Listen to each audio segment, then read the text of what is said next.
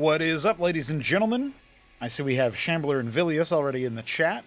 Welcome, welcome. We're going to be doing some commentary pretty soon here. I am just dialing in my audio a little bit. I think I had the volume cranked. Oh, and Lucy's here as well. Check that out. So, we will, of course, as per usual here on our casting journey, we will be having some Gamba going on, so that if you're on the Twitch channel, you can bet your minerals. And it's going to be a good time today. We're going to start off with a series between Newt and Art of Turtle. Take a look at some TVZ. Haven't seen a lot of TVZ like after all of the Agrolith changes and stuff. But this one, this set of games was played on the 18th, so 2 days ago. Pretty good. What's up, Biddy B? Welcome, welcome. We have Biddy B here, one of the top donors for the show match between Zeke, Oya, and Wolfix coming in on the Friday the 29th, so a week from this coming Friday. I think it's like a week and 2 days, yeah, because today's Wednesday. So there you go. 9 days away, and it's fully funded. Very nice, very nice. We're now accepting donations for our forthcoming show matches. We've got one on the 6th of September and one on the 13th of September. Both of those going to be featuring pros, but from different games. The 6th of September is show match number 4. That features Starcraft 2 pros Trigger as Protoss, Han Mono as Terran, and Young Yakov as Zerg. And then, of course, our 5th show match is going to be Voneth versus DeWalt, PvP, first to, I guess you could say 9 wins, a 9-game series, right? So, and not first to 9 wins, but it's one of those. It's a 9-game End of the Worlder, so it'll be a good one. It'll be a good one. Now, obviously, one of the things that I am very excited about as we get a little bit closer to the weekend is not just the all the show matches we got coming up, but we also have Tribunal of Tyranny open up for signups. It looks like we have 9 players committed so far, but there are a couple of more players that can sign up. If you're Class 1 or Class 2 or a StarCraft 1 Pro and you want to participate in it, it is something that you can do. There's no prize pool for that particular one right now. There might be one later, but that is where we are at. The real prize pool is getting an invite to the Battlement stage of Acropolis number 4 if you win it. Single elimination, best of 5, pretty cutthroat bracket. It'll be played out over a week, and it'll be a good time for sure. Some matchups that we could have right about now. Shambler versus Ramen. That's an interesting ZVT. Neblime versus Doglived. Salivating PvP. And of course, actually, Newt versus Art of Turtle, which is going to take us to our series right now, because this could be a preview of a first-round matchup in that tournament. As always, if you want to support the stream, streamlabs.com/pronogo to tip the stream. If you want to fund the show matches, that is paypal.me/ttgames, which I will have to change at some point. But thank you all for popping in and supporting. Alexander got us across the finish line for our show match funding yesterday. Now he's in Texas hanging out with his lady, so hopefully he's having a good time. I doubt we'll see him on the stream for obvious reasons. But let's get into it, boys. We've got Newt in the bottom right as our Alice Blue Terran, and he is, of course, playing on Apollo, and Art of Quaz, aka Art of Turtle, is in the top left. He is going to be playing as the Japanese Violet Zerg. We always started with 100 minerals. Like, by always, I mean for like 3 to 4 years now, maybe more. Certainly before the competitive changes, like we actually started getting competitive games in. We fixed some issues with like replays not working 4 years ago, and that's when we started the competitive stuff. So yeah, no, we are starting with 100 minerals, but no, it's not new. It's he's just used to StarCraft 1, I think. He's been playing a lot of Brood War for obvious reasons as well. AOT going to be over here in the top left, and he is going for a pretty fast pool. So we'll see what he wants to do there. Talking about 6 pool, we got double Stockade for Newt. Newt's just kind of going through life, enjoying Cosmonarchy again, back into the fold, see what he can make happen. Going to be a good time here with all of the other people that are participating in Cosmonarchy, not just through the general day-to-day games that we get to cast on this channel, on this stream, but we also get to cast some really exciting show matches. You know, I guess it was supposed to be bi-weekly. Now it might be once a week after September rolls around. I don't know. We got loads of people interested. Just recently we had Skillis and Milky Cow from StarCraft 2 start to swing over and say that they'd be down. So I'm looking for a Terran for them. I actually messaged Lambo earlier today. We'll see how that one goes. So Newt talking about some of the Zerg strats for opening. And we do see AOT going for an Agroleth. Meanwhile, Newt just trying to get his Maverick out of here. As a reminder, this map is Apollo. It's a map by Biddy B. It's a 1v1 map that's actually been in the pool for a little bit here in the Empire class, but it did not feature in Acropolis 3, so we might decide to go ahead and toss it in for the next round of play. Now, this Maverick is just barely going to get in and get a scout going. Clotheslined by a Droleth, but he spotted the Agroleth, or as some people are calling it, the Bildrocore. Probably because there was a period of time where people were making it as a combat unit. It's going to be a fun time to see how that one settles in the meta, right? Because, like, obviously you save on workers because you're not using it, but the Agroleth is 150 minerals and 100 Vespene. So it's a pretty early expenditure. How long does it take to actually eke out, right? And now it does, of course, require the pool. So that's another thing to think about. Oh, another thing that's really, really subtle, and you guys may have not noticed it, but we actually do have sound effects now that play properly when you have, you put the worker on the gas node and cap it. For a while, it wasn't doing that for the geyser or the ridge. And I am happy to report that actually it does work now. So epic, very epic. Little things like that really are probably insignificant to most people, but I like how he's basically using this as a StarCraft 2 queen and just like laying creep tumors everywhere. That's what AOT is using the Agrolith for. He's making the Kagrids and not even turning them into anything, just so that he constantly builds stuff. I mean, it might not be an invalid strategy. Now, Newt is going to be rocking out with a bio move out. He has added a Vestry, so now all of his stockades can make some healing units, like the Clerics. Of course, the Shamans can come out later, but they are 100 of each resource, so as he's trying to expand, I don't think he's going to be going after that. And it looks like we are going to see a defensive phalanx appear, but not in terms of the siege tank equivalent, just in terms of all of the static defense that is being made right now. As, of course, the move out was sighted. And AOT had opportunities to make a hatch down here, but it doesn't look like he wanted to. Well, actually, it does look like he wants to, but he's doing it at a bizarre time. Okay, no, instead he's going to try to get a scout off with the worker, and that is insufficient. He was going to go to the top right to see if he could steal away some extra Vespene. Because, of course, you can return to neutral town centers. They are considered allies, and you can return to allied town centers as well. All right, let's see if Newt dares to move ahead. No, he's going to make his 3 Shamans. He really likes the triple Shaman. I think he's using that as a defensive measure versus the Lyrilusk, because the Lyrilusk obviously was rocking out hardcore with its bounce attack. And it still probably would now, but yesterday I did adjust it so that it has 1 less armor pen, which makes Hurricanes a little bit more efficient versus it, particularly on the bounces. You can see how long they stay alive even versus 15 Quas. I mean, it's pretty ridiculous. And that was without Clerics supporting them as well. And look at that, the Stim's just gutting AOT's composition. So that move out was ill-fated, because he could have kept all those Quas, turned them into Lyrilusks later on, or indeed grabbed himself an Ovaleth or 2 and started doing some kind of cheeky little doom drop, because are you really going to bust this when there's even a couple of Quas here to support the Larvosks? And I mean the Circuits there, the anti-surface defensive cells? I don't think so. I think the answer is no. But the 1-base Zorkish Shroud and Calcure Lake is coming up as the next round of Quas does indeed bevy down the ramp. Let's see if they can barrel him out, push him away. Looks like as the Stim comes in, it'll get a lot more efficient, but the critical mass has been reached. Clerics just healing each other in the middle of battle. Classic. Now, the next round of units is available, but unfortunately, without all those Mavericks, it does feel like it's going to be a lot more under strength. I've seen this out of Newt before, where he invests a lot into healing. The Shamans are basically these heal boxes, these heal buses that can move around, and you can also deploy them. And when they are deployed, they work very, very nicely because they heal at an increased radius. They also will detect. So in a pinch, it can be used against Lakes, which is theoretically what AOT wants to do. But honestly, I'm a bit afraid of him just being bowled over here. I mean, remember, Newt has his expansion up. He's developing his extra stockades count. We don't always see people going this hard on bio. Usually there's a star pad involved. But look at this. I mean, multiple Shamans. You still got that 1 Cleric earlier. Stim pack no longer costs really any HP, because as soon as you stim, you get the health back from the Shamans.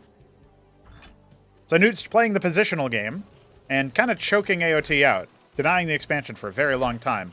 Agrolith continuing to make static defense, anti-drop measures are being fomented, and 6 Zoryus are being made. I would have liked to see some Lakes. I wonder what AOT is spending his gas on, or saving his gas for. Maybe it's going to be for Lyrilusks, but exploratory Zeth sees that the military force is indeed still right on his front gate. Where else would it be? We don't have any star pads. Newt is just vibing out right now, making a ton of Mavericks and waiting to send them across the map. Holding them for a counterattack right now. Guerrilla Rokors, as emergency, are going to dive out, but obviously as soon as they hit the deck, they will actually start to slow the attack speed of these units for a brief period of time. And here come the Zoryus down the ramp as well to try to help out. One of the Shaman's going to get torn asunder by all the Quas. The Acrid Barbs helping out quite a bit here. Unfortunately, though, Newt did not have his Remax over. He was very lackadaisical about sending his army across. He did stim it across the map a few times, though. Maybe now he can actually turn the tides. That's another Shaman that could have gotten picked off there, but AOT relents for just a moment. And now he's got to fall back. Again, I really question why. I mean, he's coming down here with no Lyrilisks and no Lakizilisks. How is he going to deal with all this splash damage? Wanted to beat him up with just tanky units like the Zoryus. And, of course, the basic old Quasilisk. But now we got a third base started for Newt on location. That almost never happens, TVZ. You almost always need to build it, like, feel the need to build it, like, here or here, and then float it over. So the fact that he's able to do that, it just shows how much control Newt has. And now we've got the Covenant coming. In this kind of situation, you really got to watch out, because as the Terran starts to spike up their stockade count, when they add another add-on that unlocks 2 more units that they can make, they could go Mass Eidolon here, they could go for a bunch of Savants, and Newt has been known to go for a bunch of Savants more than he's been known to go for a bunch of Eidolons. The Stim Pack is good for now. It looks like this position could get overrun, especially with the help of the Lyrilisks, bypassing a lot of that damage from the Shaman. Oh yeah. I mean, all of the Zoryus soaked up so much damage because of their extra armor that it took so much more effort for Newt's army to kill the front line than really it ought to have. He will still fell the last Zoryus, and those are not cheap units. He lights his own Maverick on fire. Don't worry, dude. It's just a prank. The Shaman will make you feel better. Canvassing the territory, Newt knows that his opponent still has not expanded. He's scouted pretty much every location. And now he's making a bunch of Savants and Mavericks. Third base operational. No gas mining just yet, but he actually has enough gas to go for tier 2. Not enough minerals, though. It feels like Newt is definitely controlling this stage of the game. AOT is going to start adding some Calculisks to the fray, I think. That's what those Nathricors are going to be for. And honestly, to AOT's credit, he hasn't played around with the new Zerg changes in a while, so I'm not exactly surprised that he's... I'm a little surprised he's taking fights like this without any crowd control, or with minimal crowd control, with the Lyralist count being as low as it is. He's only got 8 of them. But I'm not surprised that he's... maybe a little bit lackadaisical, because now he's got to cancel his hatch again. His opponent is going up to 3 base. Like, this is not looking good for the Zerg. He can't really take a fair fight, an even fight. He's barely winning, even when half the army is back on the rally point. Multiple times now that's happened. And so, yeah, Newt hasn't played the cleanest game, but I've got to say, he's definitely in the driver's seat. And at some point, I know it's not necessarily the best way of going about it, but come on now. Like, this is getting a little wild. Oh, no. Agrileth was stuck. Couldn't get out. Didn't want to make an Ovaleth for him. All right, here comes the attack. Newt not stimming is a bit of a blunder here. He's going to go ahead and deploy the Savants to try to claw back some value here. But honestly, I wonder if it's not better to just have them in their anti-crowd control mode. There's a lot of lineups over here. As the front line starts to dwindle, AOT does back off. His Calculists were doing a good amount of damage, but they weren't able to spread their projectile as far. You kind of have to target, enemies in the middle. All the Hurricans have died, though, and so that's something that I think Newt is going to have to figure out. It looks like he's hit himself with a stop command, a classic move. All right, more Lyralisks, about 9 of them. We got 5 more pairs of Nathricors about to hatch. Not enough minerals here pretty soon, I think. Yeah, he's already running dry. I mean, this is a 1,500 mineral map, so that explains it. But even if that wasn't the case, I mean, we're going on 11 minutes with no expansion. This was untenable like 3 or 4 minutes ago because of this exact phenomenon. He needed to break out and then triple expand. Go up to 4 bases instantly. Newt's grabbing a 4th himself. Treasury on location. Starting to add some Eidolons, some more Savants. I'm really puzzled by the lack of Lakes. He made the Zorka Shroud and he only made Zoryus out of it. And even now he's not actually building any more of them. It's pure... Quas and, of course, the Lyrilisks and the Calculisks, but I'm very surprised. I'm very surprised. Look at all the Savants that just... Man's got, 22 Savants right there. And some Eidolons on the way for good measure. Well, we're about to watch a bunch of Zerg goop explode, spontaneously combust, and it would be a wrap. There's just no way. I mean, he's going to run dry and not be able to replenish this army. So, you know, again, the Calculist's not really getting the best critical mass. If they had targeted, you know, this Shaman or something, they could have done a little bit more, but it doesn't matter. There's just too much here. Even if they had done that. Yeah, that's a wrap. GG. And we go to the next round of play. Not on Apollo anymore, but that will be a pretty... That was a fairly one-sided affair where Newt was able to just kind of control things. So, no real surprises there. No real surprises. Let's jump into our second game here in just a moment, now that the overlay is up to date. And hopefully that underlined how important it is to go after the Lakizilisks, you know what I mean? There's just not really much play there if you don't have some kind of dedicated crowd control. And he didn't get his Lyrilisks up fast enough for them to be that, but also Lakis are just better at that. All right, AOT in the bottom right, looks like he's going to go for a 6-pool open. He is our Tyrian purple Zerg. And Newt in the top left is our dark lavender Terran. So that's going to be a cute little color combo. We are on Crisis Vector, a map by Jujic. Jujic also brought us bangers like Knife's Edge, the port of Dominator, and now Punch Drunk, the port of Knockout, which is available. Both of them are available. I think Knife's Edge is pretty obvious, like as a banger map, because it's a 3-spawner, and people are familiar with it from Starcraft 1, as it is indeed a port of Dominator. But I'm really interested in how Punch Drunk works. I want to see how that one works out. Got some mineral-only bases on high grounds and stuff. I don't think we've got any games on it just yet, but at some point I would love to see that in action. With all that said, it's going to be a double stockade opener for Newt once again. And we obviously have the very, very fast pool from AOT. But he's going to be behind a workers for a little bit, but we're going to see... We're going to see what he wants to do. And yeah, Newt just letting him know what was going on as Mason was about to drop the Ministry. And he was already about to expand, and then when he saw that the 3 circuits have been put down, even though you made it with the Agrolith, so it's not as costly as it would be otherwise, that's still a lot of resources expended on that. So he knew that he was safe, and that's kind of what we're all talking about here. So...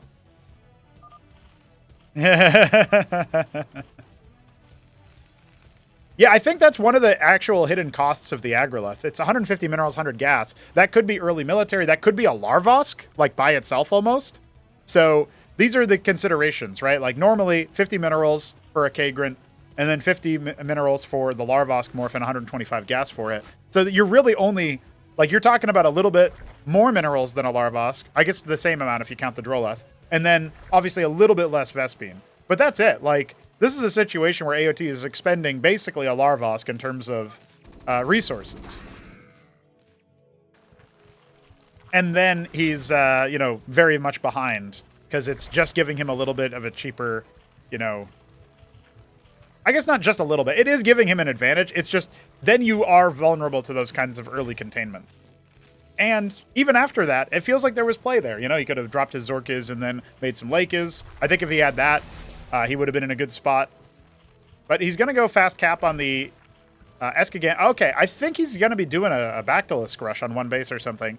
Or at the very least, he's going to have the ability to use Iziricors for that. We have an Iziricor model in the works, courtesy of Solstice. He also wants to do the portrait for it, which is pretty exciting, because he's done great work with the Protoss portrait, so I'd love to see him do some Zerg and Terran portraits.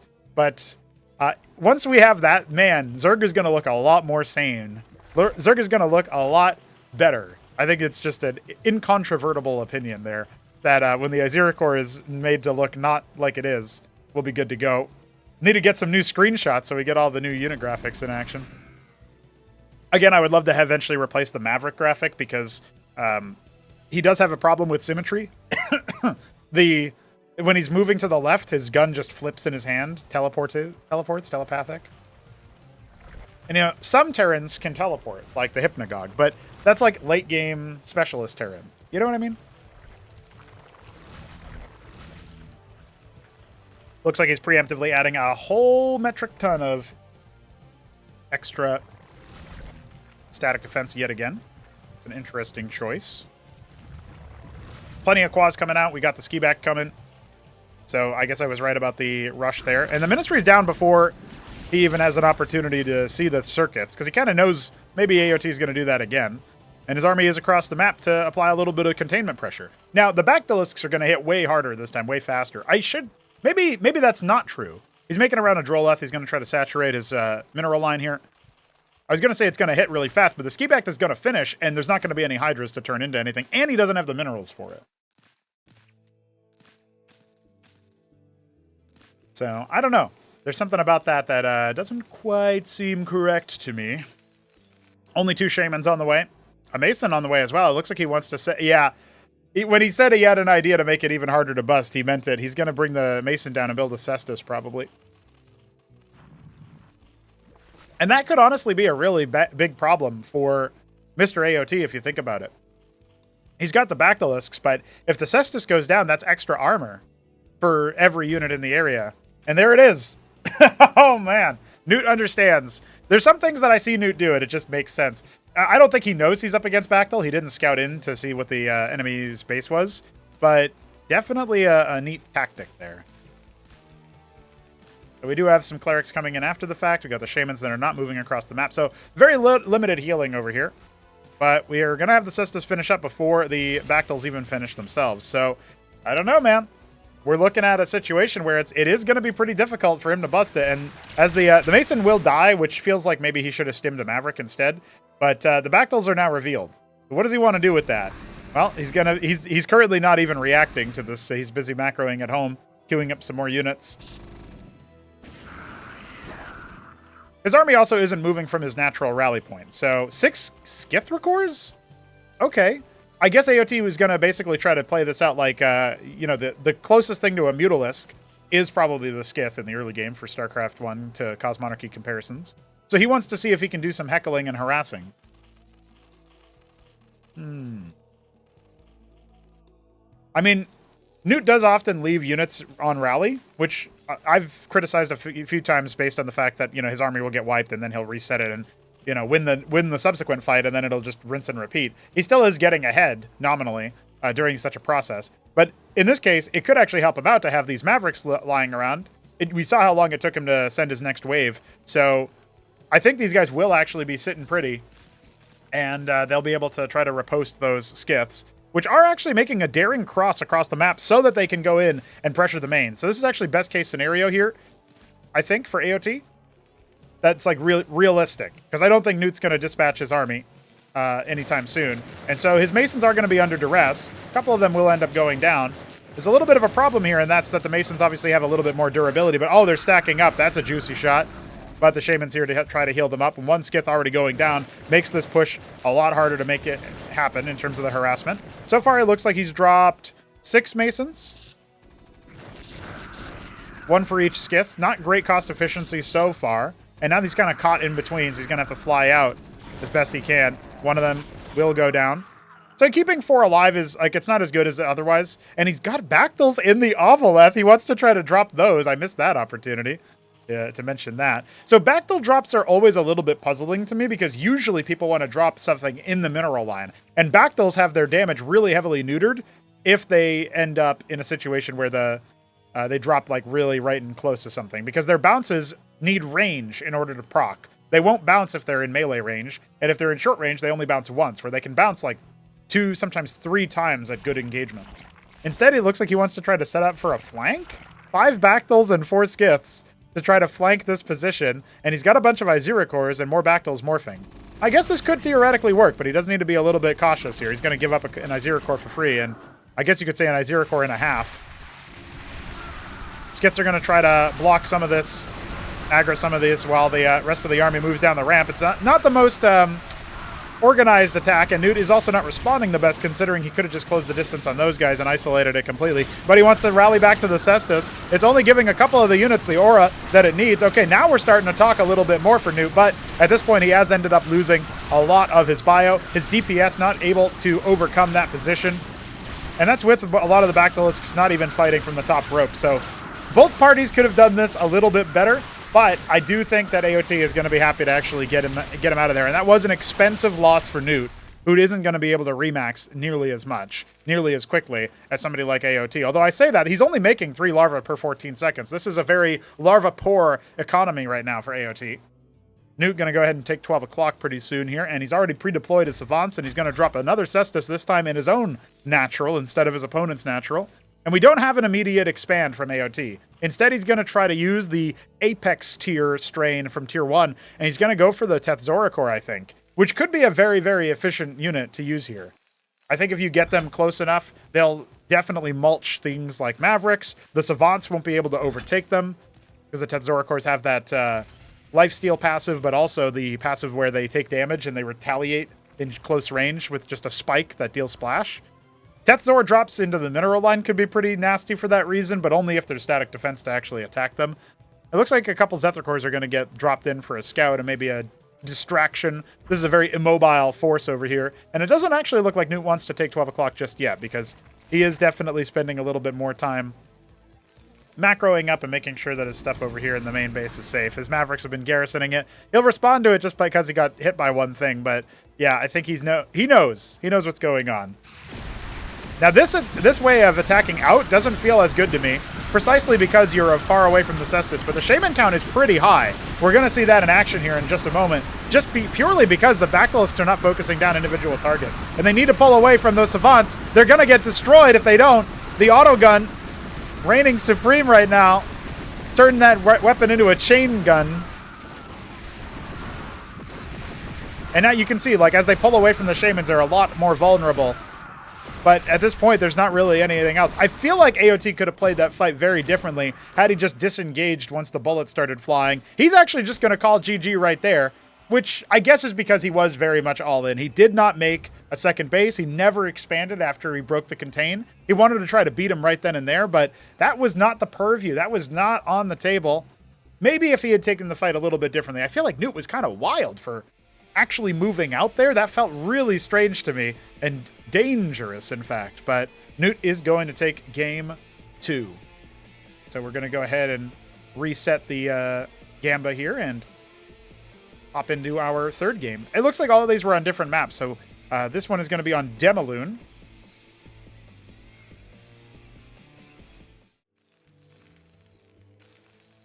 Gamba up, and we have Mr. Newt here in the top left.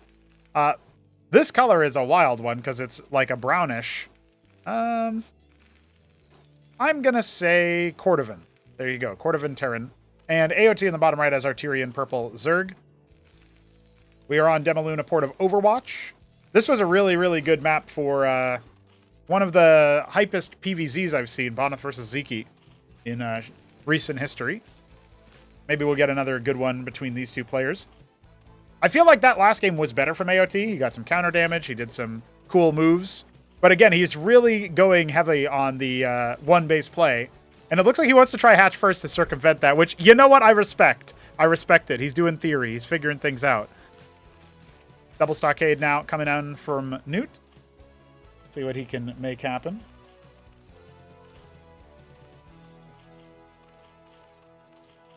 And the pool is now coming down at about a minute 7. You know, Newt's first unit move out, and he hasn't really been scouting too much, but Newt's move here is definitely an interesting I am a hero! You're right, Shambler. You are a hero.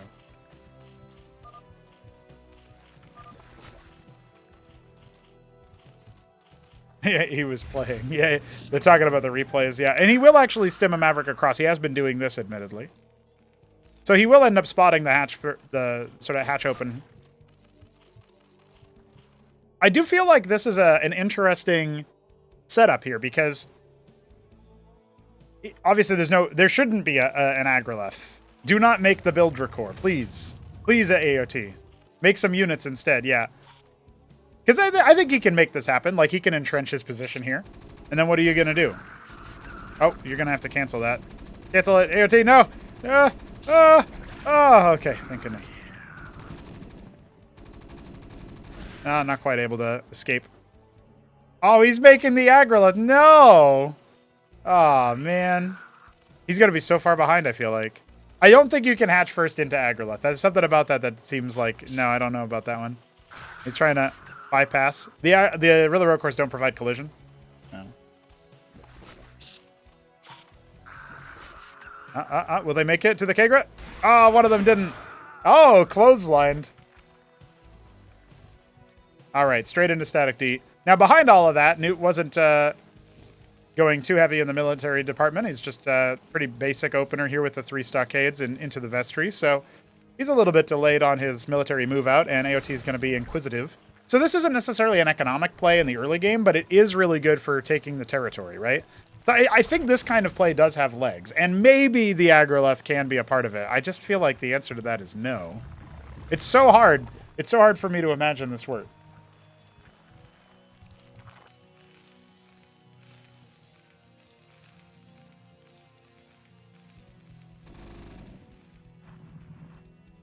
Zethakor just burrowing at the natural. Agroleth has made his 3 Kagrants. He's now moving back into the main base where he can probably build an Eskigan or something. Not just a Larvosk, I guess, is coming up next. Would love to see some more macro hatches out of Zergs. They always have so many minerals, it feels like. And never so much Vespene. Hey, get out of the way.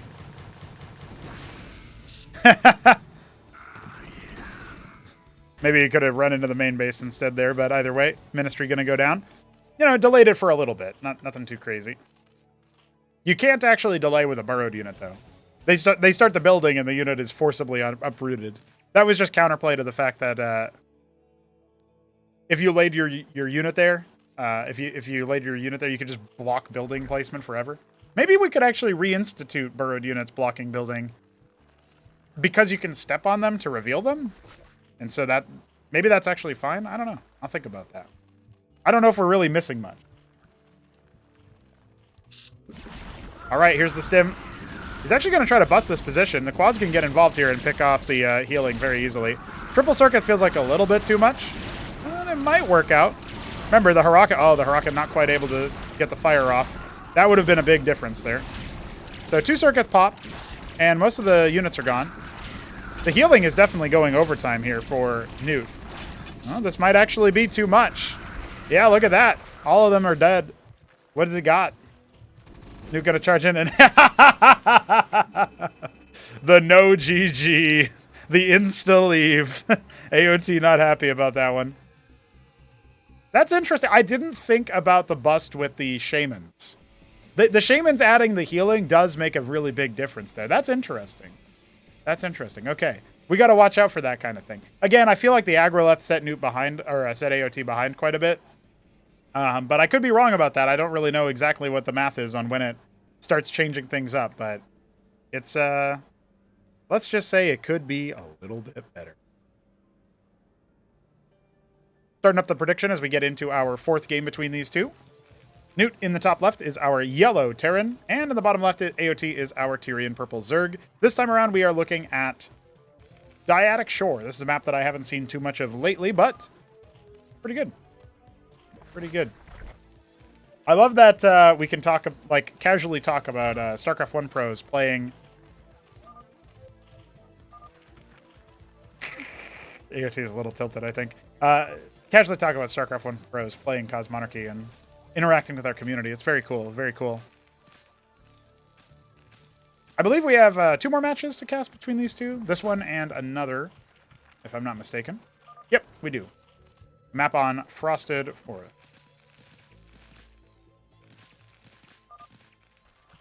So I hope you guys like the ice tile set. That's where we're going after this.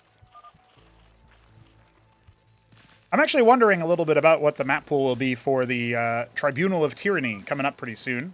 Looking at the Class 1 maps that I'd like to see in there. It would be really cool to see Punch Drunk if it's good, of course. Need some games on it. Agroleth coming. I wish AOT tried the hatch first again, but he's not going to. Let's pool into Agroleth again. Now, I wonder, can you do pool into Agroleth into hatch? Can you just make a hatch with the Agroleth? It's a lot of money. It might be possible if you're just making pool units like Zets and Quas or something. But you don't have very much larva production. I guess that's the issue.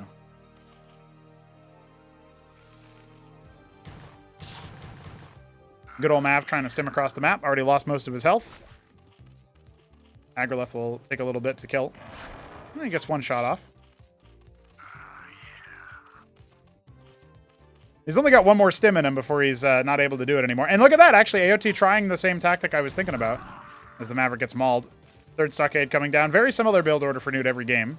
Hasn't really needed to evolve it at all. Uh, Zerg here indeed. The alarm is rung. Vestry. So exactly the same build order as before. It's basically just, can AOT handle it? Can he deal with it? He's skipping the pool units almost immediately and going straight into the Hydrith Den. Worker count kind of low, but you know, I'm mostly worried about the fact that he has almost no larva. Right, his unit production is very, very, very limited. I guess he will have a little bit more value pretty soon here with this hatch. But it feels like he needed to start a Larvosk or another hatch behind this. Instead, I guess he's going to go straight to Skiback. This feels very, very greedy. Like, very minimal military unit production, you know what I mean?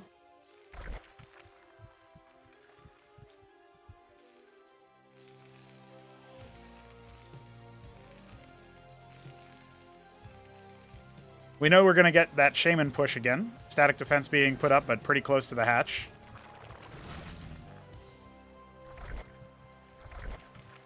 Interesting. This one will be a Larvosk, but doesn't have the Vespene for it just yet. No gas mining on the ridge. Just trying to figure out exactly where this attack is coming in. Like, I think AOT recognizes that the build from Newt is not an all-in position because he's expanded behind it every time. As of right now, Newt is waiting for... He actually cancels out some units so he can grab himself a Ministry, which does make sense here. Behind this, we have... Oh! Okay. He's not using this for a Larvos. He's going to make the Khazitra. He's going to try to counter the healing that Newt has access to with extra targets for his circuits. Is it going to finish in time? Again, he has no military units at all right now. So this is very dangerous. This is very, very dangerous. Let's see.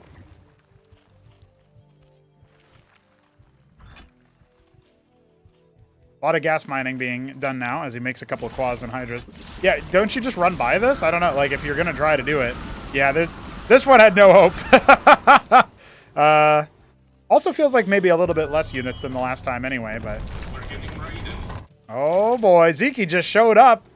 Well, Zeke, you can tell me what you think about this build order. But we're watching a very interesting TVZ right now. Newt's been schooling AOT. Welcome, homies. Thank you for checking out Cosmonarchy, and thank you, Zeke, for the big raid. Appreciate it. Appreciate it. Starting off strong here. We are Legion! They are Legion, indeed. It's, yeah, this is definitely a sunken defense situation. So what we have right here going on as AOT scouts out, the complexion of the attack is going to be a bunch of Mavericks.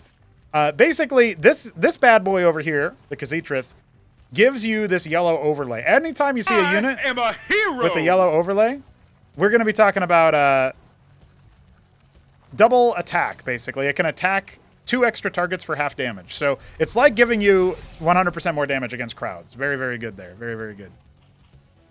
Be like Ahmed, Veek7. Thank you. Sunken cost defense, says Arbuz. Yeah, you might be right about that one, buddy.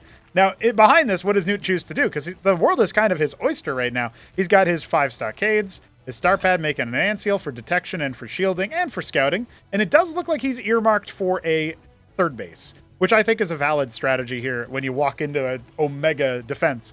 I also really don't think this is a good build. I feel like AOT could have been bowled over by an earlier rush because he had no units at the time. He had like 2 pairs of... No, he had 2 Quasilisks finishing and a Hydra finishing, and that was it. So definitely wouldn't have been a good move there if he had been attacked early. Now he's just kind of scouting out with his first couple of military units. He sees exactly where the enemy units are. Did this Mason... There was a Mason that moved out over here. I don't know if it was shoot away. Yeah, I guess it was. He got attacked because he did 4 damage earlier. Anseal not quite able to get a full scout without any sort of issues. The spread is ridiculous here. He's just using this Agrolith to make an infinity Kagrins. A bit silly in my opinion. But hey, I won't criticize. Not yet. I really love the balls of AOT. The fact that he's out here with 5 Hydras versus this enormous bio ball. He could have maybe caught that Anseal, but doesn't quite have the awareness. Dude, we saw Smarty Cakes be so aware versus Godweed earlier, just catching every air unit coming back in. That was some hype stuff at the end of last stream. Hydra's revealing what's going on. They try to dive away. They're pretty fast. Not quite as fast as stimmed Mavericks, but it doesn't look like Newt wants to pursue yet. Extra stockades, Covenant coming, so it looks like we will end up seeing Savant Eidolon again, just like on Apollo and Crisis Vector. Last game on Demaloon ended a little bit too soon. A little bit too quickly there. Mavs are pouring out. Yeah, Veek, you redeemed the Be Like Ahmed one. Now it's going to be a 5 Skith heckling. They do deal good spread damage, so you can't quite shield them while repairing the Watchdog. It's a little bit too hard. And I don't know, like Newt's kind of cycling his army off to the side here. I think he might expect that AOT has more bases or something, but he's going to confirm. There is a Drolith down here at the 3rd base, but Newt hasn't quite clocked that. Busy adding more stockades at home. Going to put down some anti-air defenses. What's the tech for AOT? He's adding... Oh, he's going straight to tier 2, it looks like. He just put that down up here above his ski backed. And he is making the Shroud. That's almost done. Added some defense. This looks like a... This is just a wild-looking Zerg base. Shaman's going to go ahead and deploy. Mavericks are going to stim and move forward. Honestly, with the fact that we've got so many extra attacks coming out, it does feel like this is going to be too much here for Newt's bio army. I don't think he's going to be able to break through. The Khazitra giving money over here. The Bactylisks weren't all in range, so they could have been a little bit better. He busts through the first couple of the circuits, but Shaman's moving forward in, and we still got those Bactyls still shredding out. Only a couple of Mavericks left. They can't DPS down everything. And now he's got to pack away. He's only got support units left. They got to get the hell out of Dodge. Remorphing a couple of those static defense structures. The heartbeat of the Zerg structures are keeping going. And the Hydras out here are going to get caught by the Savant move out. Again, what does AOT have for military? The answer is not much. Newt's dwarfed his military by twice the amount. Making some Bactyls, though. If they can finish in time, he might be able to defend himself. Quaz denying the 3rd base yet again. Some reinforcements or new units off of the rally there are going to have to deal with that. And he didn't end up remaking the circuits over here either. So, going for the Spire. Now, what does he want out of the Mutath? Like, okay, you've got the Spire, right? Oh, wait, hold on. We might not even have time to talk about that. The Bactylists are going to finish just in time. He is going to need to get them on, though, and they are decolliding right now. Not quite on an attack move. Now they are. Looks pretty good, actually. He wipes out all of the Mavericks. Unfortunately for him, the Savants have really ramped up their attack speed. Sieging them in front of combatants like this. Yeah, now they're actually out. Now they're out of the attack speed buff, but they did also clear out a lot. AOT's got a big bank. He must be trying to bank up for whatever he wanted out of the Mutath. It doesn't really look like that's quite going to be enough. Khazitra narrowly staying alive. Newt might have wanted to actually focus that down.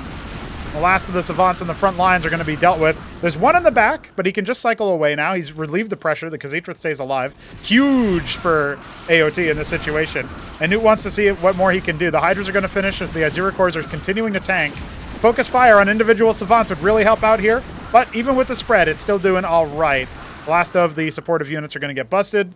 Newt did end up setting up his extra base there, so that's going to be finished pretty soon. Oh, Antseal. Narrowly going to escape? No, Newt's not quite paying attention to it, but I guess it's going to escape anyway because the Hydra is not paying too much attention either. AOT just trying to get on the map, see if he can do a counter push, a little bit of counter damage. His skiff attack didn't really do too much, but it did make a bunch of Watchdogs, did necessitate a bunch of Watchdogs there from Newt, so spent some minerals, I guess, where he didn't necessarily want to. And now AOT's actually threaded the needle here. He can go in and push against the 11 o'clock. He's going to have to get through the treasury first, I think. Look how fast the Savants can just turn around, though. That's the question. Got to cycle away. He can't stay and fight this. He can just use his Hydras up here to clear out all the Masons. Force the Mavericks to stay away. Yeah, the Savants have to either unpack or leave. It looks like this is going to be cleaned up eventually, but a lot of Masons went down. I'd say that was still good. You can see the Savants just standing tall. The Protathalors are out. They outrange the Savants even in their deployed form, so that might end up helping out. Tethvith on the way. I would love some Tetzoricors right now. I think that would be a perfect choice. Mavericks around, scouting out bottom right. That's the one base AOT actually took. He did not take 6. He did not take 7. So the fact that oh, he just murders him with workers. Well, Newt knows that that's up now. But we actually got it looks like this is a much better game that AOT's putting out than the last couple. Blocking the treasury with a single Quaz. It will be cleaned up by a couple of Mavs, but Ends up getting out with all of his Protathalors. Kind of like a Zerg sniper strain. Pretty good single target damage. Versus air and ground.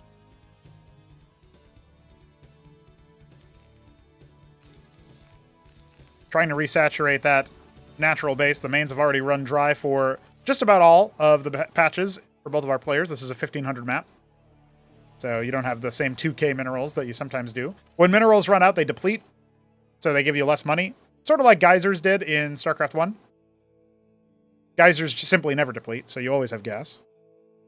Can sometimes yield interesting long games where you have infinity gas, but not nearly enough minerals to scale up well, and you start to get into these sudden death situations. So it does look like bottom right's going to get absolutely stamped out just in time for these static defense structures to get bopped as well. Matraval Nest is on the way. I would love to see some Vilgoricores as well. So, yeah, that's another thing that I think people don't necessarily know about the Savant, is that he doesn't get his on-hit proc with the attack speed steal that he gets in his deployed mode. It gets blocked by the Dark Swarm equivalent, Carapace Swarm. So if you end up with Vilgoricores, you end up with a Defiler equivalent, there's a couple of things you can do there that are just going to be way better. Now, another thing here is that he can't defend the base, but just like TVZ and StarCraft 1, the counterattack could be very, very deadly. I mean, we don't have really many defensive units over here, and the Protathalors will destroy the Savants. They are not going to be able to hold up against that. Now, it will be a little bit of a different story if AOT can't break this convincingly, but even so, he's descending upon them. There's only the Savants in the back that are going to be left alive. More of them are coming down, trying to use their crowd control mode for now, and then, yeah, as they get into the face, it's just not going to be quite enough. So, well, AOT's going to have to set up to accept the incoming defenders because they are returning. This looks like a really good game, though, for AOT. He suddenly has a huge advantage. He even kept some stragglers over there, intentionally or not. They did really strain the position here, and he recognizes his strength. He's got enough larva now, and a decent enough economy on 2 base for the time being, that even though this will be a costly loss, oh, his units are just kind of rallying in here. That's definitely a mistake. But even though this is going to be a costly loss for his military, he's going to commit to it. He snipes both add-ons. Newt cannot make any more powerful Tier 1 bio units. He can only make Mavericks, Hurricanes, Cyprians. That's it. And so suddenly it's very desperate times on top of the production, and Newt's army is sort of waylaid. He's going to try to go for his own counterattack. We don't actually have that many units back at home, so AOT could be in trouble. I think he might have recognized by now that actually this is where the main military force is going to be. Newt trying his best to rally under this situation. Looking very, very dire here. I won't sugarcoat it. He hasn't even lifted his structures or anything to try to abscond. Is his morale broken? I mean, we don't have very many Bactals. In fact, we don't have any Bactals. And the Tetzoricores are in slow enough, short enough supply. Oh, he scouts 7 o'clock. It's 6 that's been taken. He's going to have to deal with that before he even goes for the natural, or so he thinks. Feel like that would be a secondary target of secondary concern. Lots of money for Newt. If he tries to rally his attention, he could just, of course, set up more bases and such. We've seen base race situations like this before. That star pack could get repaired in an elimination race. That could be really impactful. It's down to your factories, your unit-producing structures that matter in Cosmonarchy. Mutalisks are being made. Perfect choice to canvas the map and try to pressure things like those lost star pads. As of right now, though, I mean, is he going to be able to bust open the front gates? That's the question. AOT continuing to push forward. A couple of Mavericks get aggroed. I don't think that star pad's going to get repaired. Newt panned over to his main base there for a moment. Didn't bother saying it. Okay, he's going to set up for the push. 4K minerals in the bank. Newt has so much money and theoretically so much value. But look, his Shamans are going to be here to support his bio. Massing up over here. Unfortunately, the Mutalisks are not actually going to be part of this. Oh, they could benefit from the Khazit, but he's got to watch out. He doesn't have hardly any defensive options here. Everything at 11 o'clock going to be taken out. There's only a couple of treasuries left for Newt, separating him versus elimination. AOT making more mutas, massing back up in the main base. Dude, there's so much money on the side of Newt. A couple of Savants on the stragglers. I don't know why they didn't get pulled in with the rest of them. Unpacking the few units that were deployed outside the choke of AOT's natural. 6 Bactals are on the way, but there's nothing to defend them, and they're being made very, very close to the ramp, it feels like. A couple of Hydras are out. We have 16 mutas, but remember that the splash damage from the Savants in their undeployed form can absolutely help out here. Hydra's starting to get aggroed up there. Maybe he can pick the Shamans as they're lackadaisically being moved forward, but I think AOT has done it, man. There's just not enough Terran bio here. You can see him, Newt's just trying to go after the Iral Iris, but it's not going to quite work out. The reinforcements are coming in. That's going to crush him, and it looks like AOT has just about done it. Wild game here for AOT. He's going to go for the elimination. I guess Newt's not going to do that. He's like panning over, realizing he's got...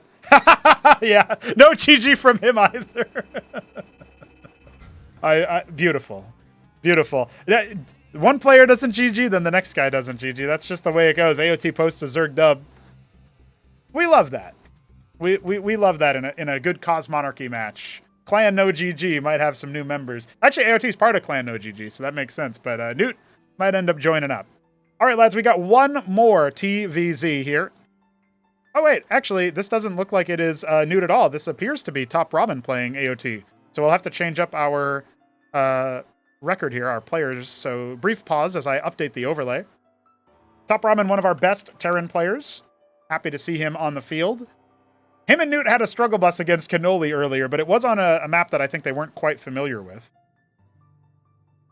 Get Newt on OGG, says Doglived, who's also part of NoGG.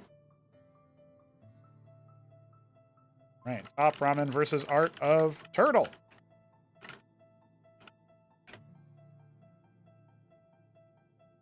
We got the Twitch Gamba going for you guys. Anybody interested in that?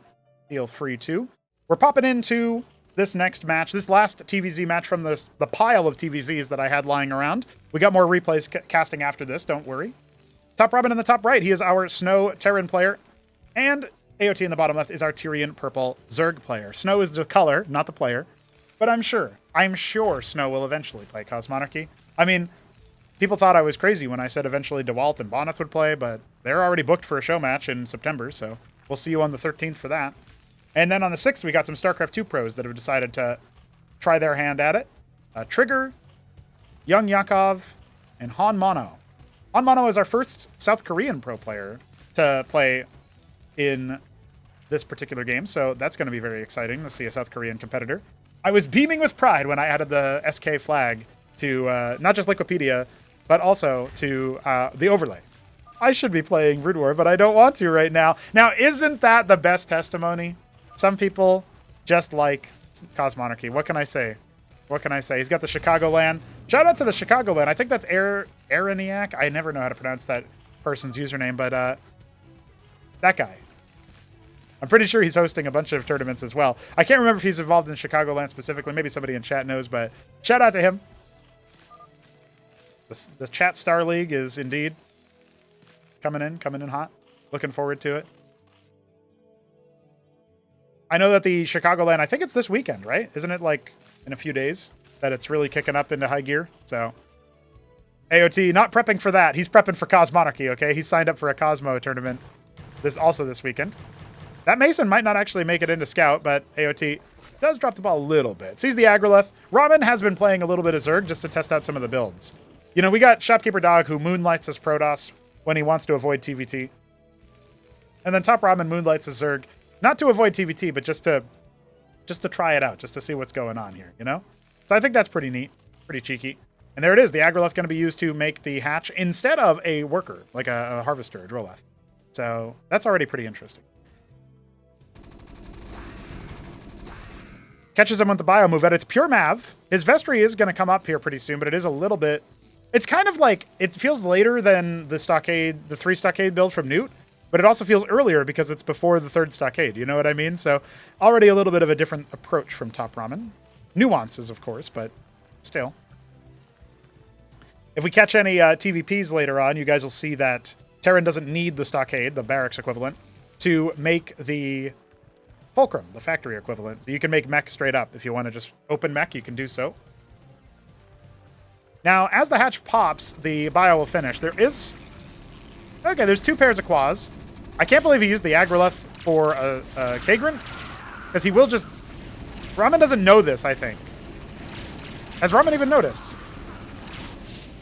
Oh, Ramen. He could just kill the... You can kill the Agrolith while it's making something, is what I was trying to get at there. But it looks like Ramen wasn't too keen on that. He's going to slide back up here as AOT's got some more quads. He's got a lot of money in the bank here for AOT. Treasury on location, going to be the way to expand for Ramen's sake. Immediate goes for the quarry. This allows the flying worker. Coming back in with a stim on the Mavericks, but looks like the quaz count is high enough that he doesn't want to chance it. That could have been cataclysmic, honestly, for AOT. Maverick stimming across the map as well. 2 clerics have been made. 3rd stockade coming, keeping his money down. Can't quite say the same for AOT right about now. Clerics haven't been able to heal the Huracan, so it will end up getting blown open. That was the Firebat equivalent that we just saw explode. Some static defense going to be coming up here pretty soon. Plenty of Quas been made. AOT living up to his Cosmonarchy namesake, Guard of Quas. Got himself the Quasilisk. A mini Hydra. A ranged Zergling. You can tell me what you think it is. But it's pretty cool. Pretty good saturation inside the main base. We got double treasury as the quarry finishes, so we will be seeing some more Talos come out. It's kind of funny. Ramen has been... Oh, what is Ramen doing anyway? Transferring some workers. Oh, he's going to add some more stockades. Okay, I was going to say, what is he spending his money on here? He decided not to buy Talos. That's what I was a little bit curious about. Covenant is on the way. That's why he didn't buy the Talos. He wanted to save his gas. But he will eventually start scaling up his worker production there. First one has already begun.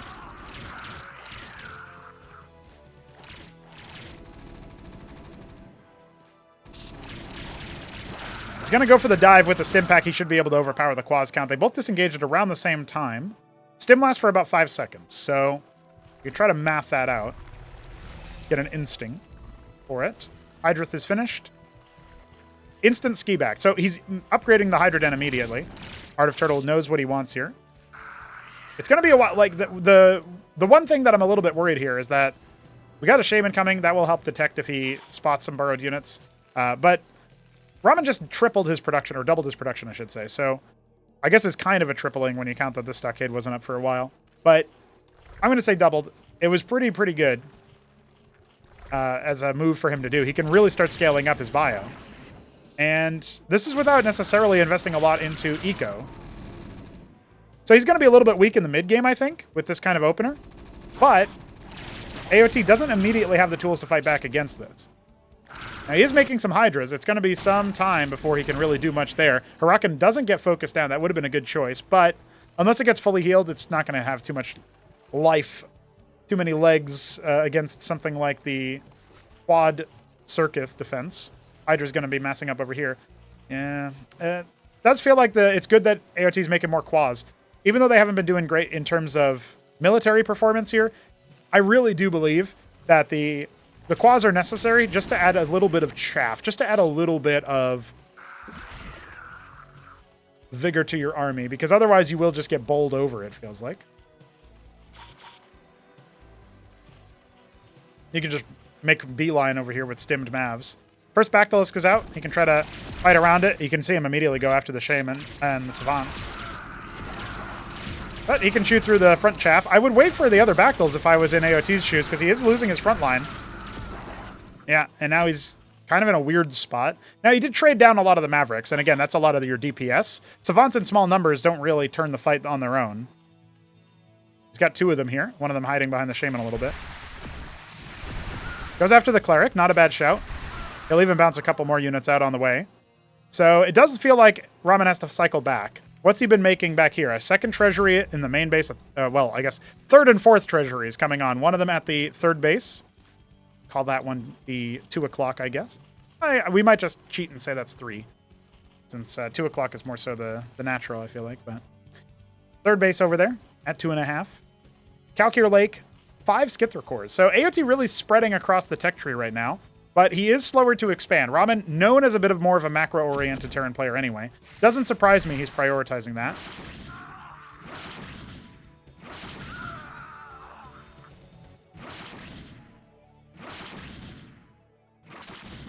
Shaman trying its best to keep the Savant alive, and then the Savant leaves it in the dust.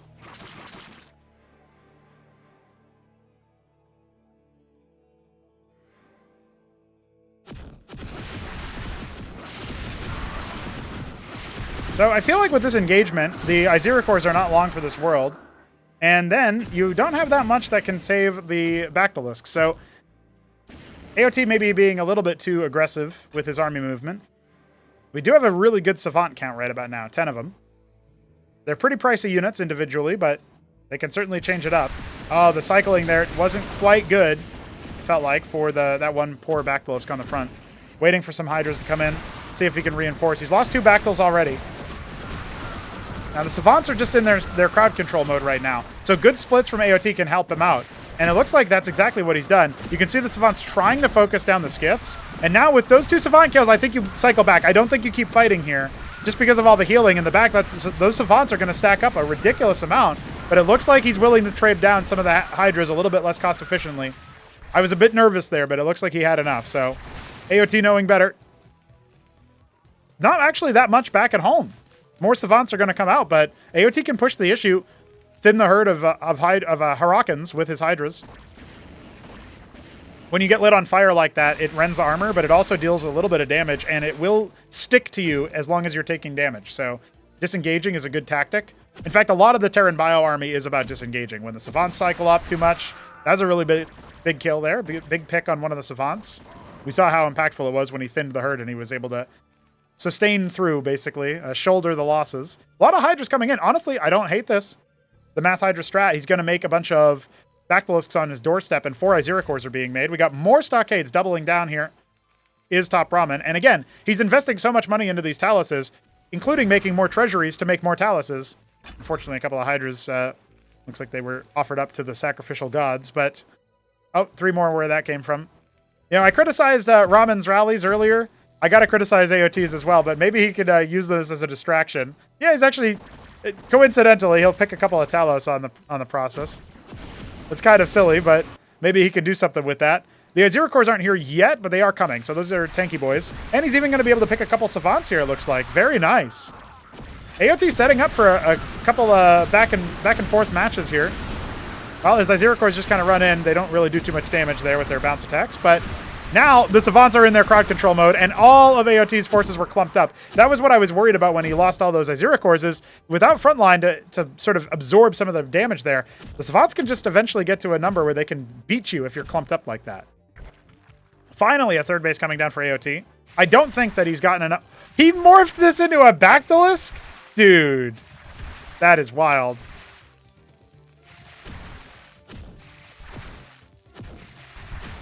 Unfortunately for him, I don't think he's going to get too far here, but that was a wild move there.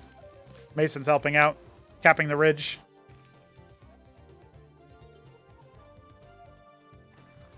Guarding the third base with most of his army, making some Lyrilisks. I feel like the answer here would have been Lakis more than that. This is a situation where AOT has not made a single Lakizalisk across 5 games. Very, very different to what I'm used to seeing, I'm going to be honest. And I don't hate the variety, but if you don't, like, that's our Lurker equivalent. Imagining Lurkers against this composition for anybody who's coming in from StarCraft 1 should be like Zerg's wet dream, right? You have so many dead units, so much blood everywhere. Exactly what a Zerg would want against all this bio. But that's not what he wants to make. That is not how he's doing it.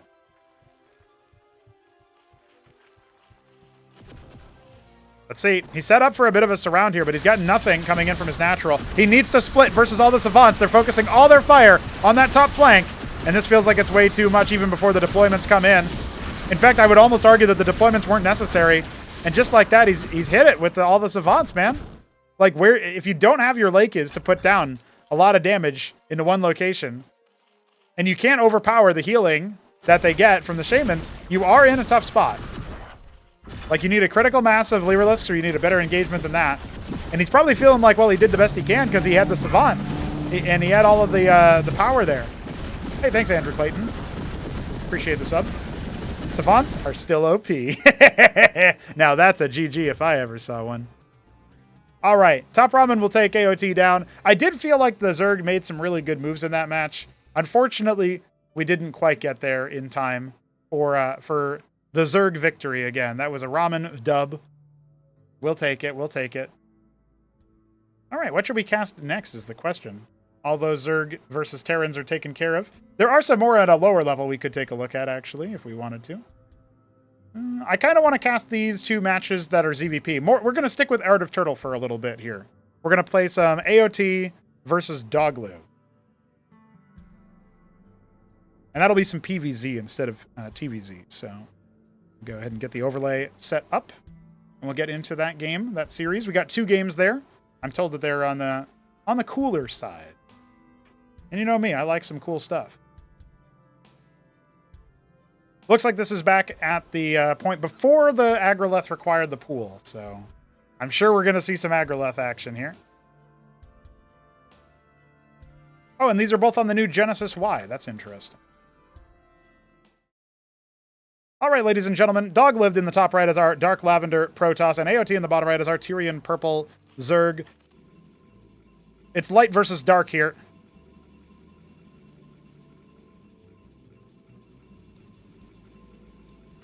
Get the Twitch game up for you guys. PVZ, who's going to take it? That's my question. Yeah, you're right about that, Shambler. I guess we can probably cast the RVR best of 5. I haven't done that yet. But there's only the other, the PvP one that's been released so far, right?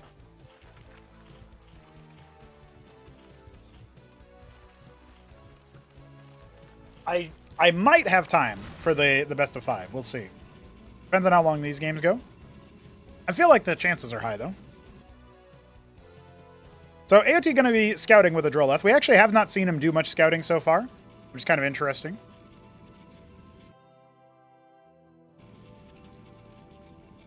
Just one gate for Doglived. It looks like he wants to go for a Grand Library follow-up, judging by his resources. Larvos into pool. This looks like a much more normal build order from AOT, actually.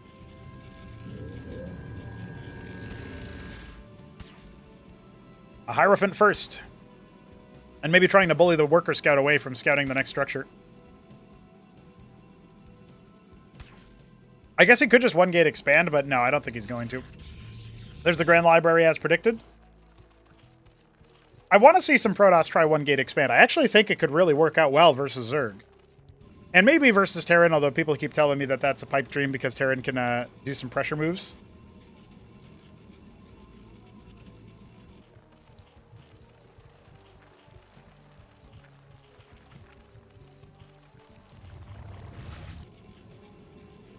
Harbu saying one gate expo doesn't work.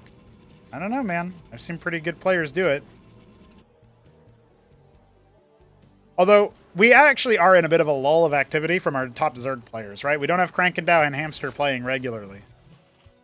But Kasuga was able to pull it off versus Jack pretty easily. And it did look like it could be made into being pretty robust.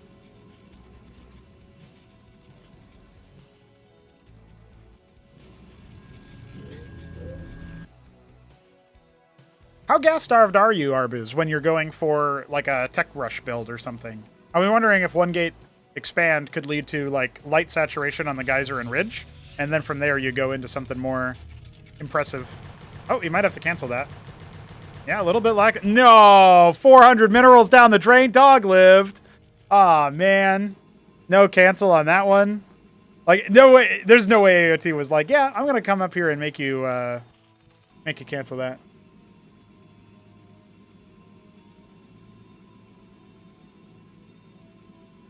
Well, I just see a lot of Protoss players go for the Sedent really early on. And so I wonder if that isn't something that you could skip that with the expansion and still have more economy earlier on anyway. But have a technical timing for an army unit or something that you really need. Mostly I favor expansion plays in the early game based on the map control that they give you. Unfortunately, Doglived will not be experiencing such a thing. Also, do you guys like the slightly lopsided smiley face that the Natural and these Biotic Bastions make here on the minimap? Isn't that kind of cool? That's pretty neat.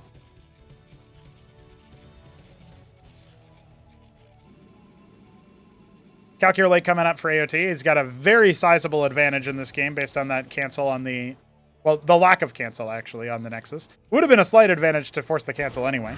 Amaranths are out. I don't know if we're going to actually see the Zeth-Dwarf overwhelm, but it looks like it could. Going after the Hierophants is the great move. Starting to thin the herd here. Those winged Zergling equivalents here. The Vorvikors. Don't do great damage, but they do apply Ensnare and rend 1 armor, so pretty good as an on-hit attack. Workers drilling out. I feel like they could have just decollided them.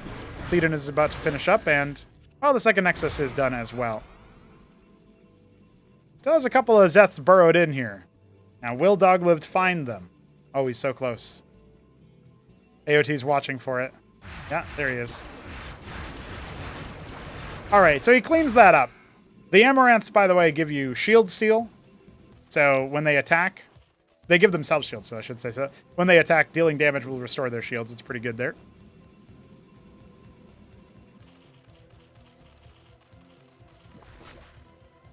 No expansion just yet for AOT, still on one base.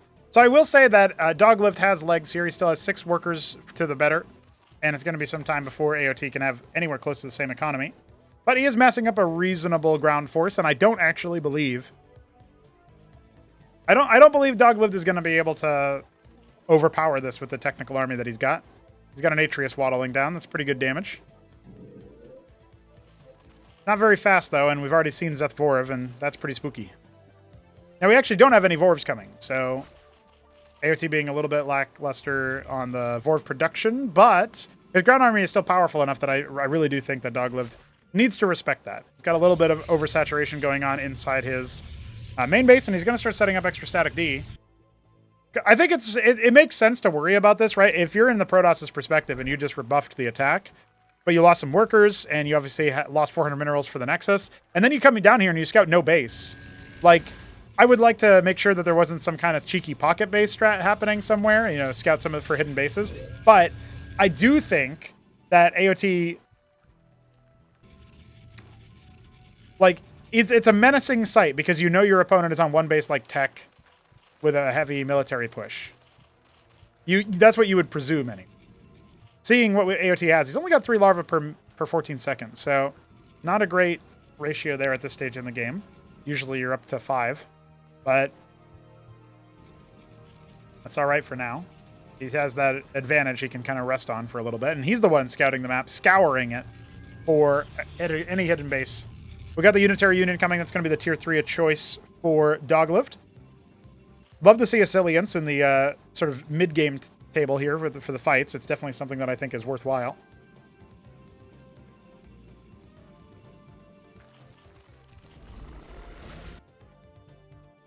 Can this army do much? I guess the answer is no on the attack with the Calculusks. He's going to scout the extra matrices here.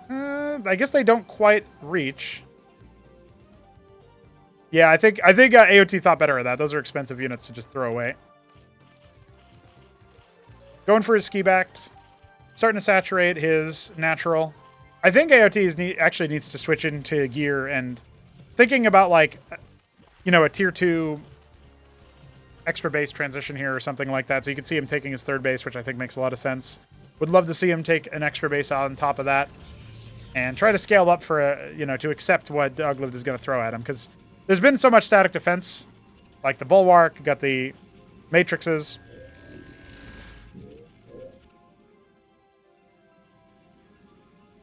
Good to try to scout in, though. Get a little bit of information there. I think the Calcs may have seen the Unitary Union.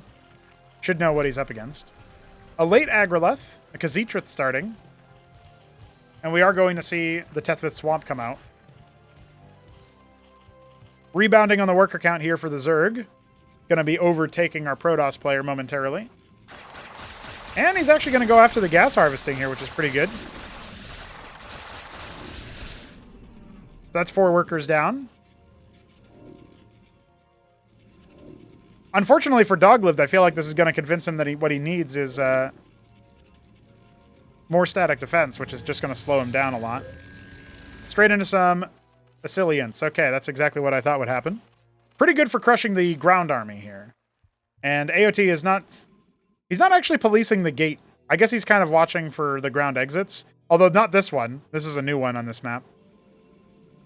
Can't decide if I'm a fan of it or not. Crucible, to empower the warp rate of all of these structures. Even his Nexus will make scribes faster. It's like permanent chrono boost.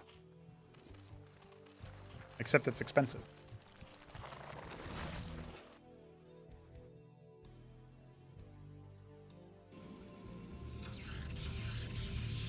Okay, I like double embassy in this situation as well. Doglift will make a witness probably, and then make artisans to harvest Vespine remotely. I'm a little bit spooked, though. He's got a big mineral bank, and he's not expanding. Do Protoss like Crucible Nexus? Asks Shopkeeper Dog. Well, Arbuz is in the chat, so maybe he can tell you. But I don't know, actually. Calculusks coming back in to try to get some workers. They only get one. They do get out alive. Is that a fucking crow? Ah! Set up repair LLC. Thank you for the follow. Appreciate it. Took me a sec to read your name there. Double Grand Library. Okay. If he starts massing out like Amaranth Atreus, he's done this in PvP as well. I think Doglift could be in a really good spot, militarily speaking. My concern is that the Zerg growth is going to get pretty wild here. But has AOT really played this kind of position out too much? His instincts with so much money and so much map control and stuff may not come to fruition here.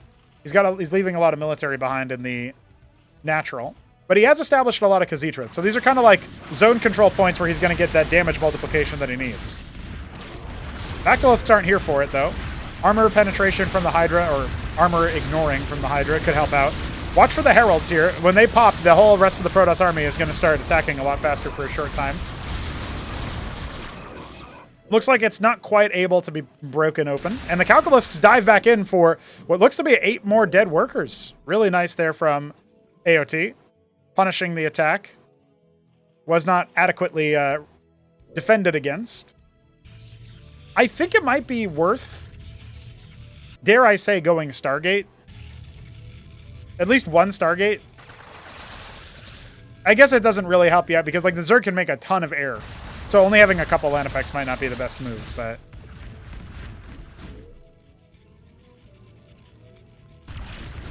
maybe if you go, maybe going a couple potentates, if you go the prostration stage, could help.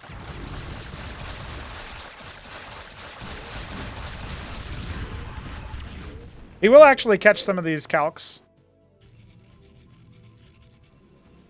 They regressed into what made them before, so he could be remorphing them. In fact, that's exactly what he's going to do. And he's going to meet the ground army coming in onto the left flank. There's some Zerg units just trailing out of the third base as well, so AOT's going to be coming up from a couple of different angles. Does have to watch out. The Assylian count is really high. These guys will do bounce damage, and it'll just bounce between targets infinitely if you let it. So you want to try to disengage from that if you can. Not a unit that we see in every game that Protoss plays, but definitely a powerful asset. And is there any armor rend here? I guess not. It's all going to have to come down to busting it out with pure damage. Lyrilisks trying to ignore as much armor as they can. We got a big stack of Hydras in the back. Again, that spread damage can help out quite a bit, but the Tetzoricors are descending, and they have lifesteal. They will lifesteal their way back to a sustained amount. And you can see the Assylians are ignoring their armor, but it doesn't matter. The rest of the army is crushed, and that is a GG. AOT will take it. And I was not necessarily expecting that outcome. I also did not know that Doglived would take a GG there. I thought maybe he would try to cycle back, but he did commit a big portion of his army. So that is fair and understandable. AOT will take the first game, and we have got one more between these two. And then we'll take a look at some Nablime versus Shambler action, which I'm sure that will be a good time.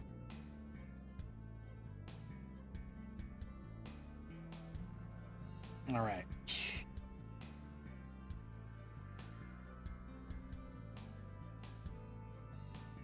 Separate spawns this time around. Same map, though. AOT in the top right this time as our Tyrian purple Zerg player. And Doglived as our dark lavender Protoss player. Once again, light versus dark on the minimap. Salvaging his rep by farming ZVP. You might be right about that one, Dog. You might be right. I do think Doglived could have done... like, he was very far behind because he just didn't cancel the Nexus when the Zeths showed up, right? So, that is pretty rough. That is pretty rough. People asking about the Crucible. It is 50% efficient, but it does not stack. That does feel really powerful, and maybe that is not real. So let me look at the code and tell you for real, for real. As we do have a gateway start, and it looks like it'll be a Larvosk in a pool.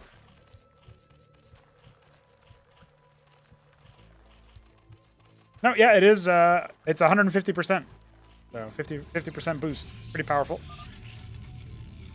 Bonneth Ultra first. Oh, I guess they're talking about the show match. Yeah, I guess this was played on the same date as the show match. So there you go.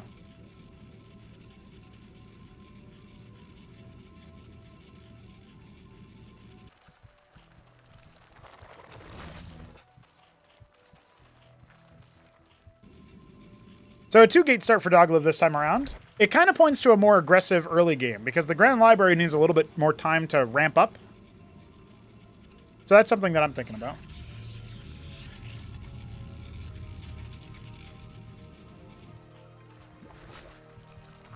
Is that going to be another Larvosk so soon? Yeah, it is. Okay. So AOT playing a bit more of a greedier build. Stayed on gas for a bit longer. He'll have less minerals for workers and units, but he'll have more larvae. So he can, as long as he survives the early pressure, he can do a lot of good things here. First pair of military units is coming out of the way. It's actually going to be 2 Zeth pairs. 3 Zeth pairs. And his Drollet Scout returns. Zealot Ecclesiast and the Dracodon is going to be the first unit that's made. That's our Dragoon equivalent. Zealot Ecclesiast is kind of like a sustain composition. Can go a very, very long way versus the Pool army. Because they don't have the armor pen to deal with the Zealots themselves. But when Vorvs come out, it can swing the other way really fast. However, Dogliv is kind of... He's kind of hedging his bets against that kind of thing by already making idols out of his lattice. So this is not the robotics facility. This is a lattice, and it provides you with very different units. I remember Boneth, when he first played, he made this structure thinking it would make his shuttles, but it does not. So, instead, he made a vassal and scouted out islands. It was pretty good. Almost finished off one of those Zeths, but not quite. And Dracodon will... He's kind of trying to shoo him away. It's a valuable amount of DPS to bring versus armored targets, though, so you don't necessarily want to throw it away for free, of course, and it's also a fairly expensive unit. Yeah, we are going to see a Vornath start here for AOT. He's upgrading his pool. Fast Golem. Dogliv does seem to be the only proprietor of the Fast Golem. I don't know why. I don't know what exactly he likes about it, but... we'll see it in action pretty soon here. AOT could have expanded during all of this, by the way, but he's saving up all of his minerals so he can make more Zeths. This could be a very all-in opening from him. Very committed to the aggro anyway. Look at his money. Okay, 9 pairs of Quas, and then he's going to spend a decent amount of minerals on Vorvs. They're 50 each, so... cycling these Zeths back. Oh, one of them will finally get popped. Wild. Oh, is he not going Vornath? This is just a cover to get Lyrilisks out on one base? I don't know. Oh, now he's letting them run by. Now he's letting them run by. The rest of the army's been shown. And now he's got a couple of Zeths in his base. Well, Dogliv isn't going to stick around and deal with this with army. He's got an Ecclesiast coming out to help, and he'll just drill onto it.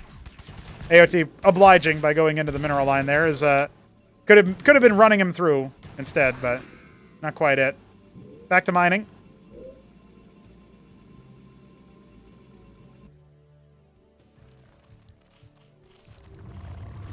Calcure Lake finishing up here. And straight into some Vorvs. Not Lyrilisks like I thought. All right. Let's see what he does. Well, he's got a good Vorv count. Golems need to get in the front line, and they sort of are now. The Ecclesiasts have fallen. Well, the Quas could be focusing them down as well, and I mean, this just looks like too much Zerg, right? He's even going to catch the Ecclesiast on the way out, which is going to help speed everything else up, and maybe the Golem will get done. Another idol shows up. Got some reinforcements coming in. Yeah, all the Vorva cores have been chewed through. Another reason why that Dracodon ends up being super important. Dealt almost 300 damage. And now we've got some Lyrilisks starting, so... this one base tech push from AOT, or tech rush, I guess you could say, is maybe going to work out. He's also bypassing the army again, slipping the net. And Dogliv is... I mean, that's a risky play, but look, he's got all these units up here to try to defend, so Dogliv is probably going to have to make the decision. Does he run back? Like, look at all these Zeths. There's so many. And now the Quas come out. AOT controlling the pace of this game. Golem almost died to Quas. I can't believe I'm saying that. And here come some Lyrilisks as well. The Zethar cores are not committing to the attack. I feel like he could have just ended the game there. Instead, he chases down the last couple of reinforcements off to that right pass. Hey, the Lyrilisks aren't winning. They're not winning versus all the Zealot Ecclesiasts. The shield sustain helping out. Bounces kind of not helping themselves here. Here come all the Zeths. I don't know, man. This could have been a lot harder. And now it feels like Doglift could actually get into a situation where he's owning. Simulacrum ended up splitting. Oh, they can only... Okay, now he's going to actually clothesline the army, but he lost a lot in the process. It almost feels like Doglift needed to force the issue and needed to try to finish the job here because of how far ahead AOT was going. But now, neither player is making any expansions, and, well, we're waiting on some Lyrilisks to finish up, but AOT very much down to the wire. What's he going to be able to do here? Some more quads hatching. He needs to go after the Ecclesiast. His target selection has not been good. Those Zealots are going to stay alive for a very long time. Here comes some Lyrilisks. They can go after the Idol. No more splash damage there.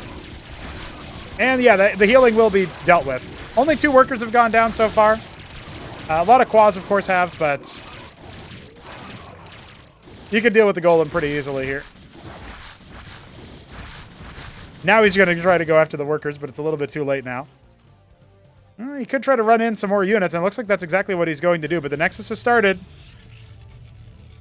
And no expansion yet for AOT. Dude. Wild.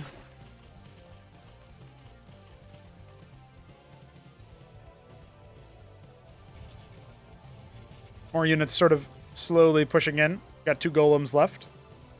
You need the 2 golems so that they shield sustain themselves, but I guess with enough Ecclesiasts it doesn't really matter.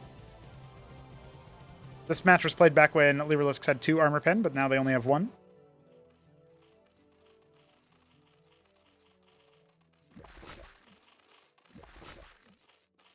AOT has so much Vespene and no way to spend it.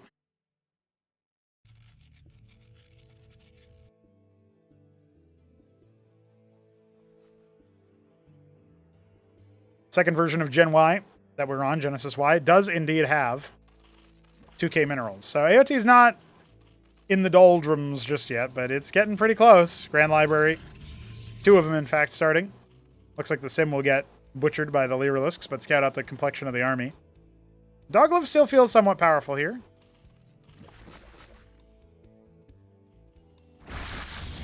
You can see he's going for the Calculisks now. Maybe AOT will be able to make that happen.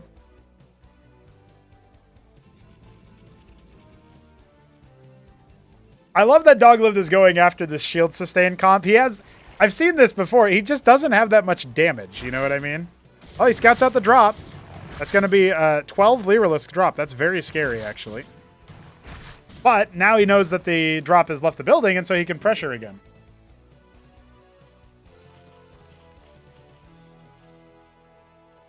Matrix is being set up inside the main base so he can accept the drop. Amaranth not even on the rally. That's actually going to help him out. So the Lyrilisks come back instead. But they've allowed Doglive's Protoss army to make it onto the same platform. No more cliff advantage. Can they ever dive into that backline? That's my question. Oh, maybe they can't even break through the golems, though. The Zerg struggling quite a bit. Now they can try to focus down those Ecclesiasts. The Calculists doing their best job in that respect as well. And the Zealots are loose inside the mineral line instead of helping out with the main army. So actually, Doglive will get crushed here. But maybe he can get some good damage. The Golem is doing splash damage. I don't know if Turtle knows that. Melee splash out of the Golem. It looks like he will still be able to take care of things. So a couple of workers did go down, but nothing too significant.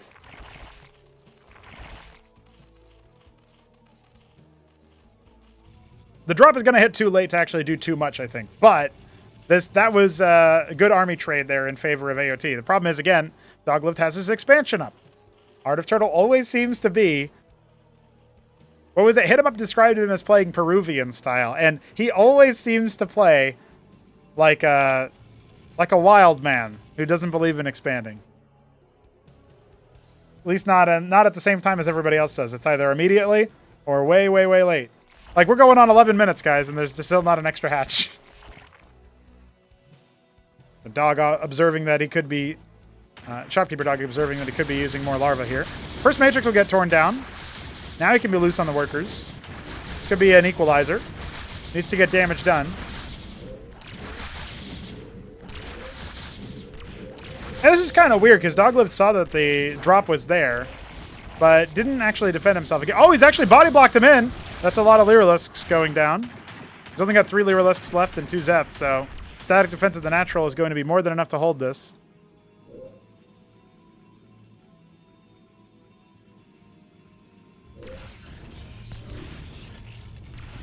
Warping in another couple of matrices. The units are getting in the way of the Atreus. It's always a funny thing when that happens. All right, here we go. AOT. Cotton 4K starting to expand. No, instead he wants to pressure the front. Well, that was a mistake. Barely has any units. Doglived looking like he could walk across the map.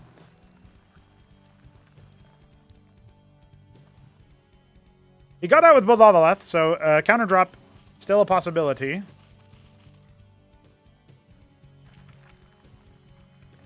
Might be the only thing that he can really do here to apply any pressure. We saw how easy it was for the Lyra Zeth to clear the matrices. Problem is, I think he needs all hands on deck just to try to hold here. Otherwise, Doglivs might just be able to finish him off. The Calculists are going to put out some good damage. You can see him targeting some of the weaker units. No golems on the front. Atreus is shellacking. Are they going to be able to get through all of the calcs? That's the question. I think the answer is yes. Some workers have been pulled. More Lyralisks are here. Unloading. Last minute. Out of the Avaleths. Oh, they're just barely going to be enough. The Atreuses can't get through the Droleths. A couple more units trickling on in. This could be the change he needs. However, the idol goes down super fast. That's splash damage. Very vital. We got more Vorvs and Quas where that came from. It looks like AOT is going to be fine. Dogliv just needs to focus down those calcs, and it looks like he will do so.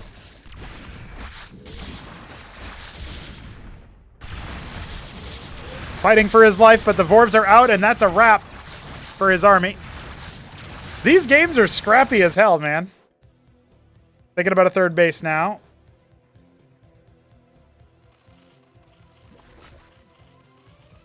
I don't know if that's a twinkle in AOT's eye. Back at home, a gateway ad.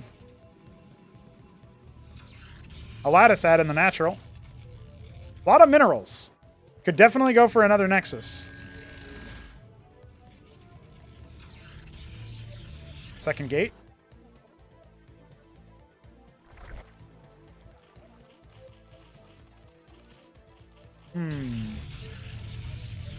All right, static D. The Vorv will scout it out. Won't be able to do much damage on its own. Still, knowing where your opponent has taken the third base is definitely helpful. Also, I've noticed on this map, on this version of Genesis Y, the third base is a lot more defensible over here. Look at that. He makes a beeline for it.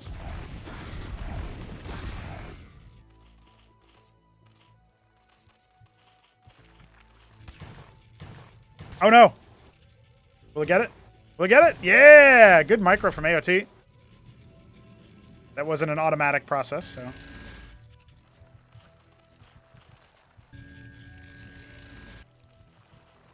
That's one thing that I think is really easily true, is that if you're good at like orb walking your melee in StarCraft 1, you're going to be good at doing that in Cosmonarchy. It's actually a little bit smoother insofar as the units just listen to you a lot more responsively.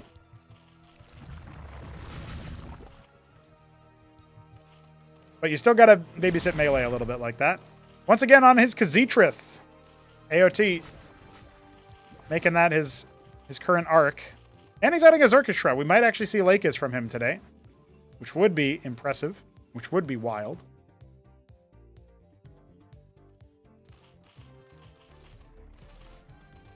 Oh, he wants the Ultra Cores. He will make 6 Lakis.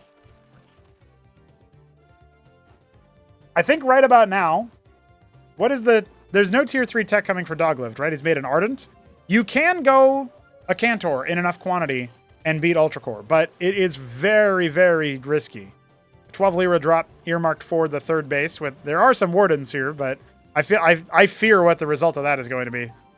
I don't think there's really any counterplay here for that.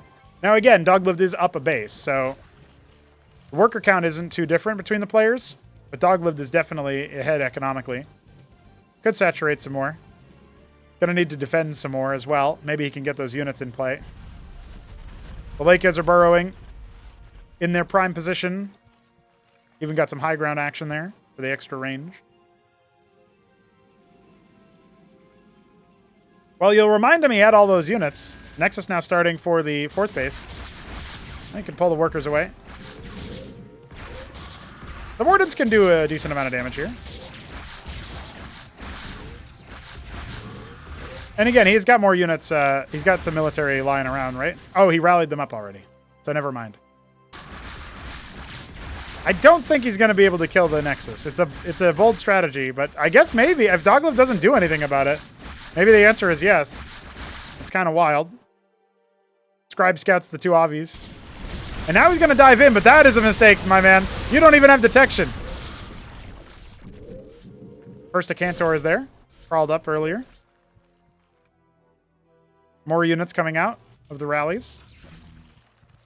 Okay, some Gorger cores are on the way. I think he's going to go for the Zarks, if I'm not mistaken. I love that he added the redundancy pylon just at the end there. It really is going to help out here and thin the herd.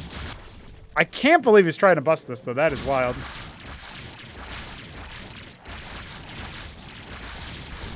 He's going for it, though. Wants to see what he can do. He needs to take care of that Khazitra, dude. The fact that he's getting this far without even doing that. But, you know, you can see that damage split is way too powerful. Now the Gorgs are out. He's got more units where that came from, including some Stormers. Maybe that can help him out. Oh, he goes Hallucinate. Oh, the splash damage. No, AOT is going right through it. Oh, but unfortunately the first Cantavis falls on the front lines there. But I guess all the circuits are dead. Look at how fast he goes. Take me, please. I am ready. Wow, he might have actually done it. He's got so many more military units, and AOT was gambling on the Zarks being able to finish in time, but I don't think it's enough. More Lakers, but they were already up on the high ground. Now they got to burrow behind the hatch, try to hide themselves. The Khazitrit's still providing value. But no, it looks like the Lakers will be stood upon. Now, he has no Hallucinate left. The Zarks could still actually extend play here. Yeah, look at that.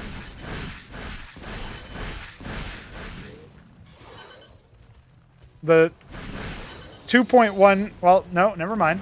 2.2k damage. Pylon block, classic. A Cantor was mega there. Double Embassy at the 3rd base.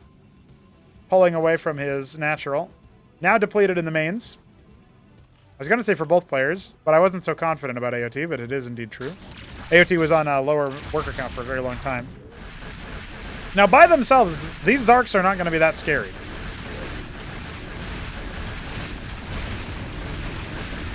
Well, I say that. No, yeah, I think the splash damage is starting to stack up there. They should pop a few units. The ground is, Amaranths and Zealots are clearing the deck over here. The Bulwarks providing detection. Yeah, that's a little bit too costly, I think.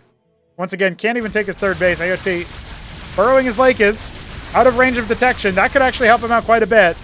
Oh, but maybe not. I don't know. It's hard to say. There you go. Only revealing what's able to be stood on. Still no witness, by the way. Servitor is out for the consistent damage, but they're not the fastest unit. Oh, a bunch of workers were misrallied. I thought there was like a big storm of units coming down, but nope. Just a misrallied set of workers. He's going to go ahead and clear top left, and we are going again. We are not done with this game, ladies and gentlemen. 20 minutes have passed. A couple Lyrilisks caught in the middle. They're going to be able to escape to safety. Positron's now coming out. Yeah, Positron Cantavis. That would be pretty sick. You get that Hallucinate going. Wild stuff. All right, AOT, with your 10 Gorgs. Show us what we're missing.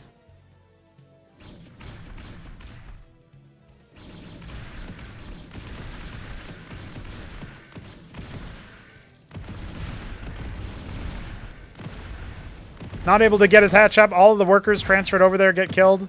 His army up here as well. Good is dead. But the Gorgs arrive in number as well. The Matrixes are actually... No way, dude! Nevlime was right! You can't beat the Matrixes! That is so wild. He wipes out everything top left, except for maybe the Ovaleths. And the Gorgs do nothing in response.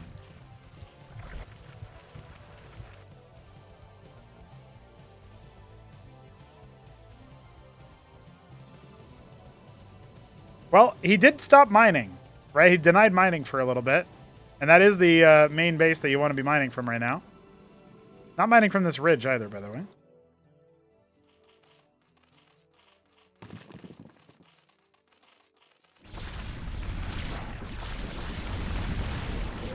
No witness for frontal detection.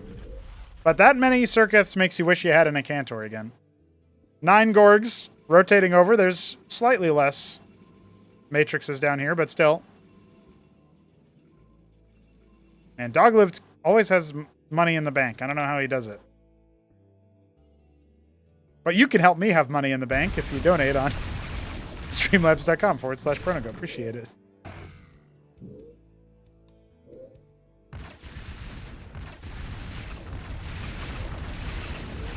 Oh, they'll be able to munch these guys. Not enough direct damage here. Very heavily armored are the Zarks. Oh, one of them does go down. Drakken's come in to help do some heavy lifting there. Oh, this is a dangerous move. Doglived has to respect this. He's got to come back down with his whole army right now. The one pylon. Ooh. Oh, 5 production structures depowered at once. All right, if you don't have 6 matrices, you're going to die to this, that's for sure.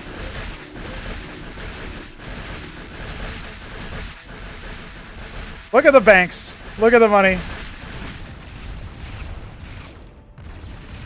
This is shutting Doglived down, dude. Oh, no. Oh, no. Oh, the humanity. Wait, they're not human.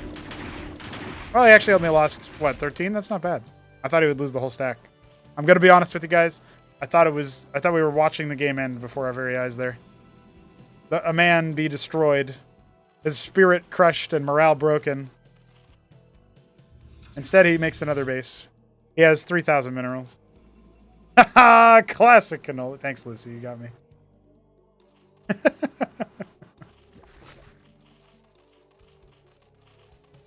So some Ultra Cores are finally being made. I don't know if he can fight the army directly here. I guess it's only a part of the army. He ends up trading 1 Gorg. Actually, at one point he lost a Zark there as well, so pretty expensive losses.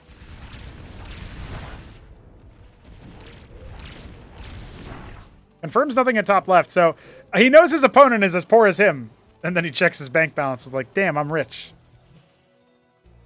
Oh, preemptively, his army is actually going to catch the Zarks coming. Yeah, look at this. He's got the storm and everything. Well, not the greatest reaction time for the maximum damage.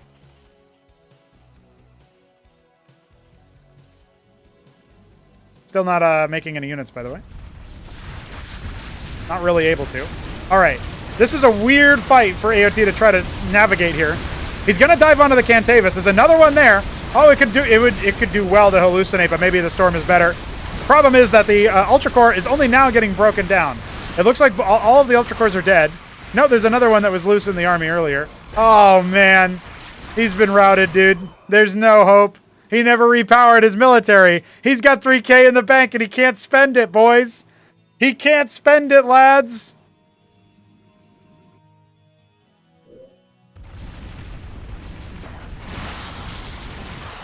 Shambler asking if there's a decent... No, dude. He just can't spend it.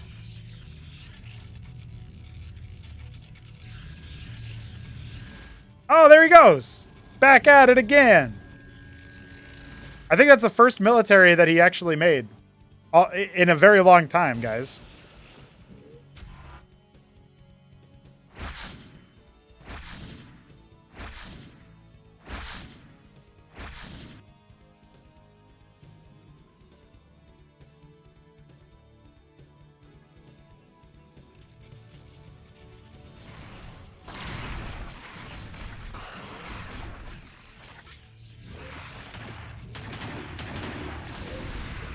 I'm kind of speechless right now because AOT should have lost this game. But Doglived, with his 3K bank, proved that impossible is nothing. That is sad. Shopkeeper Dog, looking out for his dog brother, thinks that maybe he just didn't realize his base was depowered.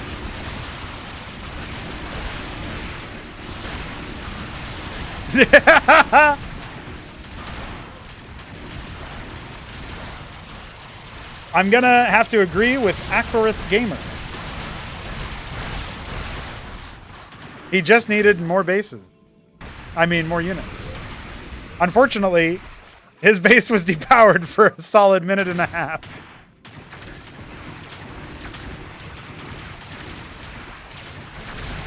Well, our clan mates here, both from clan No GG, are living up to their names today.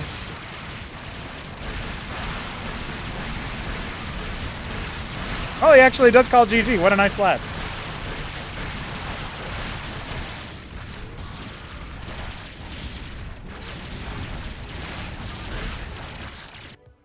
A 27-minute banger. I wasn't expecting that one. AOT will take it. Definitely not it. Definitely not it.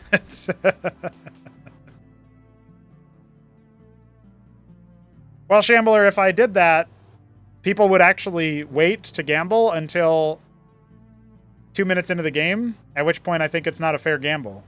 You're not betting on what you see at the beginning of the game. You're betting on who you think is going to win based on the map and the matchup and the, you know, even seeing spawns is a little bit of a cheater in my opinion. That's just my opinion. We've got a best of 5, random versus random. Neblime versus the Shambler coming up here. Our first map is going to be on Decapitation, a 4-spawn map. Port of Shakura's Temple. Oh, Dog Lives is just he is hitting the sauce. Okay, that makes more sense. He probably thought he was like winning that whole game though, to be fair, so I can kind of see it based on that.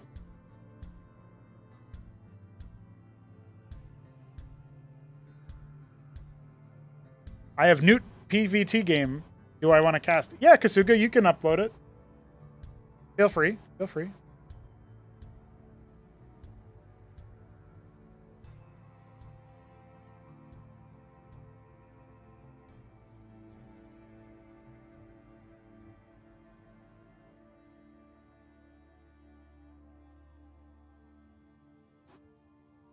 It's not about whether it's decided, Shambler. It's whether watching for 2 minutes gives you an advantage.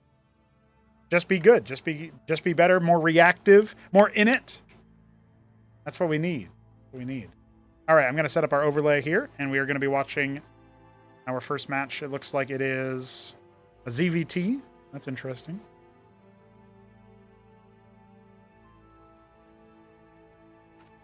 So, some context here. Neblime facing the Shambler in a best of 9 of best of 9s. And whoever wins the best of 9 of best of 9s will get a bet, basically, that they will have to come true. If Shambler wins, Neblime has to be BM, bad manner, in tournament games. And if Neblime wins, Shambler has to be good manner. Or has to not be bad manner in tournament games. And I don't know for how long this lasts for, if it's like the next Acropolis season or what, but that's the idea anyway. That's the idea. So this is going to be a best of 5 to start things off, because this is going to decide who picks like the first match or whatever, I think. Picks the first matchup. And it is going to be random versus random, but they are telling each other their race. So that's the context. The Gamba is up. It is not a 2-minute long timer, so bet, please. And Neblime is our yellow Zerg in the bottom right. And the Shambler is in the bottom left. And it is he is the white Terran. They're also taking a side bet on how many desyncs they get. That's pretty fun. It's permanent. Dude, permanent? That's wild.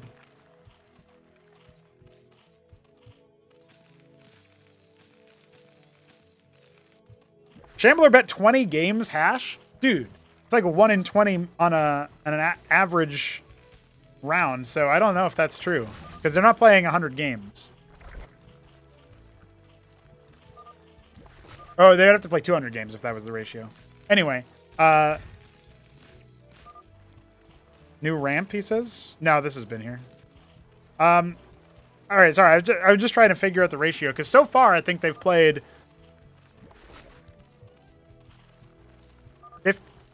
14 games, and they've had 1 hash, so We're kind of holding true to that ratio. Anyway, it doesn't matter. Slightly above average was your guess. Yeah, maybe. Neblime does seem to have that treatment to him more often. Anyway, it is bottom right, bottom left spawns here, and Neblime is going for Larvosk into pool, so a fairly standard opener. When were these games played? I have it in my notes here. On the 6th of August, so after all the paradigm shifting changes, but not so far back that it's... Actually, let me make sure that's true. Weak Ancestral Archives. Oh, I guess this is before the Zerg changes. So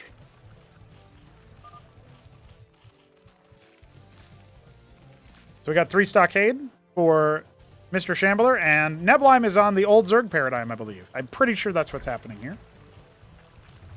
They just played it on pre-release every time. I don't think they were playing on release or planning to. So this best of 5 is going to be decided by who is the better all-around Cosmonarch. And Neblime has won a championship as Terran and a championship as Zerg, but not yet as Protoss. However, he's played a lot of Protoss most recently, so I'd say that's probably his strongest race right now. Shambler has kind of gone back and forth between Terran and Protoss, but he originated as a Zerg, so we'll see what happens there. The degen strat is I think he's gonna need to scoop that one up. Yeah, I don't think he can keep that. He's got some quads finishing up for the ramp. The Mavericks are just gonna stim down though. This looks pretty deadly. What's he got in the tank? He's gonna need to cancel that. Oh, he doesn't. Pulls the workers instead. Early damage. Very good for Shambler. Mavs ruling the way, ruling the day. Larvosk being targeted down makes sense. 2 more Mavs arrive. We've got 2 more coming. This looks like Neblime has definitely played a little bit too fast and loose with the rules. The degen strat does require a faster Ovoleth and slower military, so he's lost all Larvosks and a lot of workers. And now he's got to pull every worker just for survival here versus the onslaught of man. Now, a lot of these Mavs are very, very wounded after all of the stims, but that is going to be GG. First game going the way of the Shambler. And Darth Neblime is 1 game closer. I can't believe it. Jujic in the chat referencing that one. I don't even know how he would be BM. It doesn't really feel like it's in his soul. Ooh, okay. Our next game is going to be ZVZ. That's going to be a very, very fun one.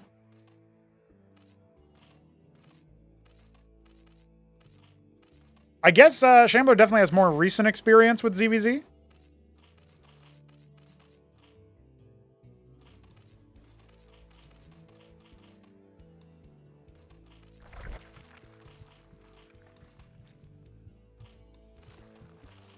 Also, I did not change the overlay icons earlier, so I apologize for that. I'm going to go ahead and get that up there for you guys. The pool start for Neblime.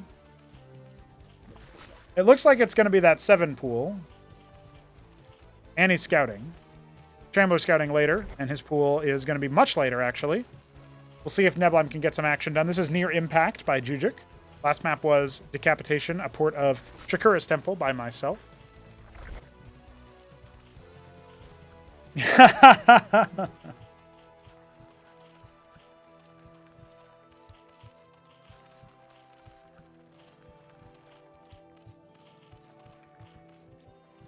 Well, the Droleth is moving up. Crow? Ah! Oh, the Vendor. Vendor 21. What's up? Welcome to the community, and thanks for the follow. Appreciate it. Larvosk coming up here pretty fast for Shambler. And we already have 3 pairs of Zeths on the way from Neblime. He's going to hatch it as the scout hits. And he's going to make a Larvosk himself. Zerg here? Think? Yeah, Zerg here indeed. I think that this is going to be fine for Shambler. Oh, but he's only making Rilla Row cores. Yeah, his pool isn't done yet. So I feel like Neblime could have used that as an offensive pool. Offensive Kagrit, pulled the Rilla Row cores away. Now he's going to make the Quaz. This actually could be a bit of damage, but I don't think this is going to be game ending. By the way, I think... Oh, hold on. We'll hold that thought. Circuith instead. That actually helps out quite a bit. That cancels the pressure.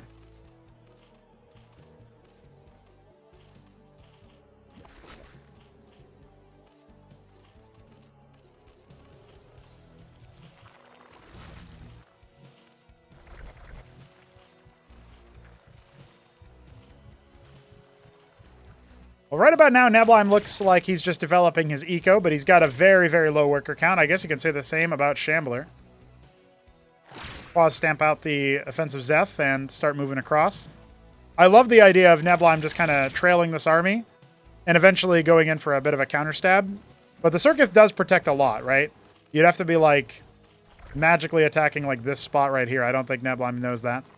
Off the dome. Making his own pairs of quads, adding more Larvosk.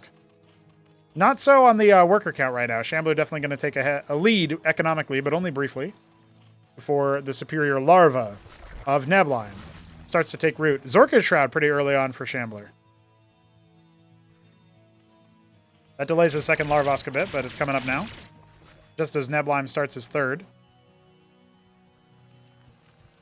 We'll see if Nebelheim can consistently stay ahead of Shambler in terms of larva, but obviously needs to catch back up in terms of workers. Little minefield of burrowed Zerg. Cheeky.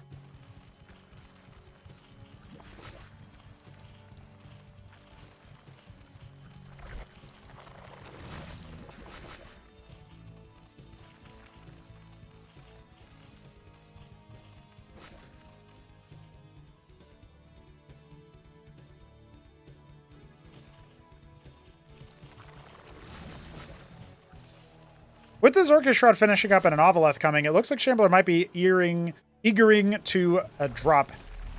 I think that's what's happening here. But it could just be a scout. What is his first unit going to be? His third Larvosk is coming online. Nebelheim very far behind in terms of workers, so Shambler definitely has an advantage there. But look at the military counts. Is Nebelheim going to be able to do enough here? The Ovaleth moving out with nothing.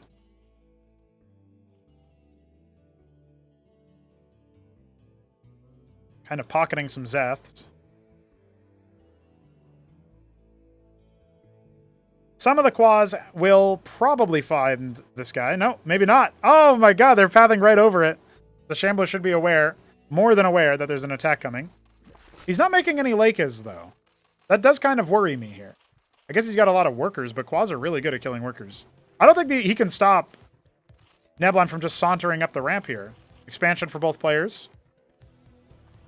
I like that Shambler's gone for extra workers, but like 2 Gorgs will die to this many Quas for sure. He's going to go ahead and just focus it down, force a cancel on this. I guess that buys time for Shambler to get to the ramp. It's fine for Shambler to keep this up for as long as possible, but he does need to cancel it. Yeah, he recognizes that. So, no surface defense at the ramp itself, but Nebelheim does not want to press the issue. He's going to catch up in workers, add a 4th Larvosk. So once again, taking a larva lead here in a moment. Actually, in a big way, if you think about it. He's going to have the hatch and another Larvosk. Going in for the den. Watching, guarding, waiting. Making sure that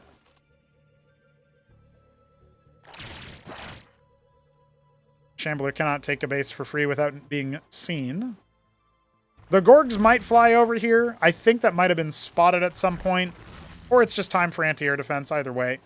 He's got a couple of Quas nearby, so... One thing that you can try to do if you're really, really good is you can move a Rokor over and then kill it with your Quas to spread the debuff. I don't know how people would ever find time to do that, but... If you got him lying around anyway. Not quite able to pick that Ovaleth. Pretty close. And here come the Gorgs, but there's Spraits already, so... Are you really going to go after the workers here? Yeah, only killing 3 workers does not feel like it was worth it. But Nebelheim is probably just fine, as he is saturating his extra base. One of the Zeths has been killed. Another one can unburrow later to heckle. These Quads are going to be guarding 9 o'clock, and the move out is starting for Mr. Shambler. Quads on both sides in pretty good numbers. Shambler slightly ahead there. Ski-back starting for Nebelheim. If he gets enough Bactals, or really like 3 or more Bactals, he really doesn't need that much more than to shut down the Quas, as long as he still has his own chaff count at a reasonable amount. Zeth heckling.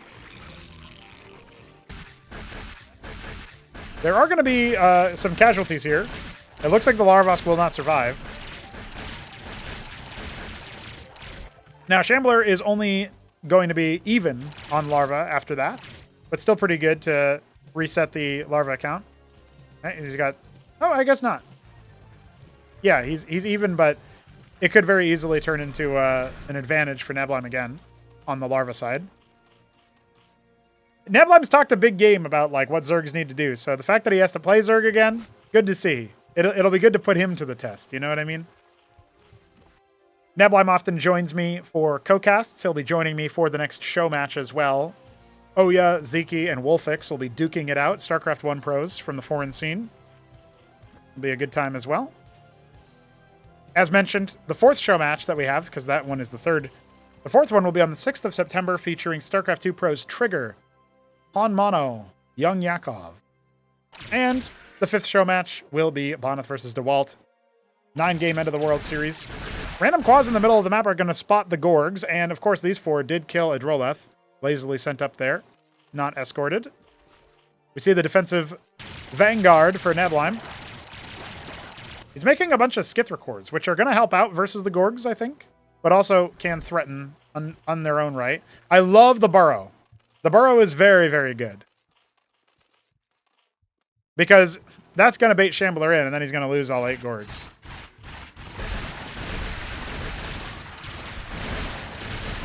Absolutely go after him with the Skiths. But, yeah, I guess he killed a little bit more workers than last time, actually. But again, this is a lot. And I mean a lot of dead Gorgs. That was 8 Gorger cores killed. I don't even think they killed 8 workers. And if you're trading 1 for 1, it's definitely not good.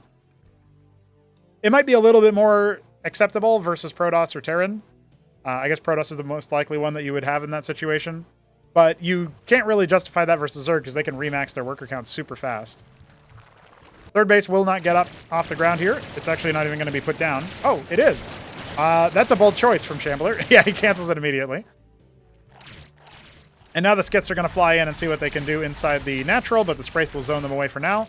10 of them is a really good number. It basically neuters the Gorg stack because it does splash damage. And they're pretty reasonable at fighting Quas in good enough quantities. So the third base coming up for Neblime. He's forced cancels on the natural and the third so far.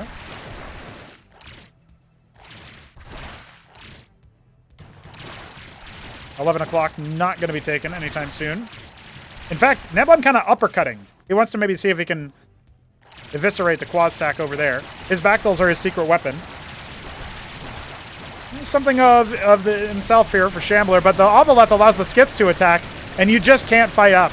You just can't shoot up. All the lake is going to get eviscerated.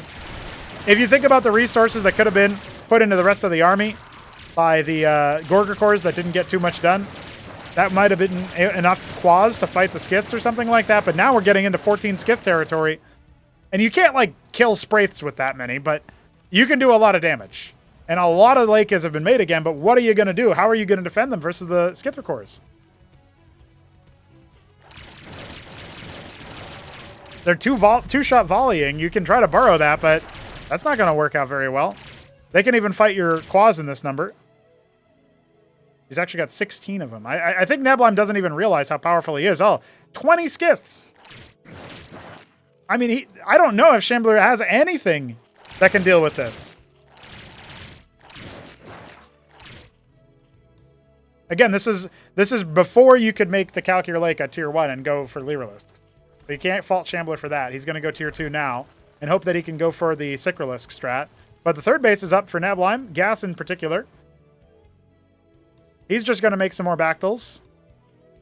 Izira cores. Got more Skits waiting to join the 20 that are already here. And there's no crowd control whatsoever. Dive onto the Larvosks. Oh, doesn't quite get that one. He goes back in for it. He hasn't lost a single Skith.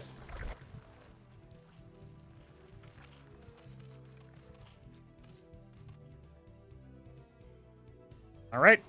25 Skiths are going to be the new count as 4 more are flying over to help out. Fourth base taken by Neblime during all of our fun, during all of our antics.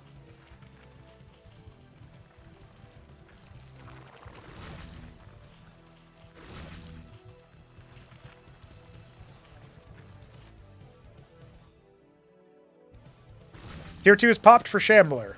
What is he going to do now? Tier 2 has just started for Nebline. He's invested a lot of money into the Skither cores, so if they don't end up taking the game, Nebline could be in trouble. But he's got the economic lead, and there just isn't that much that can deal with this many Skith. They can be the front line for the backed, and that is wild, because you can't actually get here in time with all of the Lakes to do anything to the Bactylisks. So the Quads are just on borrowed time right now. Zorius Armor End might help out just a little bit, but it's a very, very fleeting debuff. Some of the Bactyls are going to get got by the lack of detection here. You can see him trying to pop the Ovoleths in particular, but there's a second one for that exact reason. And the damage he does to that is not put onto the Skiths themselves. So that is a wrap here, it looks like, for Shambler. He has no more military. His last Lakes are going to get popped. He's making the Spear Tits for the bounce attacks that they can provide. But does he have anything that will actually defend versus the ground? That's the question. He's got that one Circuit up there. And he's making 10 pairs of claws. I don't know. It looks like it's a... He looks somewhat helpless here.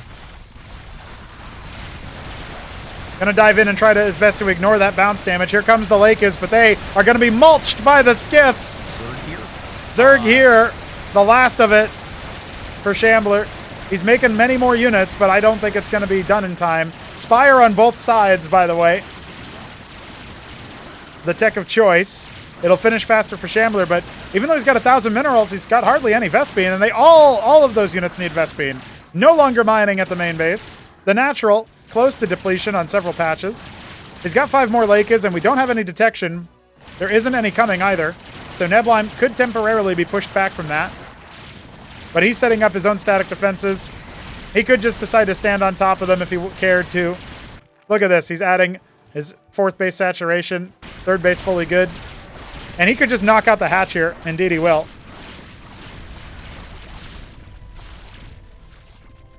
And Shambler will extend play, I guess, but this game's over. He's just coping. When you see what Nebline has, you know for sure. We are going a 1-1 here. A decorative IRL. Well, Jujuk, you say that, but he also made tier 2 in his natural. It's a grave insult to Nebline. Skith's still fake, by the way. Will he leave, though? No, he's not. Sometimes when Shambler starts typing, you know he's about to leave instead of saying GG. But we should be so lucky. Just, sorry. Something's holding down my speed up replay game key. I don't know what it is. Sorry about that, guys. I can't imagine what it might have been. He's made some mutas. We've got detection. Hydra back, so there's going to be enough to clear this. More quads coming across the map.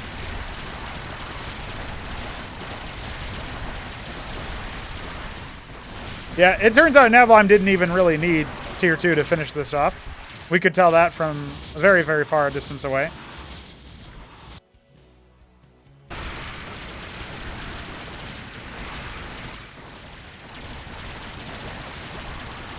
At least we get to see a lot of blood. The Michael Bay factor can help out sometimes. Sprates are done. Protathalors are here.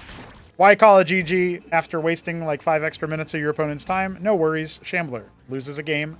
All is right with the world.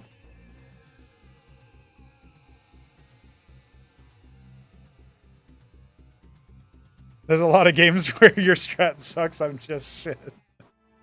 I don't think Shambler would say the last part, but you know. Hey, Solstice is in the chat. What's up, dude? Thanks for the Zerg here alarm. I just assumed that was Shambler, honestly. He's usually the one to do that. Okay, so we've got Nebline versus the Shambler Game 3 coming up on Blackwater Bastion. Ooh, this is going to be a TVP. All right, all right. We'll get the overlay corrected in a moment here, but let's get the Gamba up. The Shambler, our white Terran in the bottom left, and Nebline in the bottom right. Ooh, I don't even know what color this is. Golden brown? Beastra brown. Okay, I thought Beastra brown, but it never is Beastra brown. I should have trusted myself.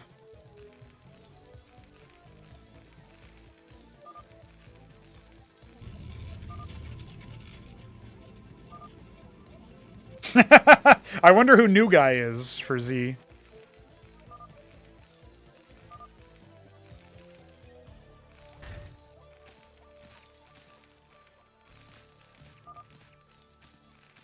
Oh, maybe he's talking about Ziki? Interesting, interesting. Oh, shit. Ultra is in the chat earlier. What's up, Ultra? ¿Cómo estás? He's also looking for games. He wants to play Protoss.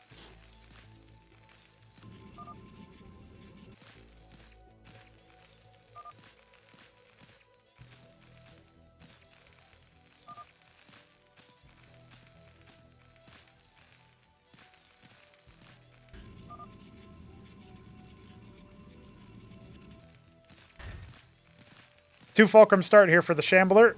A classic versus Protoss. This is post add-on changes for Terran and post synergy changes for Protoss, so that's all good. That's all well and good.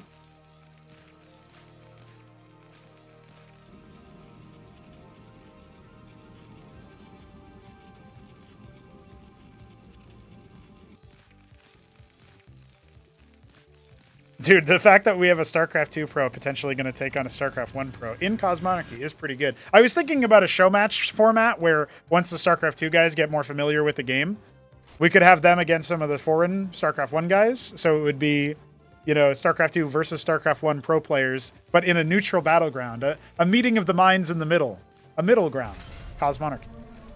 Something about that is pretty funny to me. It's a cute idea, in my opinion. Wow, a fast Goliath for Shambler. He's made 2 Vultures. Second one about to pop, I should say. But second Lattice is coming for Neblime. And this should be more familiar ground, right? Shambler, on the other hand, hasn't played Terran in a while. And when he has, he's gone Bio most of the time. So mech play will be interesting for him.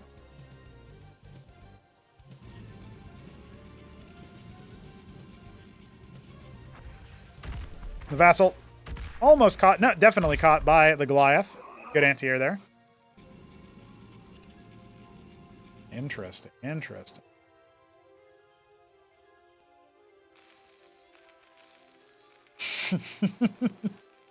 Each team is a StarCraft 1 Pro, a StarCraft 2 Pro, and Cosmonarchy.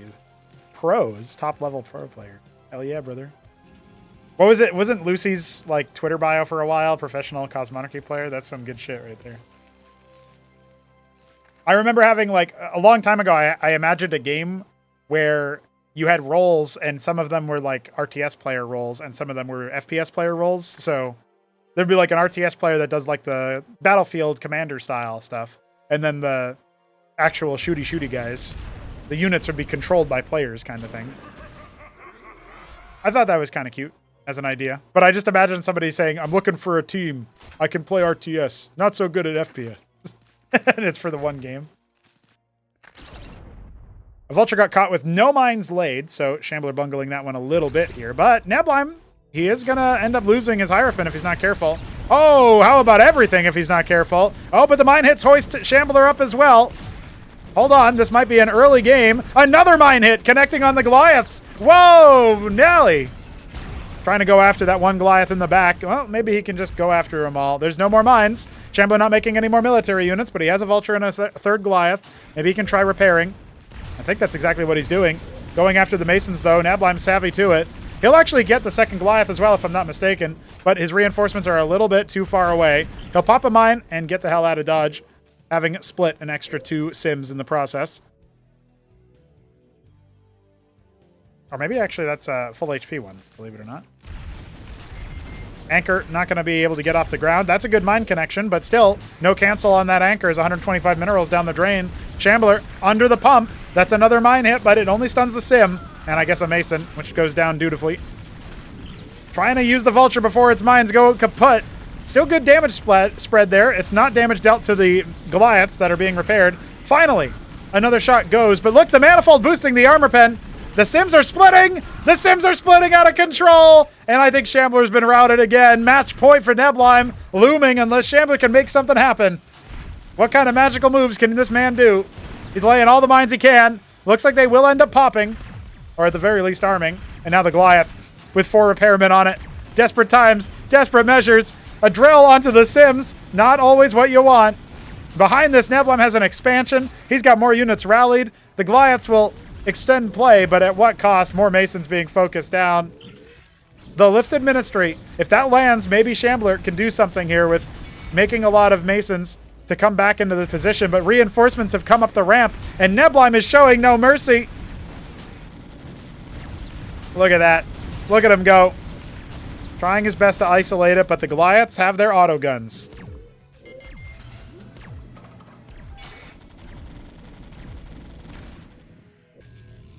All right, Nebulum has to take a breath and add another lattice, apparently. Slowly getting his workers set up at the natural. Microing his little heart out.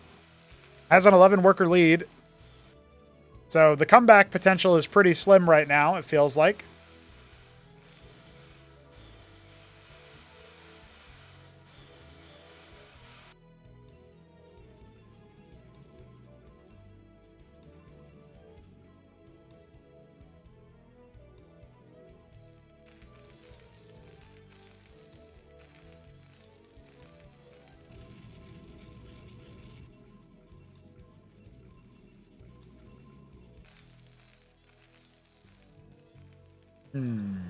I don't know. Judging by the way that the Goliath bio balls that can be assembled, like it's one thing if you end up dropping a vestry and you get some clerics or even a shaman, but right now this looks pretty hard. And Shambo's kind of positioned right on top of a vulture lobotomy mine there, so they're all going to get cleared. He stims the map forward, tries to pop the zealot. Looks like it'll be successful.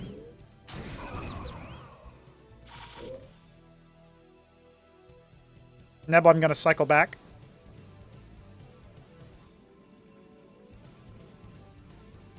Golems are coming online. Not much splash damage. I guess they're pretty good versus Mavericks, but if an armor rend comes in, I don't think the answer will be yes.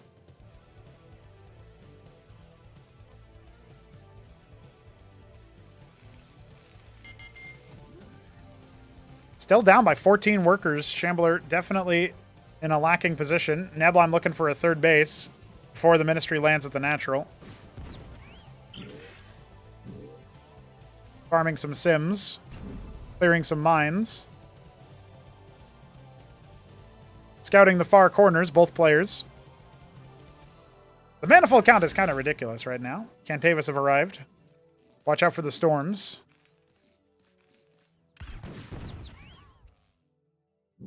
The trick here is to let the sims start splitting and then just overwhelm the vulture that way, so that's pretty cheeky.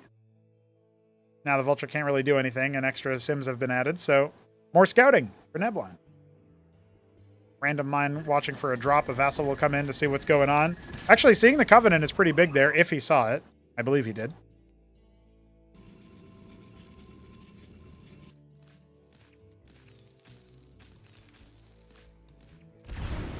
Catching the vulture on the way back in. That reveals the army. Now we've got to go.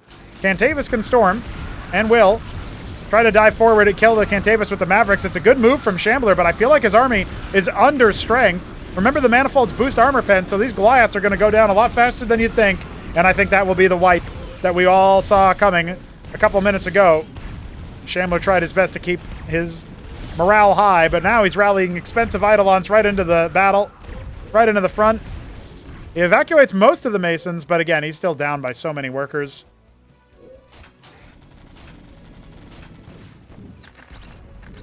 Nebulum can get every unit stunned, and it won't matter here.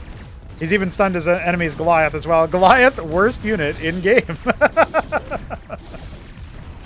I can't believe he would say that about a unit that's not the Valkyrie.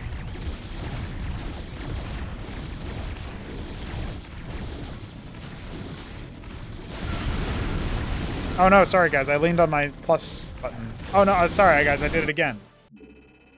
I don't know why Shambler does that, but all right. We have another win for Nebulum in the can. He's now on series point for the best of 5 between the two of these guys. Random versus random.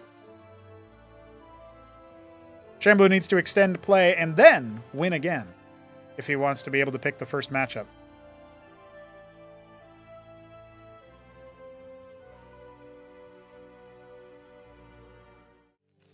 And here we are. The Shambler are Red Terran in the top right, and Nebulum is Zerg in the bottom right as our dark green player. So we will end up seeing another ZVT. We were kind of deprived of that in the first round because it was just a Zerg rush, or a Maverick rush rather. I guess he rushed the Zerg player, so the Zerg got rushed. I guess that counts, right? But he's going for a stockade again, so it will be bio. I think that suits Shambler's strength a little bit more. And we'll get the Veto up, or the Gamba up, I should say. Nebula, I'm going to be going for that Larvosk some point soon. There it is.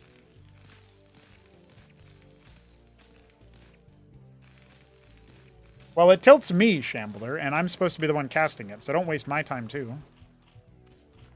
I guess you're not going to be allowed to do that anymore if Nebline beats you, so maybe I shouldn't worry about it. It won't be an issue in the near future.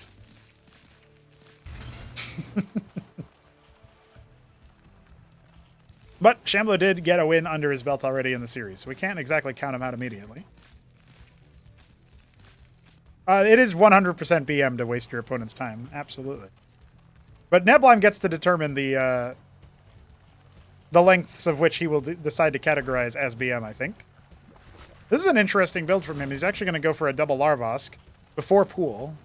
And so this does open the way for another game. His Droleth is not going to be able to scout too much here. The double stockade opens things up a little bit. Yeah, it's really, really horrible to speed up the replay for... like, I can't publish any of this as a video if I'm speeding up the replay. I refuse to. That's really bad form. It's just like instant admission that the game is not very good, right? So, not going to be doing that. I might pick out one of the other games that I didn't have to do that in, but actually, is there a game that I didn't have to do that in? The Maverick Rush was obviously pretty open and shut. Nebline doesn't waste people's time, so that didn't apply. No, I guess the other two games were both time wasters. I can't really publish those.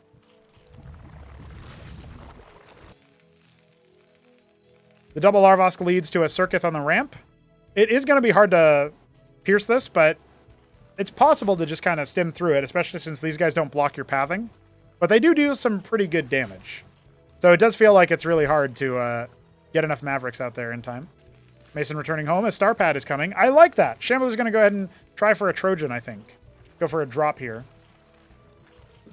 Maybe just drop in the top right. See what he can do. First Maverick is wounded by the Circuith. It reveals it. Probably also reveals some of the Rillarokors that were huddling around it. Still, I think sticking around here to deny the Ovaleth is a good move. Forcing Nebline to actually make units that don't die when they go off of Kagra. But I guess that's what the Rillarokors were there for. But anyway, there's room there, I think. He could have done that. He ends up losing one Rillarokor. For shame. For shame. Now, Shambler is going to have a Star Pad up pretty soon. He can go for his drop. And that seems to be what he's going to put his eggs in as far as what he's choosing here.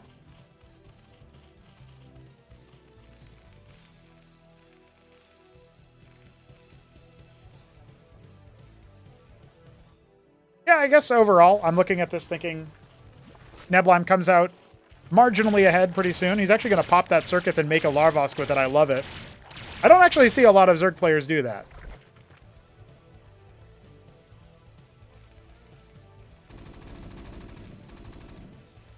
I also really like that Nebline has gone in and scouted with his Ovaleth, because detectors will see the unit that's being produced.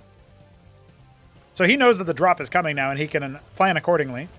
He doesn't exactly have enough quads to withstand a good engagement from Shambler with this, because there's a Hurakan in there. You can put the Hurakan first, but look, he's just going to preempt it as best he can. Oh, he's going to burrow. Okay, that opens up a little bit more. But it really does depend on, where he goes at it. There's nothing actually happening at the natural yet, so that might be scouted by Shambler. At least this is scouting, right? And he's setting up a ministry back at home, so...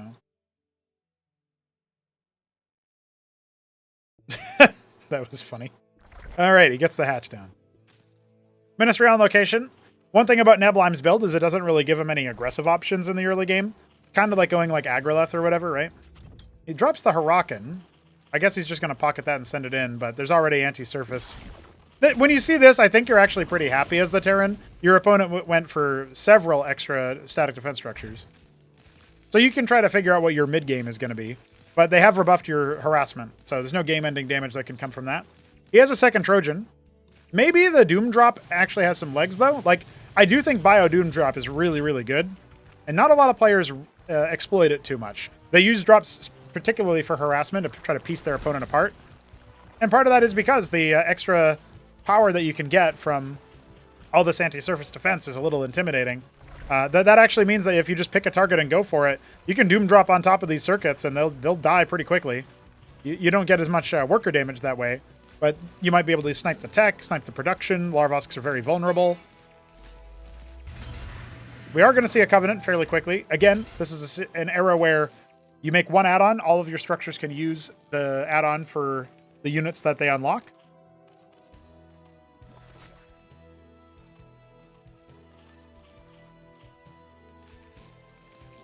Ant Seal for detection, but we know that there's no Zorka's Shroud there. In fact, the tech was scouted. It is actually a Hydra Thin instead. Now, I'm starting to make some Hydras. I reckon he's going to go Bactyl here. Interesting he wants to do that instead of Zorka's. Ovolith coming back in. There's nothing in it, so it's not transport for a drop. And actually, Shambler doing the same thing. He's kind of feigning that he's going to drop. Shambler not quite responding to this Ovolith, though.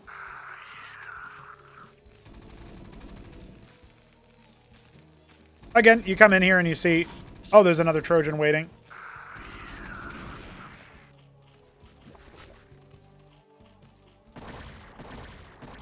Absolutely devastated. See, he scouted another Trojan, so he's going to still be worried about drops. Attention split wasn't superb there, but there's room there.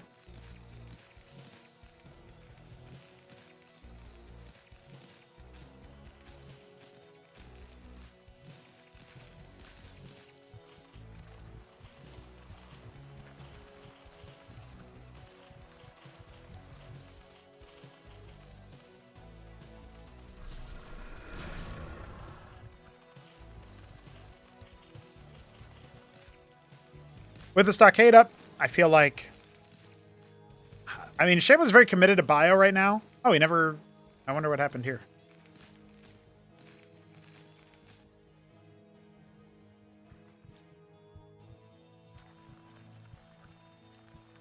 You'd think this is a funny spot for the hatch to be, but it makes a lot of sense, actually. Anti-air defense is coming up at the natural. A fairly like low interactivity game right now. We're just seeing both players trying to develop themselves. A little bit low on the minerals there, but he's got pretty good saturation at his natural, so just fine on Nebulheim's side as he's scaling up in terms of worker count. Treasury starting up. Sometimes you can tell the eras of Cosmonarchy's updates based on the graphics that you see. If you ever see the old Treasury graphic, you know we've gone back a while. Like a whole month. So what does the army comp look like for Nebulheim right now? He's got some Bactyls. Setting up some Static D. He's going to go ahead and take his third base more properly now. Zets are kind of loose over here. This is the old version of Gen Y, so there's no straight up passageway. Some Zets guarding the top left. This one we'll see the Treasury floating over. We'll see what Nebulheim decides to do in response to that information. No Khaz'Trith, so defensively could be overwhelmed.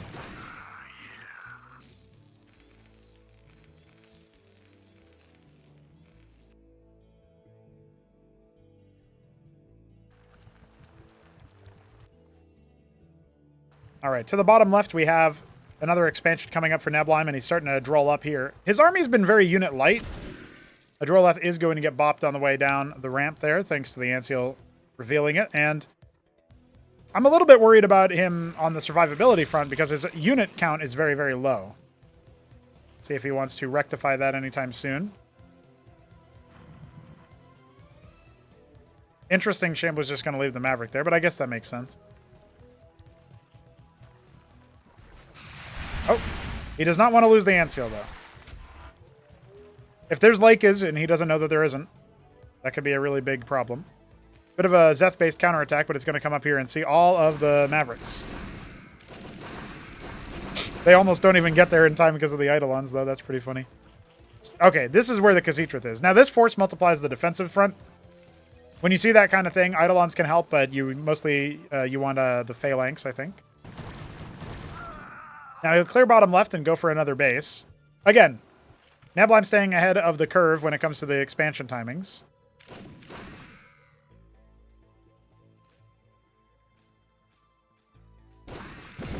Oh.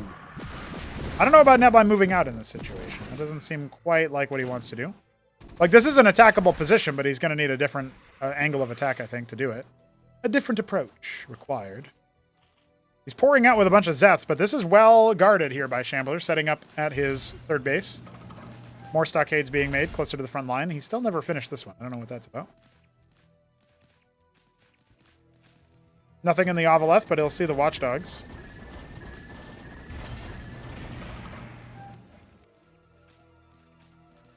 Top left trying to be taken by a treasury. There's actually a bunch of Zethra moving up there to like, maybe the play is to allow it to land and then just descend upon it, but yeah, the response from Shambler to a couple of Zeths is not going to be enough to deal with this many. So pretty good usage of the Zethra here, forcing a pretty big army movement. This is at the same time as Shambler is kind of barreling into this choke, and he's not realized it. He has not realized it at all. There's some units defending the bottom left. The Eidolons did get pulled back, but there's a lot more where that came from over here.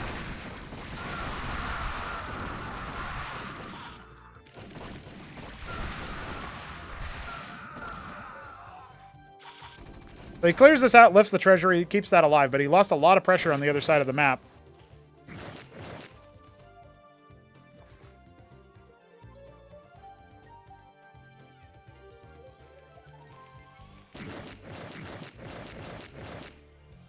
Two more shots from the Skith, and that'll be a dead Trojan.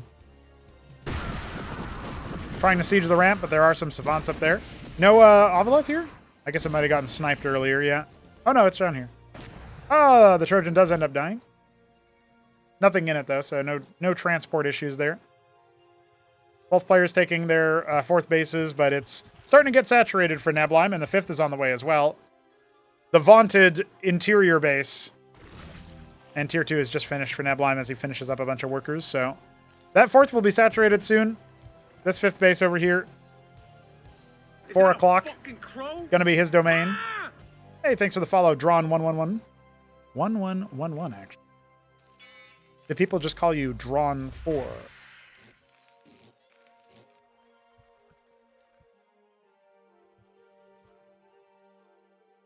We are Legion! Exactly. Well, this looks like a better fight for Shambler, but if he flies in with his Ant Seals, that will change very, very quickly. He definitely needs to be more defensive with them. Sliding back in over here. I guess this is an attackable position. Without the detection, I feel a little bit worse about it. He could try to surround this spot, though. This isn't really a multi-pronged attack, though. He's got some defenses coming up over here, including some advanced ones. He's going to surround this ramp. That's a good move, because the Bactals will be able to shoot the Eidolons now that they've been revealed. Zergling equivalents. Descending. Good as bogeys, good as chaff, and now the high ground is Neblime's. But the Ant Seal stack is starting to get up pretty high, and so even though the shields were down for a moment there, a lot of Mavericks were hurt in the making of that screenshot, but that's okay. Off to the side is not exactly where you want to go. I don't know. I mean, the extra attacks from the Scortrith and the Khazitra are really helping out here. Super powered Sunken. That's going to wipe out this prong. And as this army falls, we've got another one massing up. It's the same defense force as before. And there are a lot more bio units here, but I'd love for Shambler to fix his building placement. Oh, those Savants earlier left out to rot. A couple more units scattered about there. The Zethra cores don't matter too much here, but it does kind of hurt to see them all die without being able to be utilized fully. Ant Seals flying around. That's the micro that Shambler knows how to do. Well, so far, his army is definitely getting close to mulching. We've had Tier 2 for a little bit now for Neblime. He's going for Convolisks. Honestly, it feels like he needs Lakes right about now, man. He feels like he needs those Lurker equivalents. Let's see how good the Convies can do. I'm not sure that the answer is very much, especially as they're getting bombarded from the high ground. Oh, if he fights around the Khazitra, things could be different. Oh, no, they're just getting killed on the rally. Zoryu's coming out, though. Maybe that can help out.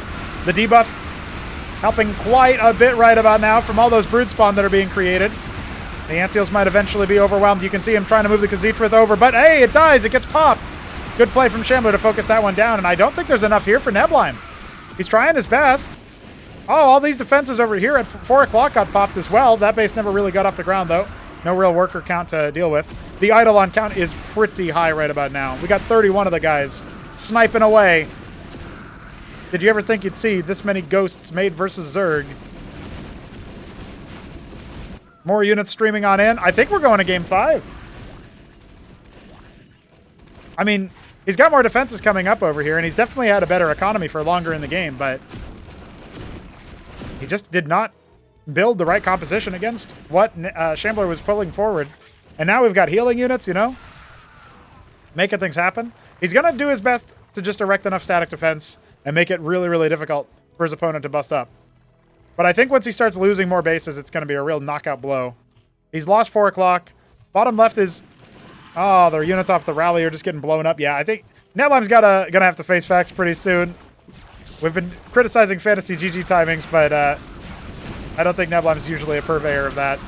And as this one falls, really, really good split from Shambler. 42 Eidolons, cracking everything open. He actually tries to evacuate the Drollets. Man, I might have to speed through this game too, guys, at the end here. This is pretty wild. What has he got in the tank that he thinks he might be able to do something with? He's got no money. Tier 2 tech, sure. But his natural got blown open. His third is gone. More bio streaming down.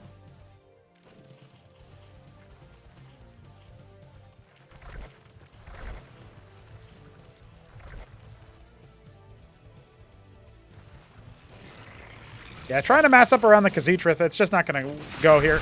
The last of the army wipes is going to be coming in pretty soon as Shambler descends yet again, and he's going to uppercut that third base as well. GG is called. And we go to game 5 after all. We need that decider before we are done casting today.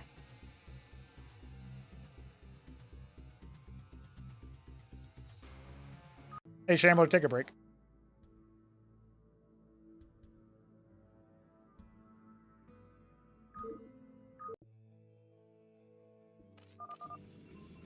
Ooh, okay, it's ZVP this time. We'll see how that one goes. I'll update the overlay, of course.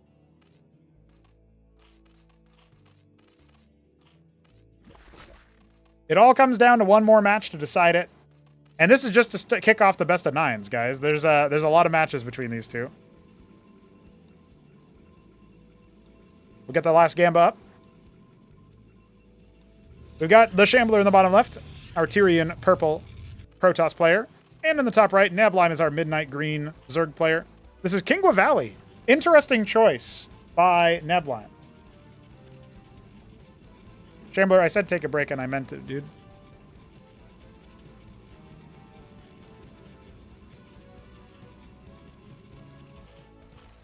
What's up, Patrick? Welcome, welcome. This will be the last game that we cast today. It'll be an interesting one for sure, as ZVP is a matchup we actually haven't seen yet, I believe. Shambler did not play Protoss at all recently, right? And the random gods blessed him with Zerg once on near impact and Terran 3 times. Neblime's on his second Protoss game in the random versus random, going for a gateway. Larvosk opener for... Oh, no, that's the Shambler as Protoss. Sorry, it gets confusing after they switch races a million times. I have a hard time updating the overlay correctly and all of that, as it is. So, when there's one random player, it can be challenging. When there's two, it's even more so. Rogue Gallery start for Shambler. So it's kind of a call-out. Like, Neblime's been playing a little bit greedy as a Zerg player. And he has gotten the most Zerg games so far. Like, this is his third Zerg game. We didn't see Neblime's Terran at all, did we? We saw... Wait, no, is this his fourth Zerg game? I'm so... Yeah, this is actually... He went Z, Z, P, Z, Z. That's so wild. The random gods decide. You play Zerg today.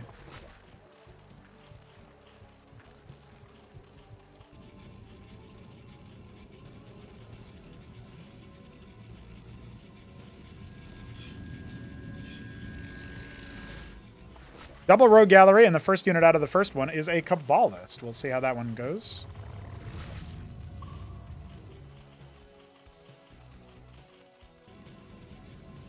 "2025 is surely the year of Cosmonarchy." Hell yeah, brother. Hell yeah. Universe is telling Neblime to go back to his root. Yeah, yeah. Could very well be the case.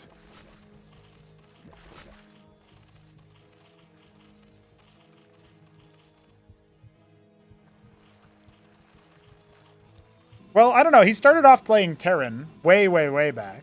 And then he played Zerg for a little bit. I don't know. I feel like Shambler's the only, like, of the old guard, Shambler's probably the only player who originated as a Zerg.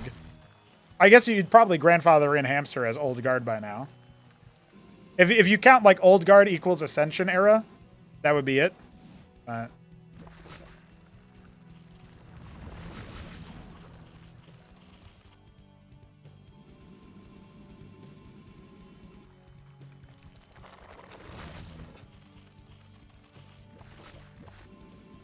Starting to take the worker lead here as our Zerg player, just developing the triple Larvosk. And it looks like we're going to go for a drop pretty soon, judging by this many Ovoleths.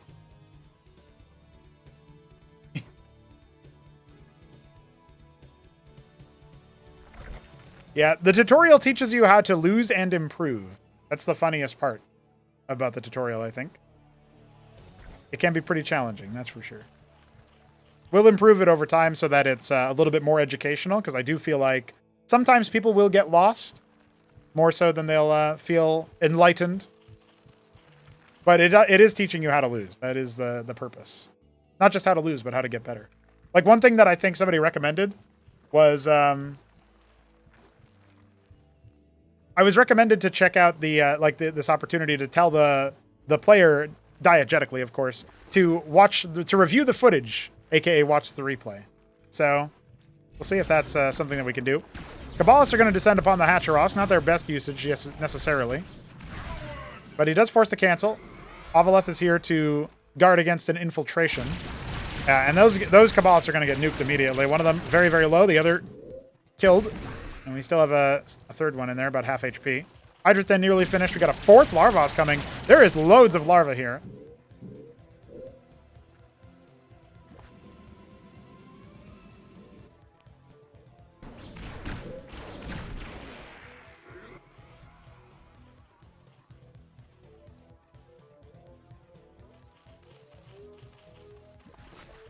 Seven Hydras on one base. Neblime is no stranger to playing one base Zerg for a while. He actually, on his road to his Zerg championship in Acropolis 1, he had to deal with Hamster being an aggressive Protoss.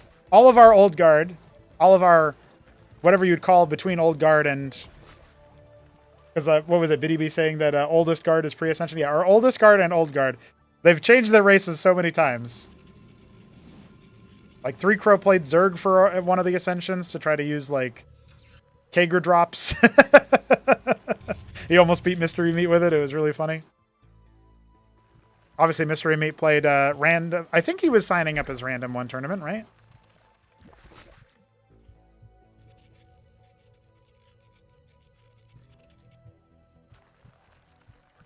Big Zerg move out. I'm not sure that he can bust what a Shambler has in terms of units. But if he distracts him with the Zethrakor movement, the army ends up folding. It's Mass Kabbalist. Well, I feel like that has a shelf life versus Hydra. If you're up against more melee-oriented units, you can definitely make that happen. But as of right now, we got 6 Kabbalists. No detection here either. But again, I think the range damage is going to be more than enough to deal with this, especially with all the Quas alive. Oh, Shem was trying to descend on the Hydras in particular, weaving it back and out. I love the idea. I really do. I think that Kabbalists are a super cool unit. They are much more of a, harassment unit, but I love the idea of them precision killing individual targets and then falling away. If the Ovoleth had still been there, that wouldn't have worked quite so well. Oh, the Nexus is down, and Neblime back to harvesting.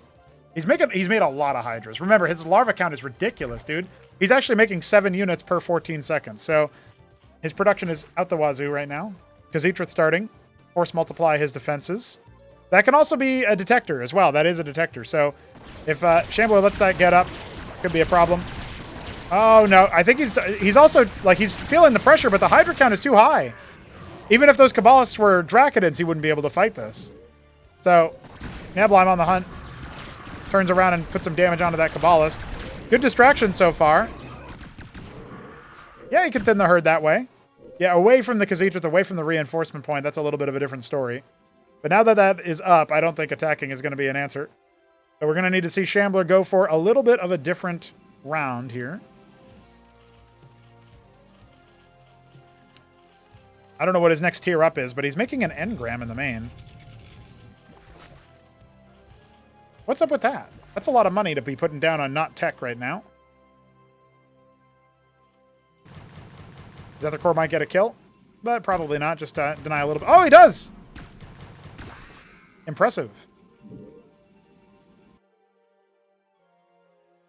Now, Nebulheim doesn't know. The Protoss army is kind of loose over here towards 12 o'clock. There's an opportunity for Shambler to get some good damage. What will Nebulheim do in response? Immediately pulls back. He might just try to bait him in a little bit.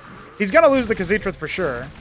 But as the units come in, I think this army is dead to rights. So Shambler needs to do enough damage that losing his army doesn't make a huge difference here. And now I think he might have realized, oh my god, what have I done? The drill as well for Nebulheim to get on top and deny moving further up. He won't even be able to take a Larvosk before he's clean swept here. Everything taken down. And he got a couple of worker kills, and he got the Khaz'it down, but that was it, man. Nebulheim can start moving across the map with the rest of his army, and Shambler's got 10 military units.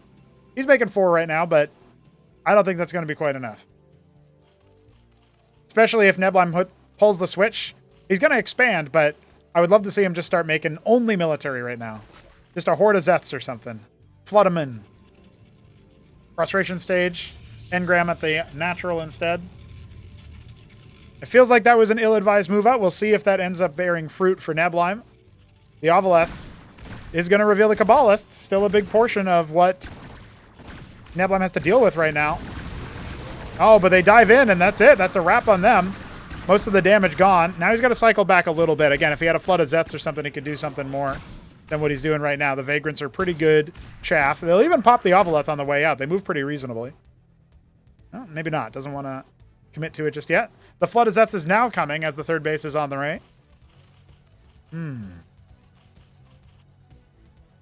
I thought maybe that would have a Drilleth in it and he would take the island base, but that is not the case. I've only ever seen the islands taken in one game before on Kingwa. I can't remember which one it was. It was recent, though. Diving in, Nebulheim is going to go after those Vagrants. The engram is done, though. Is he really going to keep going for this? It looks like the answer is yes, as he's got more Zeths to try to intercept those shots. No more detection, but the Kabbalist is not likely to get that much done here against all the Hydras. Needs to wait for more units coming on. It's all Hydra now. Honestly, I thought those were going to be Zethra cores. That's really scary for Shambler. But he has held on for now, and he's making a pariah. The engram will help out on the defense. I guess if there were some Vorva cores out, but we don't have the Vornath. Hydra's rallied in. Nebulheim yells at everybody who does that, so it's fitting to yell at Nebulheim for doing that. 4 Hydras for free. Unbelievable. Say it ain't so. Big Droleth spike, though. He's taking the foot off the military pedal, put it on the economic one.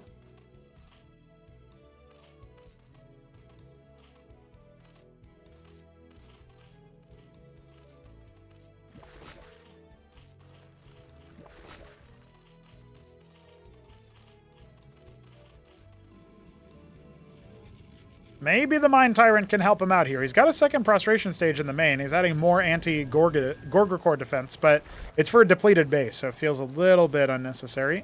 And Nebulheim is making the Zorkish Shroud, but it's going to be a while before we get to the point where he can get Gorgs out in good numbers.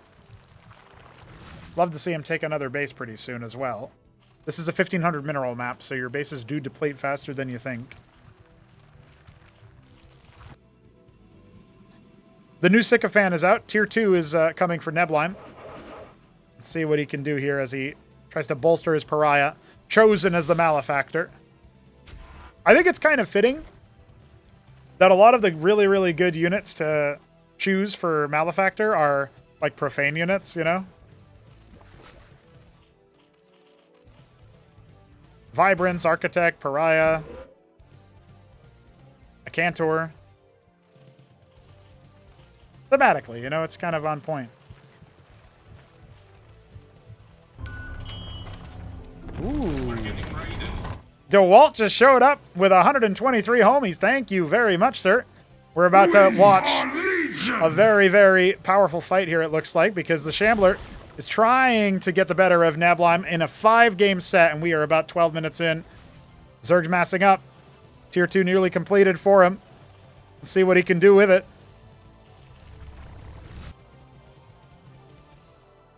Right now he's got a Pariah, which is a very tanky frontline unit with good splash damage. And the Mind Tyrant is rocking out, giving him a very, very potent overshield. And any unit affected by the Pariah's attacks while it's under the effect of this spell is going to get controlled, mind controlled.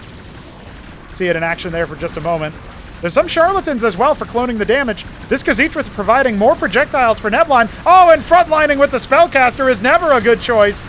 Maybe these Pariahs will start to get mulched because he cannot afford to lose any more frontline. There's still plenty of backline units coming in. A Horde of Zets trying to make things happen. There's no splash damage left for the Shambler, and he is routed. Has to go back to the drawing board. I love the frontline defenses here. That Khazitra really helping out. Every unit around this particular structure. Oh, I guess it's dead now, actually. But there was a structure there. This one. Every unit with this yellow overlay gets to extra attacks, can target extra enemies. So a very good defensive choice, including for the lurkers here, the Lakizalisks. Now we've got a Droleth drop. So we are going to see that island in the bottom right taken by our Zerg player. It's funny because he's got tier 2. He could just make flying drones and then he'd be in good shape, but wants to do it the old-fashioned way. Finally, a third base taken for our Protoss. Oh, and I think Nabline knows where that army is. Shambler can't be caught slipping here. He's going to get surrounded. The Lakers can deal with a lot of what Shambler has on the ground. He's making some more Mind Tyrants, but if he loses the Pariahs, there'll be nothing to enchant. Hydra cycling back here. Those Lakers need to move a little bit closer. They are slow.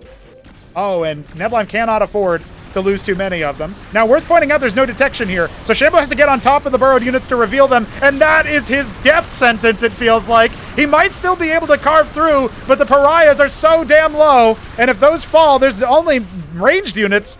You can't afford to get on top of the Lakers. God damn. Tried to fight it out like a man, had no detection. A lot of idle workers here, though. Maybe he can quickly transfer them over to that third base once it goes up. All that's left on the front lines for Nabline are those Lakers. He's making 16 Hydralisks, adding this base to his repertoire, shall we say, his retinue of expansions, and he will be taking 12 o'clock as well. Little bit of a double expand play coming up. He's going to start ferrying more workers. I can't believe he has the APM to do that. And he's upgraded his hatch. So when you upgrade your hatch in Cosmonarchy, it doesn't do what you think it does. This is your tier structure, like having a lair. We have a little bit of a scuffle over here as the Lakers start to apply some pressure. Do we still not have any detection for Shambler? No, he's going to choose to just stand on top of it. If Nabline was watching this, he could have actually killed those defensive units, but instead it looks like they will be passed on. A little bit of mind control action there. So those are now Lakers owned by the Shambler. But this is like your lair, and this is like an advanced production structure. You don't make the base unit, you make the advanced unit. So this is like if you were being able to make a Devourer or a Guardian out of your larva. That's what you can do when you see this structure here. That skips the first step, gets it straight out of the larva. So we got this big honkin' unit over here, the Zarkavra Court, a very potent one. It does do splash damage both to air and ground. And when you attack it, it gives you a retaliation strike.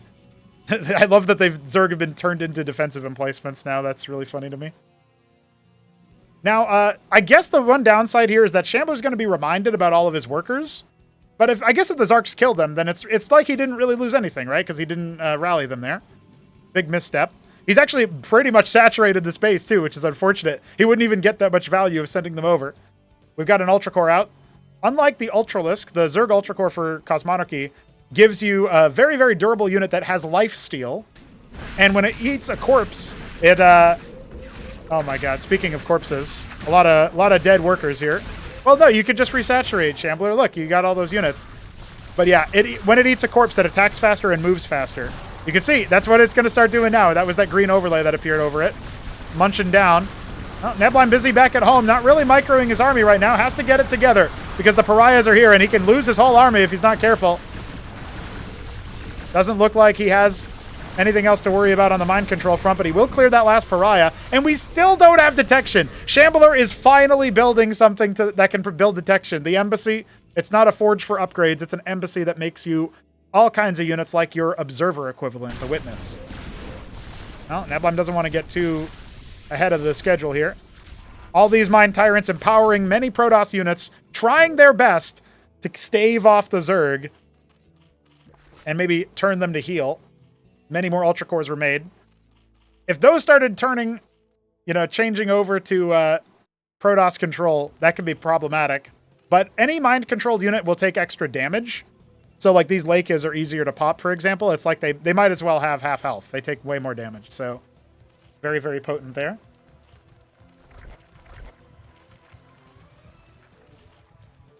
DeWalt's going to be playing in Cosmonarchy against Bonneth on the 13th of September, so mark your calendars if you're interested in that. That'll be a good one. Him and Bonneth always have good games in StarCraft 1. Why not have him play Cosmonarchy? So we'll see a lot more Protoss at that point. Armed with a witness, he can finally detect the Lurker equivalent. We'll see if he can make that happen. Matravel Nest coming, so we are going to see probably the Vilgora Core, if I had to guess. It's a tanky Zerg unit that creates a mini Dark Swarm around itself when it takes damage.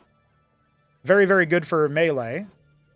He's got a lot of Ultra Core, so it would go a long way. They would become even tankier.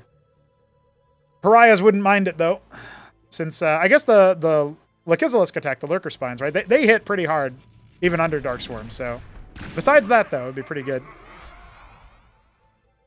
All right, they're sharking around the map right now, trying to figure out where each other's army is. If you go after this base at 12 o'clock, Shambler might learn that lesson again 2 games in a row, where he ends up losing his whole army, and then the Zerg has a big force as well. So they're coming in. Where's the focus? They've stolen an Ultra Core already. Is he going to go after those Mind Tyrants? That's the question. I don't know that the answer is yes. Burrowing around the Khazit is a great choice versus the melee, and now descending on it. One of the Mind Tyrants has fallen. It looks like they've actually lost all of their champions. They're malefactors. They can't control anything else, and they're descended upon. The Zerg mulch through. The Lake is just owning right now. All those spines clearing the way of the chaff. And what more does Shambler have back at home? He has not made an Ancestral Archives or even an Argosy for that matter. He has no extra tech from the last time we saw him. And the Zerg are descending. We have a couple of Mind Tyrants, but they haven't actually cast their ability. They have not chosen a champion, and it's too late now. Popped at the last second. I think this is where it ends. I think Nebline has overwhelmed his opponent finally. Cracking open. We got an engram chewing away, but the super cannon ain't going to be so super. Eaten like everything else. GG. Nebline takes the set. 3-2.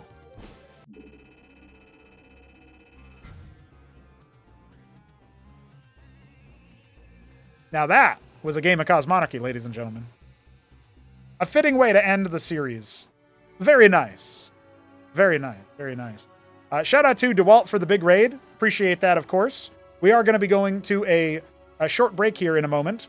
So we're going to be doing some development instead, if you guys are interested in the technicals. But while we're here, I might as well tell you guys, you can drop a follow on the stream if you want to see some more Cosmonarchy action.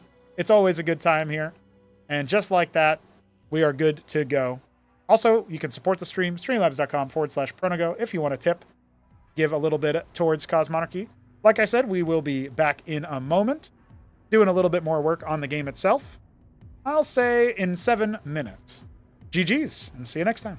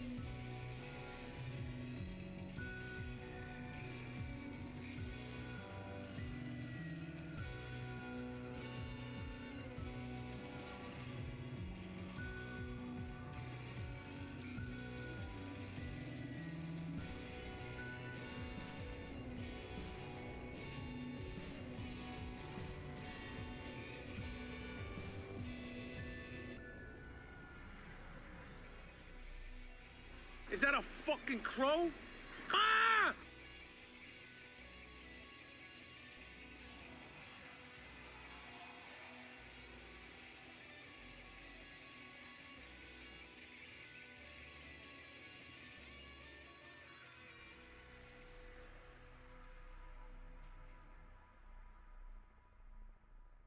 I am a hero!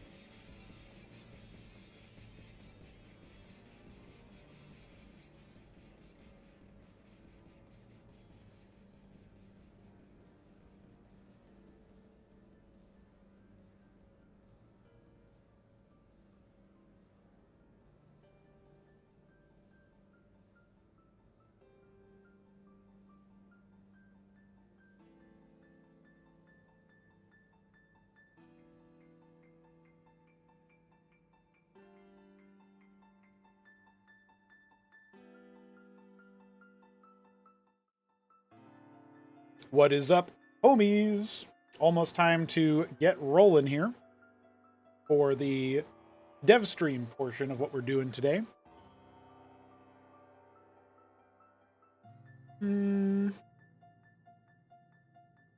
All right.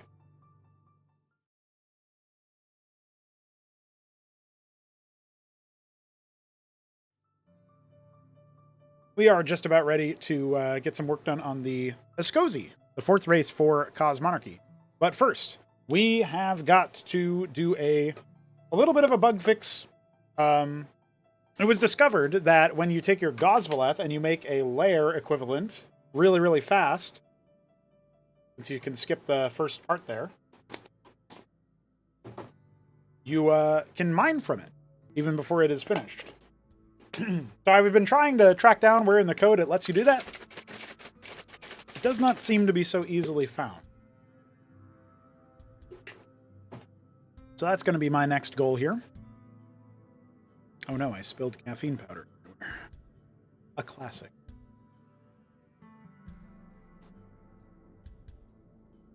So let's take a look. What's up, Betsujin? Been a hot minute since I seen you around. How many man hours so far? I mean, it would be impossible to quantify. Been working on it for 8 years, so full-time hours each week most of the time.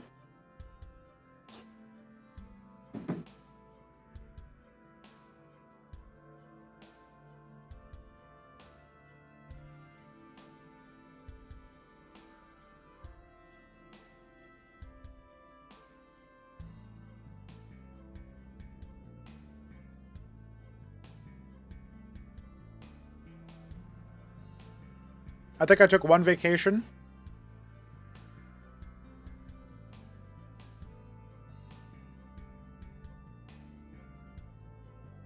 I took one break that was for a couple weeks, and then I took one vacation that was for 2 weeks. So, I don't know.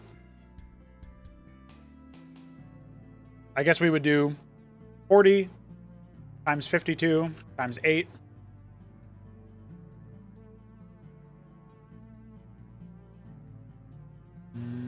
Minus 80. So 16,560 approximate. There's your approximate answer.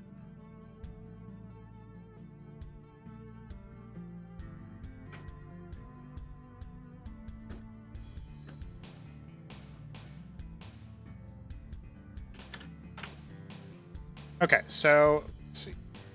We were looking at this. So I tried to modify this function here to point to it being an invalid case, because I tried hooking a different function and it was not working out properly. You were returning resources to mineral fields and stuff. It was wild. Fastest map, wet dream. So if we did this, it shouldn't allow me to return resources here, but it does, right? That's the bug, right? So what we have to figure out is why that happened. Guess what I can try to do? I can build this in debug and try to step through it. See what happens.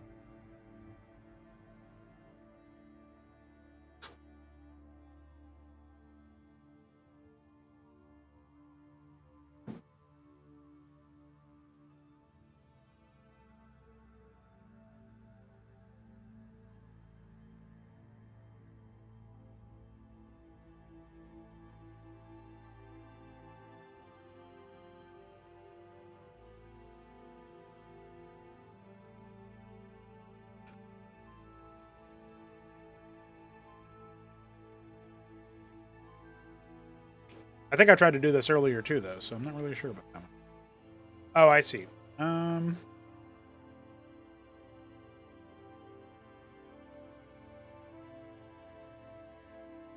think 134 is actually what we want. Oh, never mind. We're looking for 132. There we go.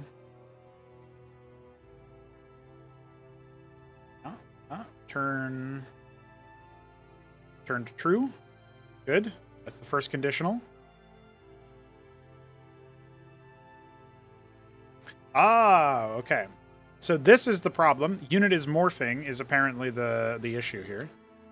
So we have to hook this so that it evaluates to true. Because that's what is happening. Okay. Maybe I should have let it go for a little bit longer to confirm that. Let's see. I'll show you guys how the process works for this kind of thing. We go to our disassembler.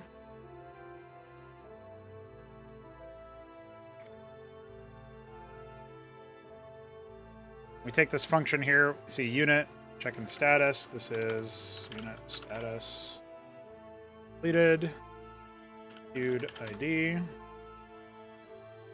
I really would have thought we would have already hooked this, so that's kind of funky. So that's what we'll check for first.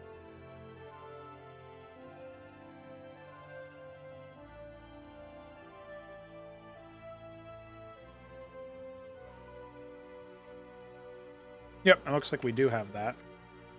In building Zerg. Is that right? Called is morphing.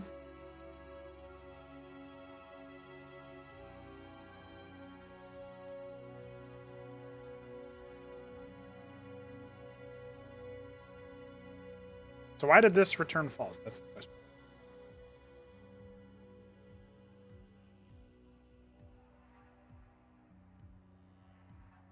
So Kafralosk and Gathalosk are in this list, so that should be fine. The building is not completed because it's in the middle of mutating. It could be that this function is not actually hooked. It could be that this is one of those local functions. No, it seems like it's correct right here, yeah.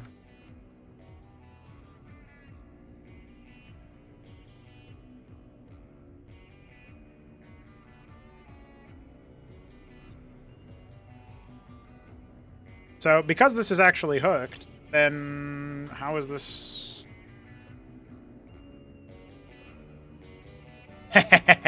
Fuck yeah, Godwheat. Hell yeah, brother. All right, let's try that again, and we will.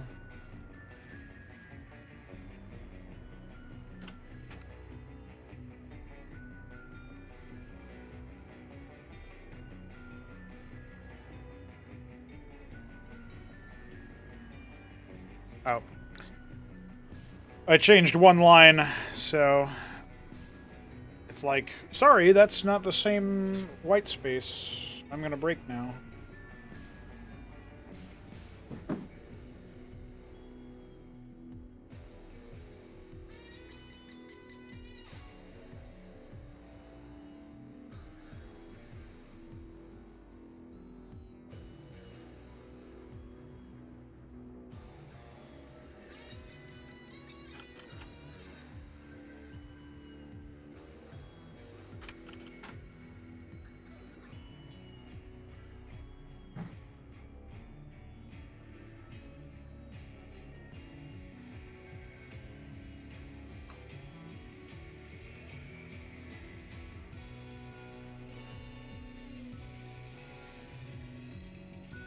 It's looping through every unit in the game.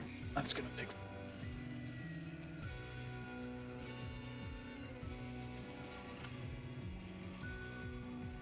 Okay, so let's try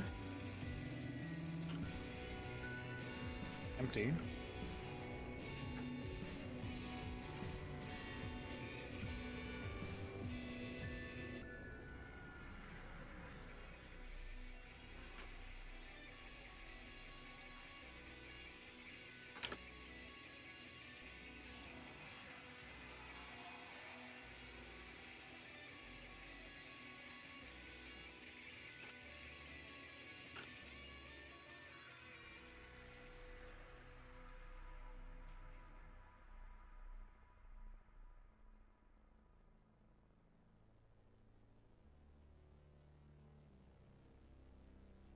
Okay.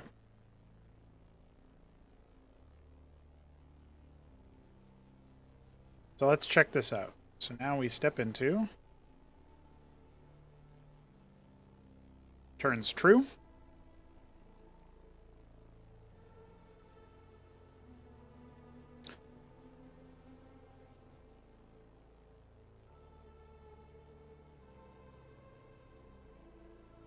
It's like this doesn't... Somehow this hook doesn't get called. I don't know what's up with that.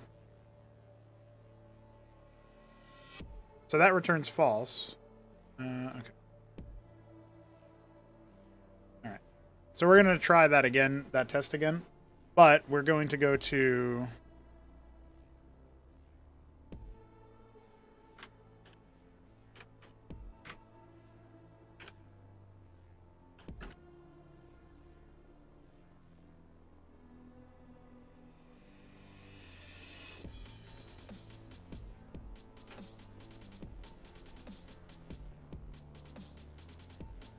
Alright, we're going to go there, and we're going to try that again. I don't know why we would need to sidestep the wrapper in this case. It doesn't really compute to me, but might give us some information.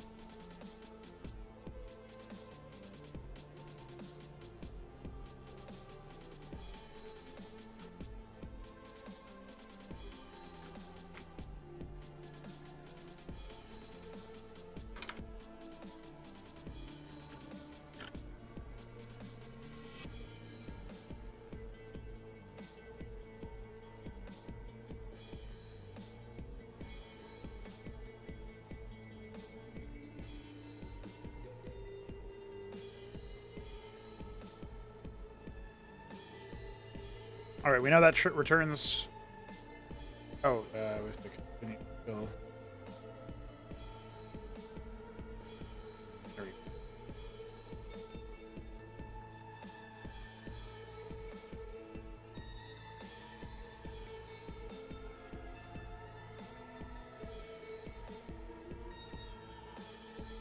Okay.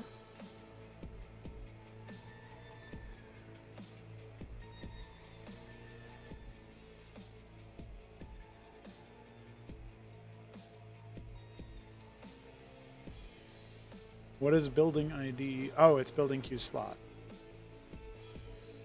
So for some reason, making it... Oh, okay, okay. So that kind of does make sense, actually. Again, I don't know why we couldn't see this information earlier.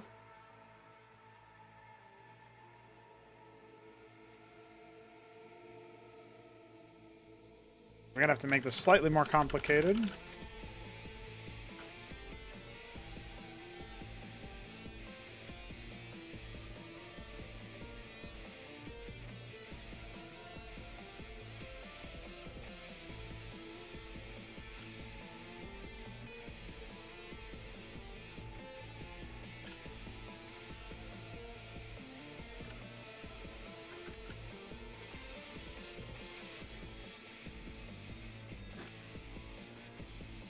Oops, I've got a second semicolon.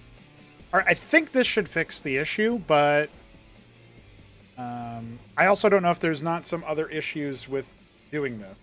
So what we're basically saying is that well, I guess we need to figure out where the ismorphing function is called. We don't care about anything AI related because they don't make Gosvaleths right now. Rescue passive, I guess it's fine. Sight range is probably a bug right now, so that's actually a fix.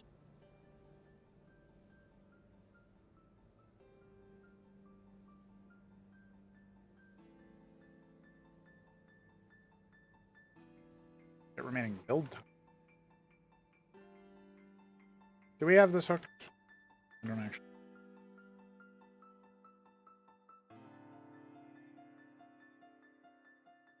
Anyway, I think it's going to be fine. The problem is that the building queue slot thing... Like, I guess we could fix this in a different way by making it so that when you originate from a Gosvaleth, your building queue slot becomes whatever your own ID is. It's turning into that. I don't know if that has its own issues, though. So... Apparently in unit morph inject we have it.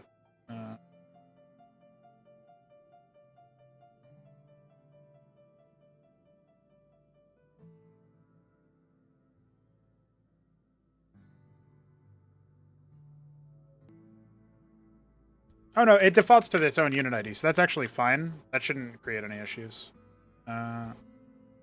So...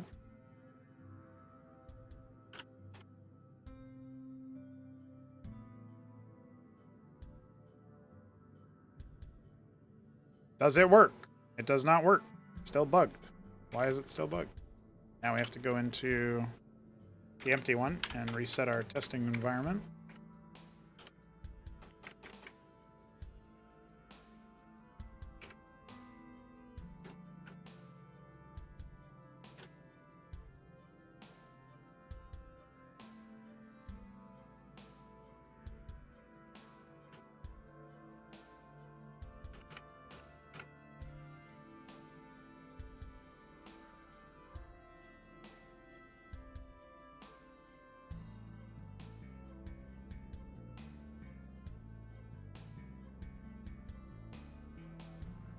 Okay.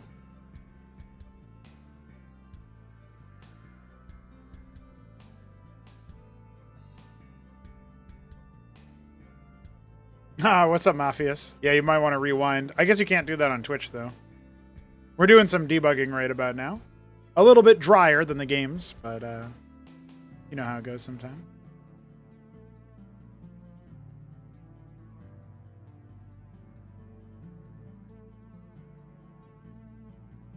Okay, so now we have this returning true.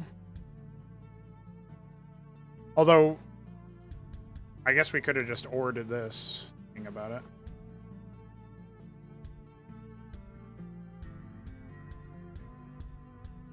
Oh, never mind. I think I misunderstood the assignment.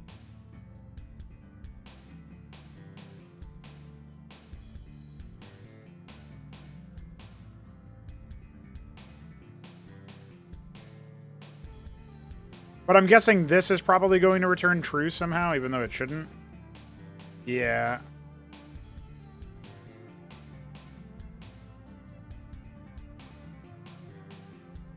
Because it's so annoying. So I guess what we have to do here is we have to do this. This has to become an even stupider check.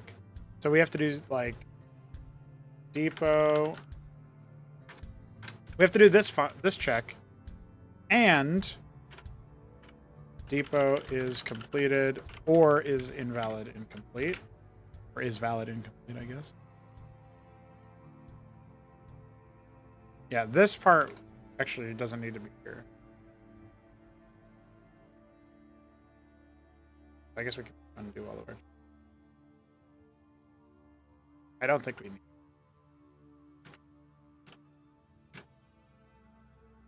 And then we go to harvest. Here.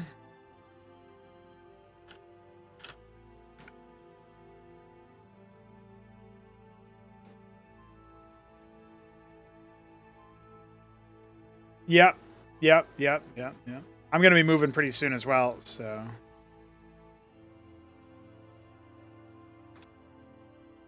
I'm going to be right there with you.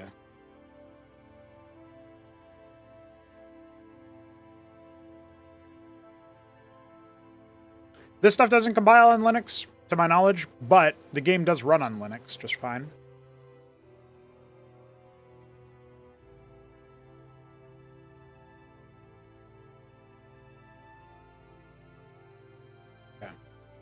So hopefully, when we test this again, it will actually do what we want it to do.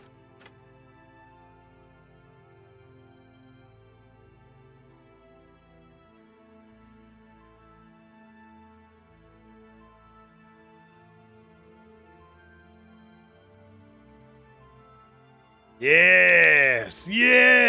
Take the long way around. All right, I think we fixed it. I'm going to test on release to make sure I didn't break anything else in the process, but that should have fixed that bug.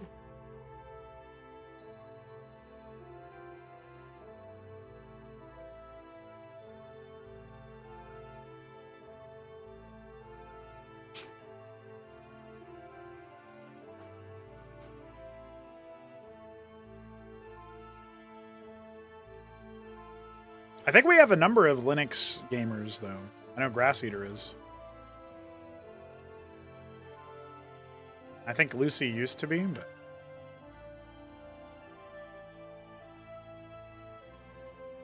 Alright. So the other thing that we're going to need to test for is, of course,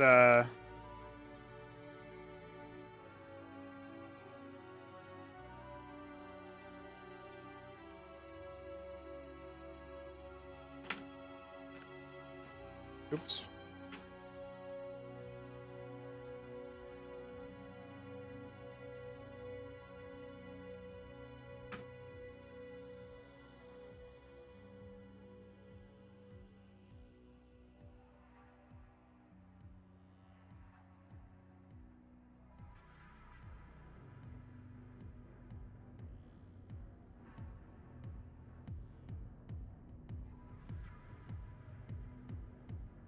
Okay, so you can still return to this.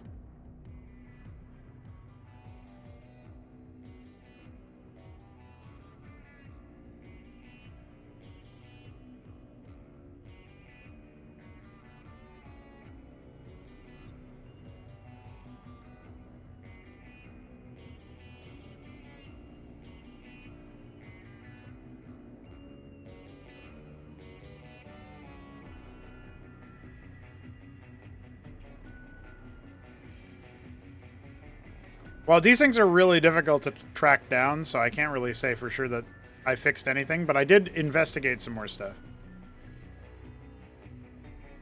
I was working on that yesterday for a fair bit.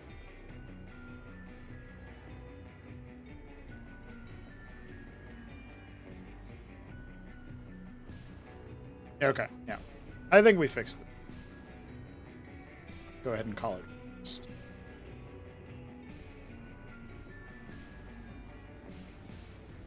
The only new logic that we added only applies if the depot isn't completed. So I think this will actually, yeah, there's like no chance that this could even have a bad problem or anything in any other way or capacities.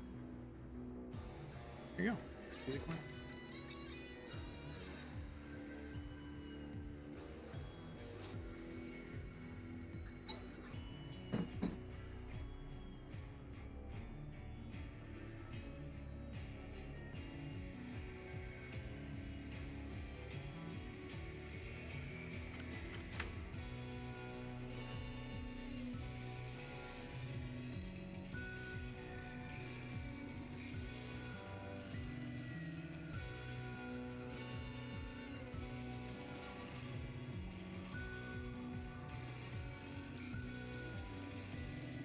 So this function, or this set of memory patches here, is some reverse engineering that allows us to select more than 12 units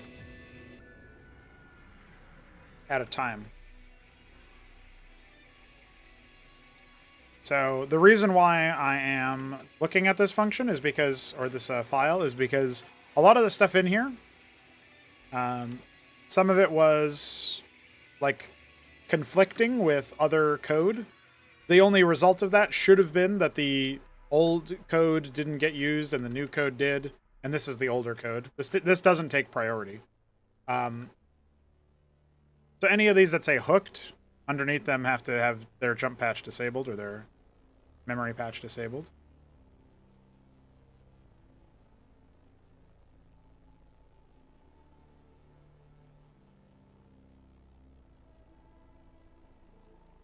But the other thing that I wanted to do looking at this is check to see if any of them were also shown or used in another plugin, because then we could have competing hooks, and some of our changes might not be being used at all.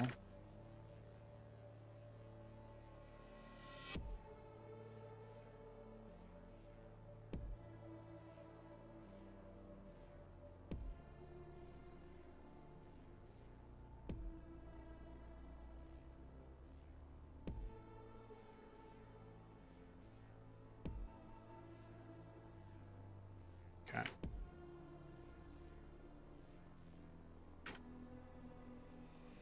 Yeah, usually if you're looking for some sync issue, it's something super, like, buried.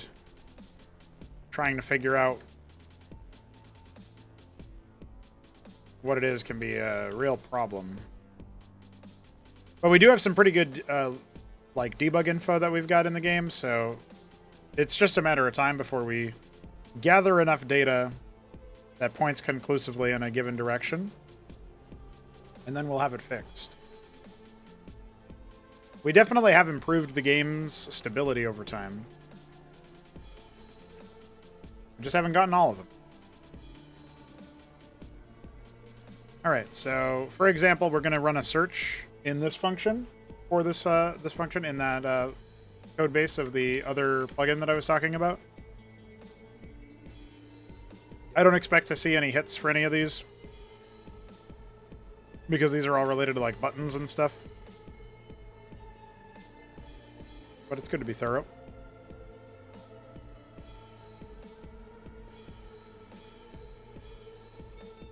And basically what we're looking for here is if we do find any hits, sometimes it's just them, the plugin loading the files or the whatever from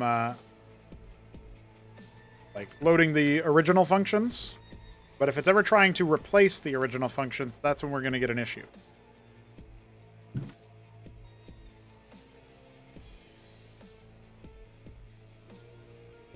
Like, these are super niche functions that I really wouldn't expect to see anywhere. Oh, but here we go. So, in this particular case, this looks like it is a function. Because up top it says function. However, if we were to... let's see. If we found any and we scrolled up and we saw hooks, that would be a problem if it wasn't disabled. So that's like one example where of a hit that we're looking for. The kind of hit that we're looking for.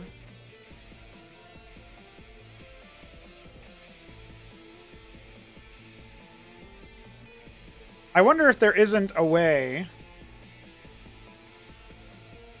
There might be something that, like, somebody could do to scan the code base of any active, like, injected data files that or code files that actually hook functions in GPTP, which is our main plugin here. No relation to ChatGPT. And compare it to the code bases that we have for the other plugins, because that could also be an issue. Usually it just means one function won't be run ever. But finding conflicts like that is pretty good, especially if it's referencing something related to, like, hey, this means that you don't have as many, you have a greater unit limit. You can make more units before the game says no more units. So the entity limit is higher. Like, that's one example of one of the things that we have that's like the selection extender, the in-game unit extender. Or entity extender, I should say. And there's technically a bunch of those. There's one for bullets, there's one for sprites, there's one for units, as mentioned. Like, here we go, we have this one. We scroll up, and we see it is... Oh, this is part of hooks. But let me take a look at it.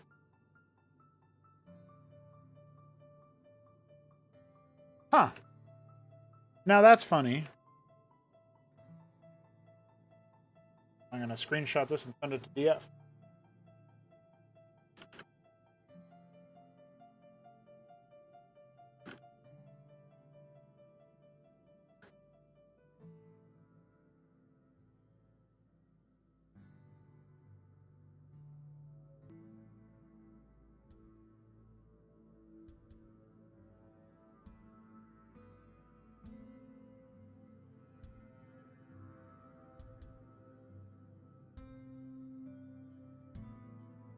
It's 4K lines to extend selection? Yeah. The problem is that we have a...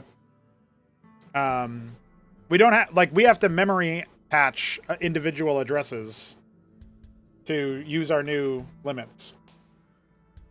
So...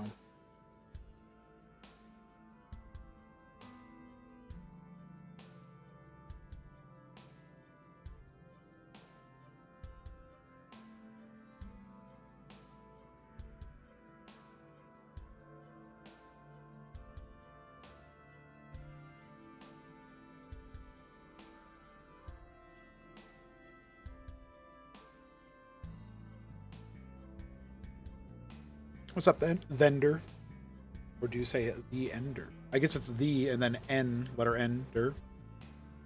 No, Blizzard did not share the source code. That's precisely why we have this memory hacking operation we got going on here. Where we're basically using the assembly dump, and we're reverse engineering the code based on that. One of the main reasons why the project has taken 8 years to get to the stage that it is in. But we've used that to refine the design of it, so it's not like it's been a waste. It's just been more arduous than maybe we would have liked it to be.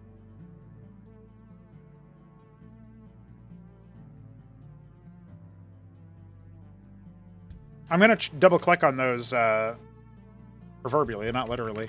The focus, I'm going to focus on these two that we saw that we're not hooked here. We're not injecting here, but it's hooked in our other plugin. That's a doozy right there. It would seem really unlikely to heavily show up, but it's still not a good one. I guess I could see it actually being a problem thinking about it. And it's really funny because if it is a problem, it would make sense for it to be like Ultra, the Chilean Terran. He said that he thinks that the desync, or as he just calls it a bug, which is fine. You don't need a technical background necessarily to report on bugs. But he's like, maybe it has something to do with the Talos. And I don't think it does. That's our advanced worker for Terran. Flying worker for Terran. I don't think it does. But if it's something related to accessing the basic or advanced features of the...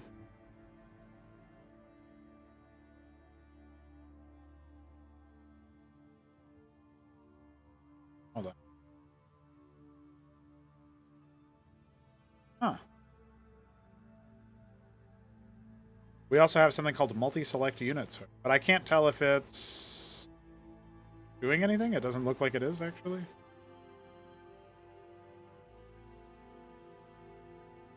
How is this even... Does this compile?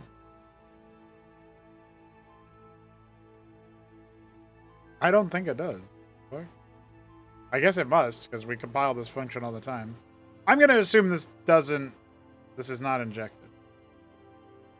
I think this is technically the code injection in Rust. It's such a... Does not work for this. What's up, Lundier? What's the news? I'm just looking at some potential desync causes. Nothing too crazy.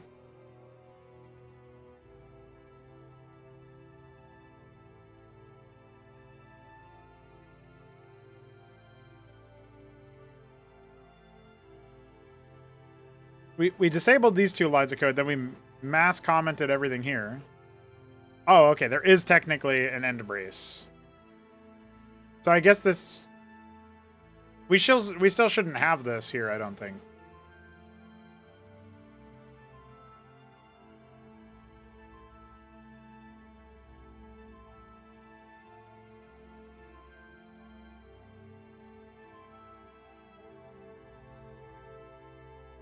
But I think this technically is what gets rid of it. I don't know. We have to then search this in all cases. Okay. I don't think it's... I don't think this is active. But we'll see what it's like when we disable it like that. Anyway, that's not working. What's a desync actually? One player sends commands and the other player cannot replay or something. So basically functionally what happens is that there's a point in time where the client's states diverge. And the case that happened between Boneth and Ultra was when, like, the exact unit that was desynced was a Pariah, which is a Protoss unit. And that unit for Boneth, like, acquired a target that it couldn't reach. Think StarCraft 1, TVZ, Medic Wall, and Ultralisk. And an Ultralisk trying to attack a Marine, and it just can't ever attack it. So it kind of like spins back and forth, helplessly trying to path. That's what happened to this Pariah. That's what I think happened to this Pariah, based on the footage that I saw from Boneth's stream. I was just looking at the minimap at the time. But that's what it matches. And in the rest of the clients' games, which we were all still synced, it was only Boneth who desynced. Ultra, myself, my other observer, Neblime, we all saw the Pariah just get hooked onto a unit that was in the front, like attack order, aggro a unit. In the front, it attacked, it killed a couple of things, it died, proceed as normal. That is the only thing that was initially different. But because the game states diverge, units are dying at different times in each game state. Therefore, the unit table internally is filled up with like units that are alive. Any dead unit is removed. The units that are alive have these corresponding IDs inside the table itself of active units. I select a bunch of units, and on your game, because you're desynced and you have different units in different spots, I'm not selecting all of the units that I've made since then. I'm selecting only some units, right? So that's what diverges, basically. So, like, I'm selecting and giving orders to 50% of the units that I could be, or whatever. And usually one thing to think about is that every unit that you've got, that you have right now that's active, is enough for, like, all of the units that you made at the time of the desync and before are fine. But all of the units that get made after that are not fine. Yeah. So the big problem is figuring out if the desynced pariah, in the case of the Boneth v Ultra game, was related to the pariah itself, or if the game had desynced prior to that and the pariah is like the first available symptom of the problem that we can look at. And I think I tend to believe that it's like, and by before I don't mean like minutes before, I just mean like it could be like literally a couple of nanoseconds before or whatever.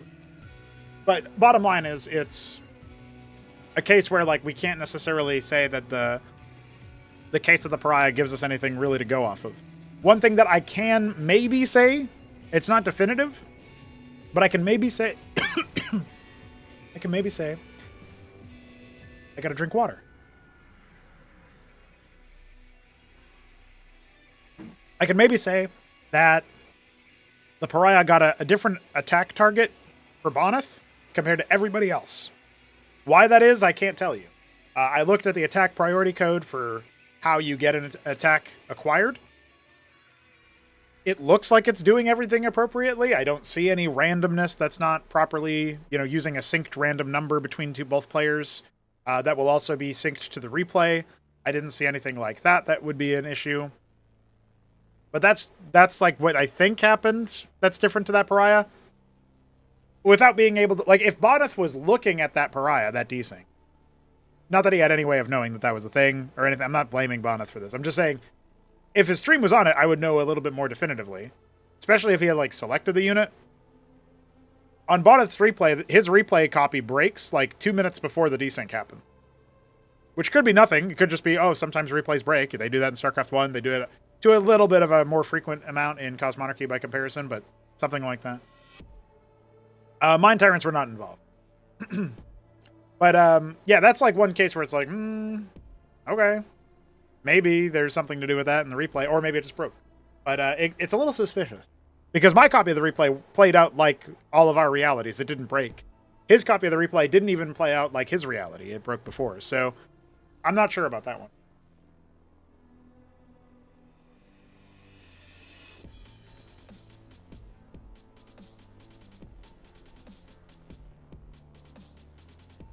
Right. We thought about floating point precision, and we have fixed that in the...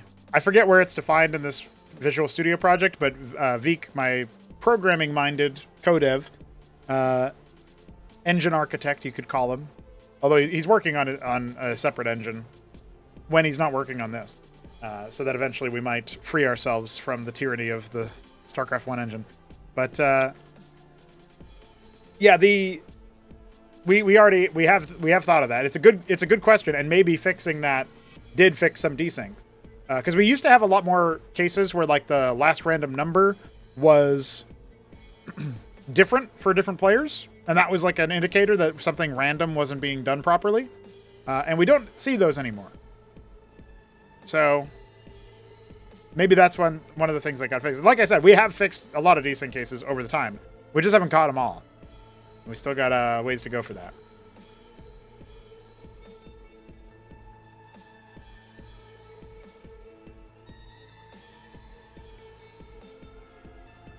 But that's your little crash course on what all is going on there.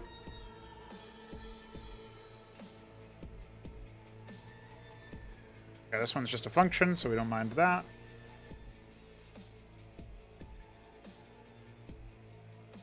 Friends don't let friends use fast math.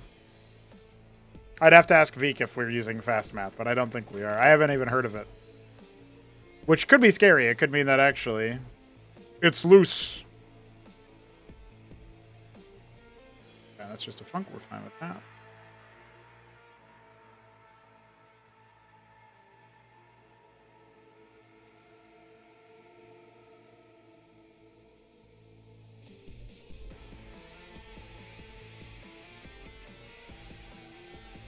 Oh. Get box selection is hooked in A's.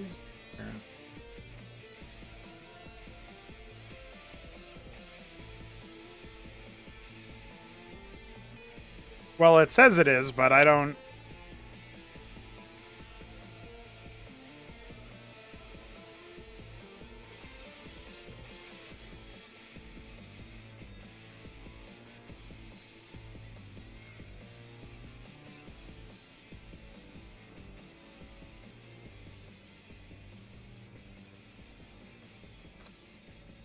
I don't actually see it.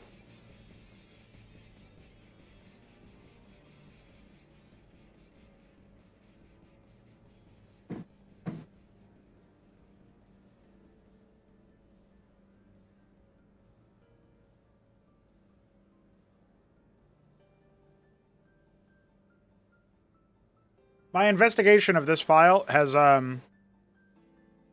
already found some conflicts, like I mentioned.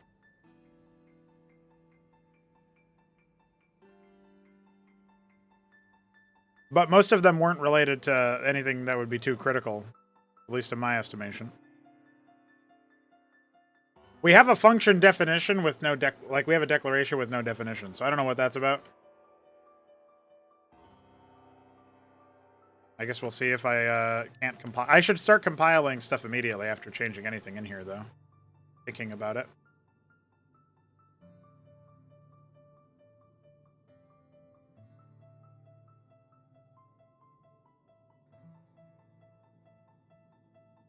Oh, I know what that is.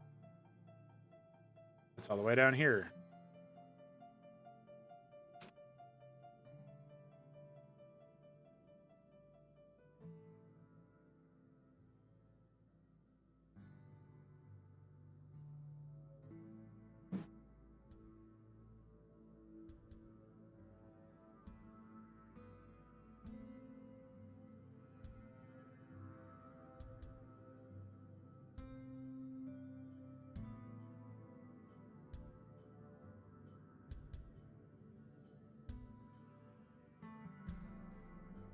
There's like oceans of dead code in that plugin environment, unfortunately.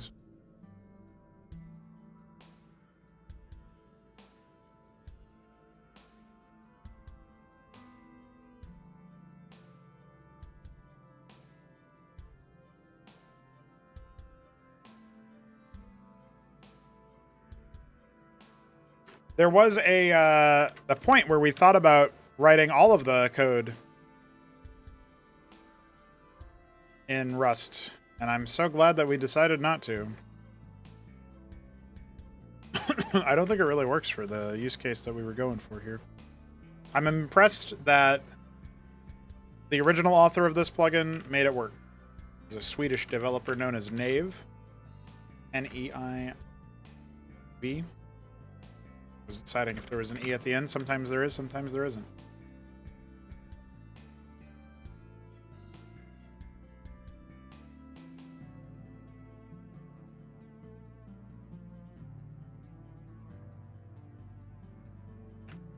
Yeah, I think the only thing that I'm seeing as a clear and present, obvious issue would be the overlap with the Terran, the Terran things, the building stuff. The problem is I know that can't be the only case, because in like ZVZ and PvP you can still have desync errors, so that's why I would assume it's something much more like specific. And I don't think you get more desyncs on average with Terrans.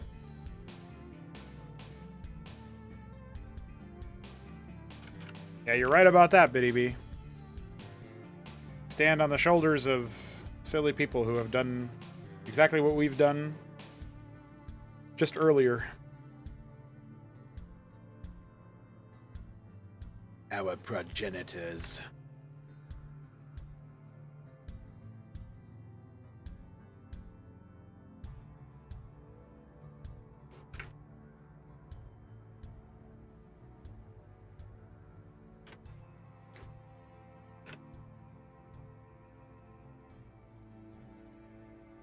We've got some pretty banging show matches coming up that I'm happy about. Also working on some single player stuff.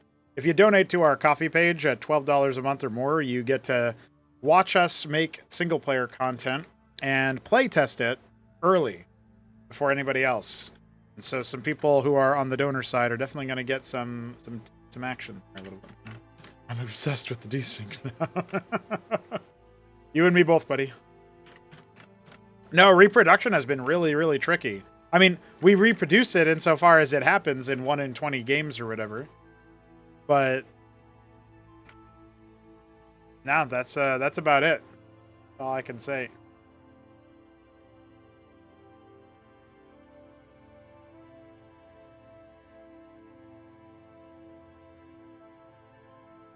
Yeah, it's a big not like this energy, dude. I'm gonna tell you that much.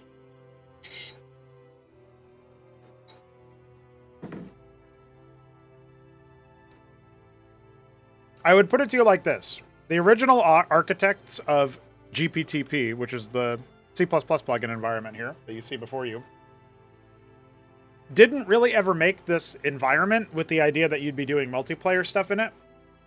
They only did it, like, you couldn't even watch replays until we fixed a bunch of stuff about the original code base. Like, it was just crashing when you launched a replay. This is like 4 years ago when we found that out. So the environment was mostly cordoned off towards single-player content. That's what people made it for. Single-player mods, you mod your campaign to be a little bit different or whatever. They started taking it a little bit more seriously later on, but by then we had already had our own fork, and a lot of the changes they were making were not our cup of tea anyway.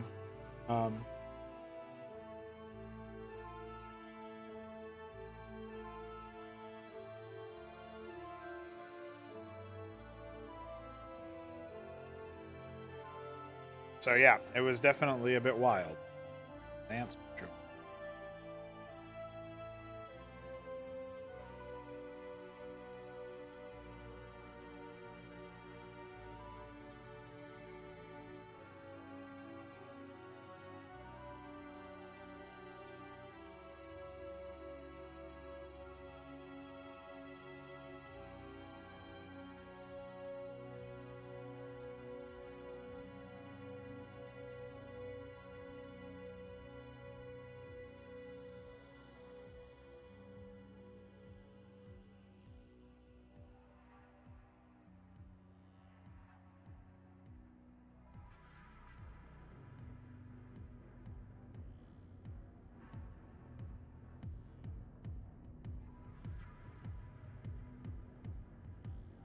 All right, our modified A's plugin is done. Moved it.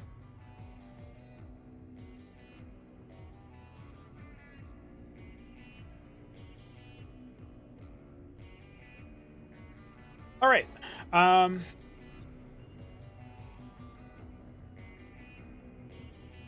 Well, I think we can say that we've done our bug fix for the day. And a little bit of a... Oh, yeah. I wanted to go back and do one other thing.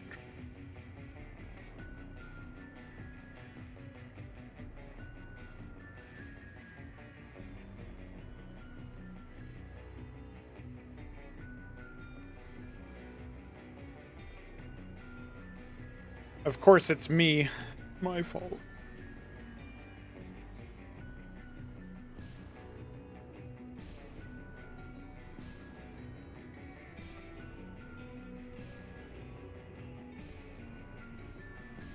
Okay. Well, time to compile that again.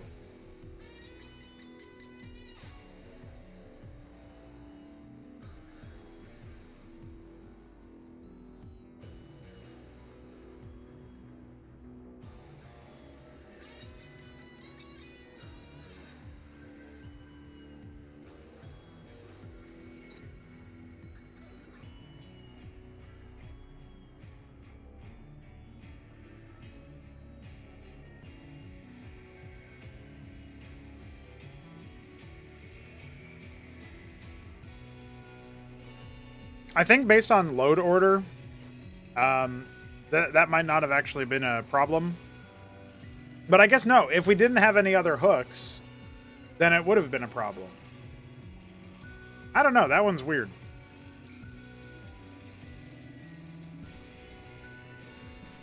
Also, it always takes like 2 minutes to compile this. I don't know why.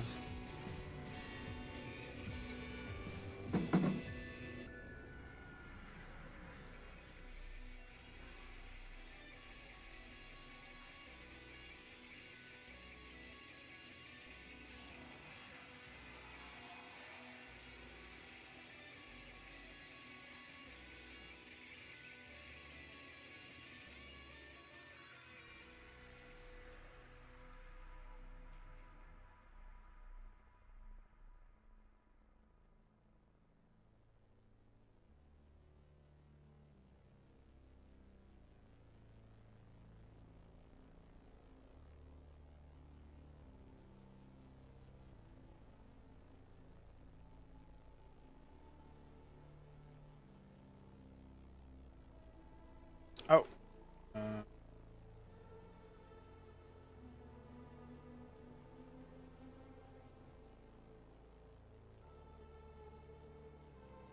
Could I maybe have some changes? A change log, perhaps, Git? Yeah.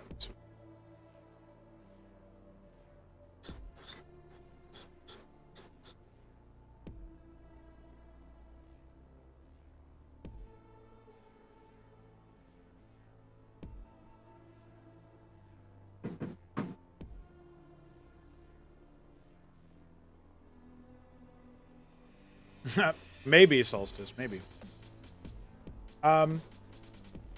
We write almost all of our code in C++. So, file. There we go.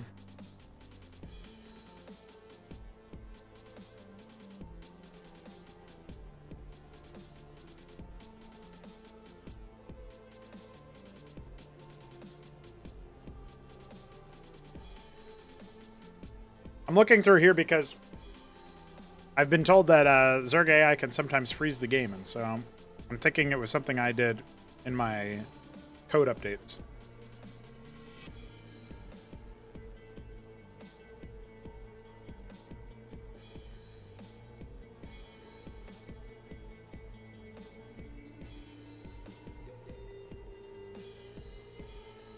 Anytime I see a call, like here, I'm going to be very dutifully checking about that. Or I guess a jump as well could do it. None of this really seems particularly big issue. Just updating things like this. Okay, here.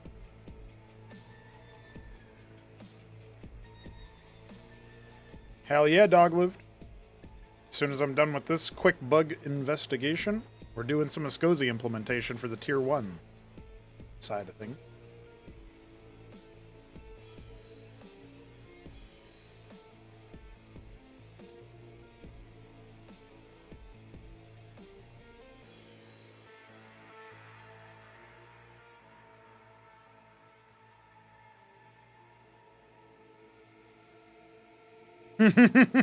Damn right. I've seen you play, homie. I know what's up.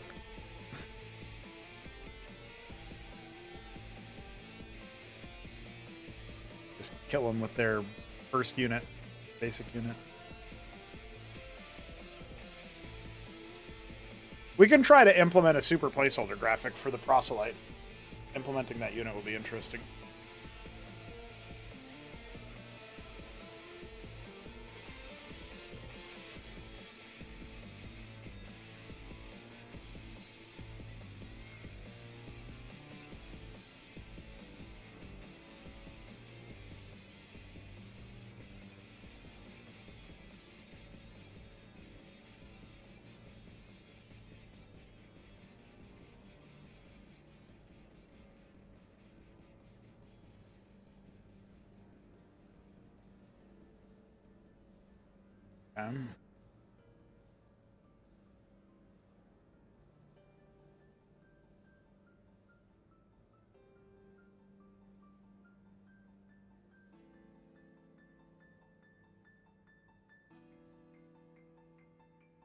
None of that was relevant.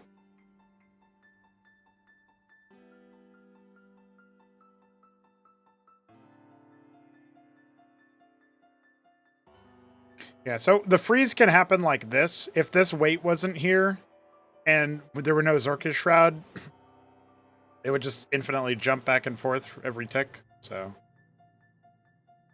we're also looking for stuff like that. See if we notice anything.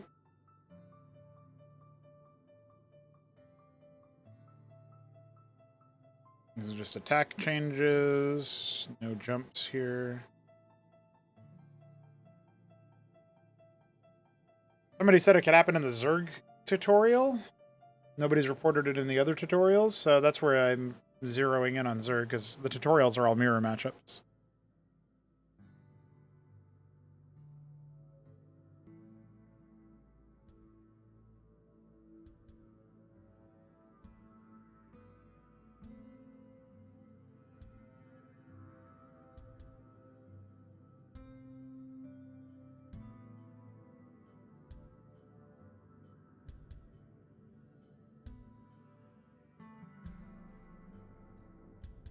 Yeah, we just return here, so there's no issue.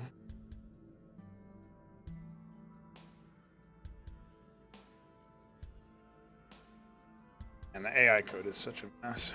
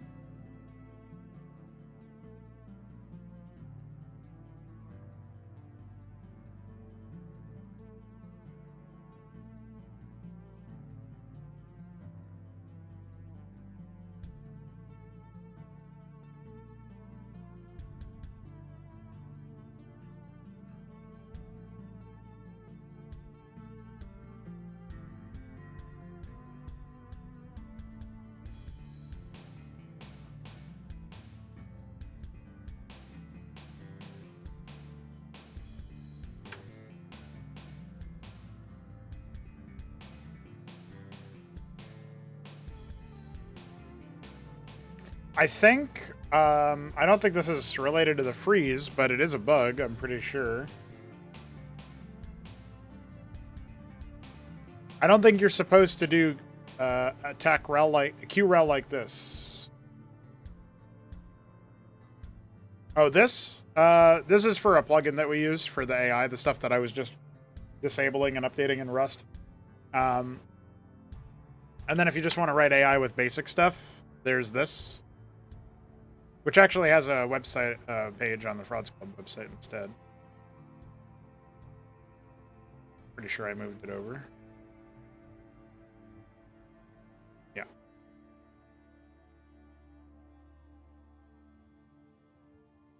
Oh, never mind. This is a starter guide. Yeah, this one. The extended AI reference sheet I haven't ported over, so.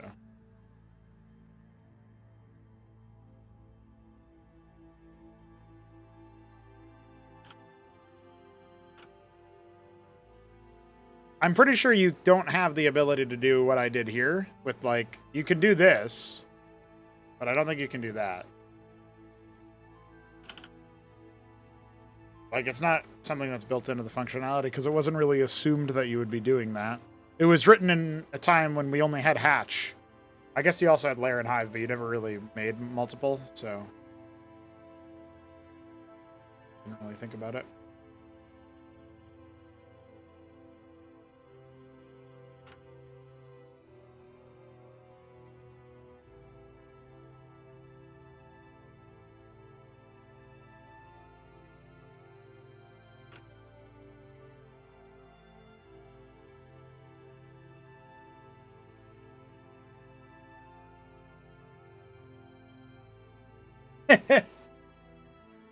Bitty B likes to get out of his games real fast.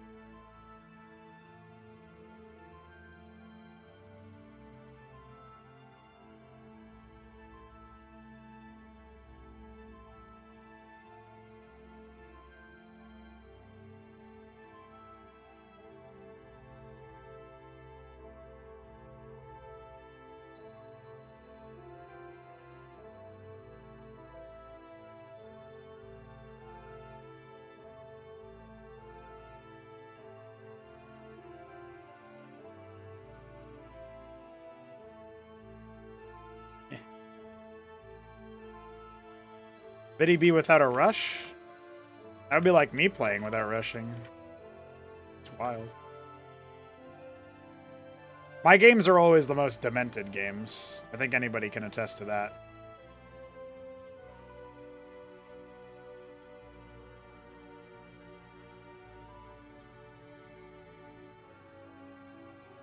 Like, you will play Cosmonarchy in a way you've never played before when you play against me. It's just absolutely absurd.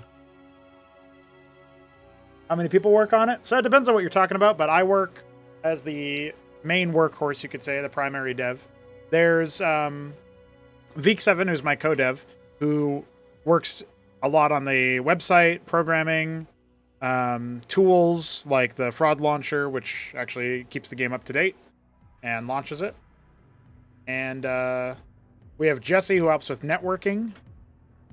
Veek and Jesse work together on networking stuff. And then there's also Solstice, who was in the chat earlier, who does a lot of our modeling right now, including some custom portraits. Very, very epic. DF helps out with a lot of programming tasks and debugging and stuff. He's also done some modeling, like he was responsible for our ion cannon model.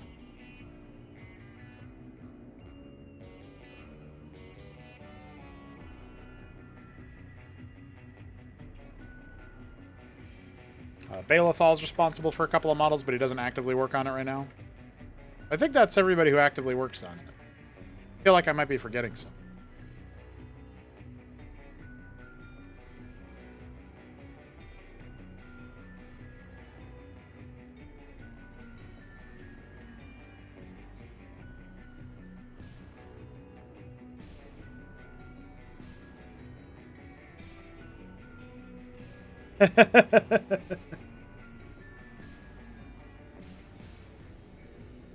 I really liked when I kept having to on there was a game that you beat me, Bitty B, and it was like I said like map imba at the end because I couldn't drill onto my mineral line to stop your units from attacking my workers.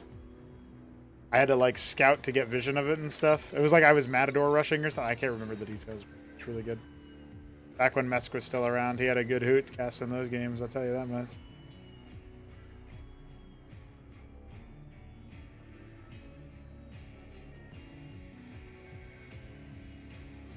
Oh, I see.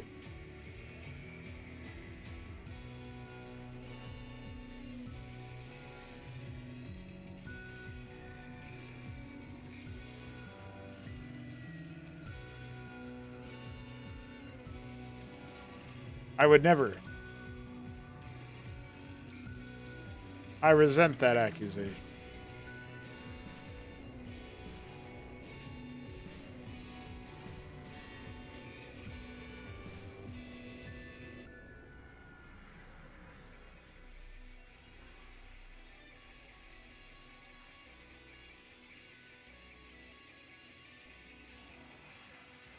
I try my best not to get upset at other people for using bugs, because, like, in the game, you know, whatever. But I definitely wouldn't want to use it myself.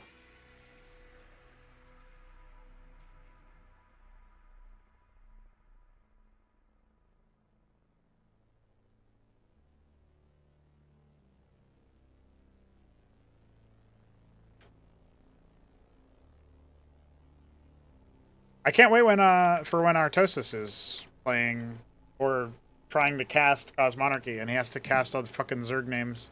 I hope Goku just keeps telling him the Zerg names are easy. They follow this internal consistency. So good.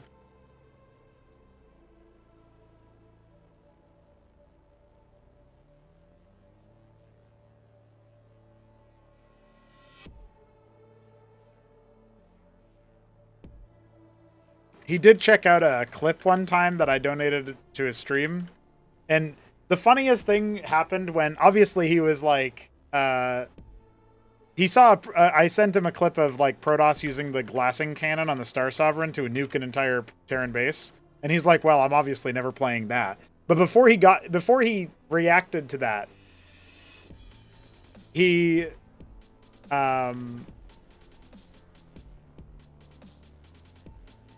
he saw that I was talking about clerics instead of medics. Like he heard me say cleric, and like click on the medic model, right? And he's like, cleric. That really got to me. For some reason, that was really funny to me. Like, why would you call that a cleric? It's a medic. Like, true. Like, honestly, not an incorrect reaction. Just funny. That was what he like clued into, you know. He's already given me a great memory, and he hasn't even played the game yet.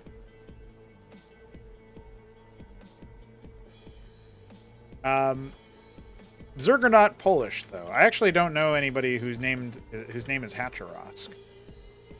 But they have like suffixes for their names. That's what I was referencing when I said they follow this internal consistency. It's on the FAQ. In fact, I think it was piano. If I do this, piano told me to add the link. Hopefully that's sent. I can't check.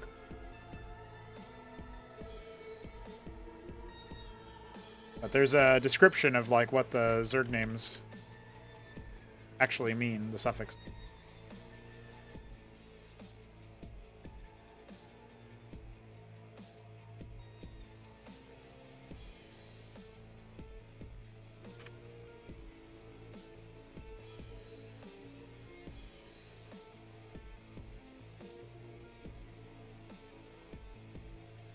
I was in a short talk with Tasteless, because we were going to do an interview at some point. He has been too busy these days. I know he's got that Starcraft 2 thing that he's been working on. But I was kind of like, it didn't necessarily surprise me, but it was still interesting to hear, because I mentioned that like, oh yeah, I developed Cosmonarchy and stuff, and he's like, oh yeah, I know what that is. I was like, oh, okay.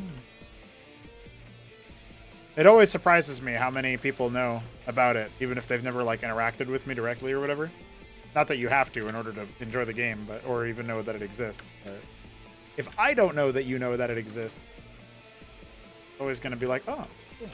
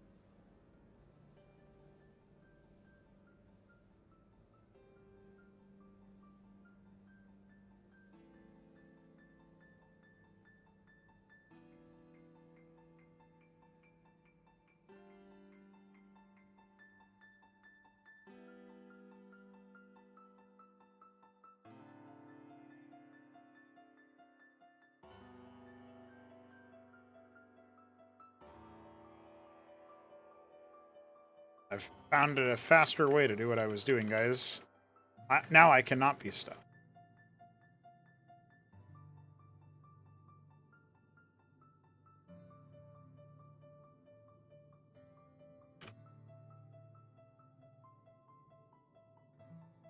It does require me to get a little bit of carpal tunnel. That's okay.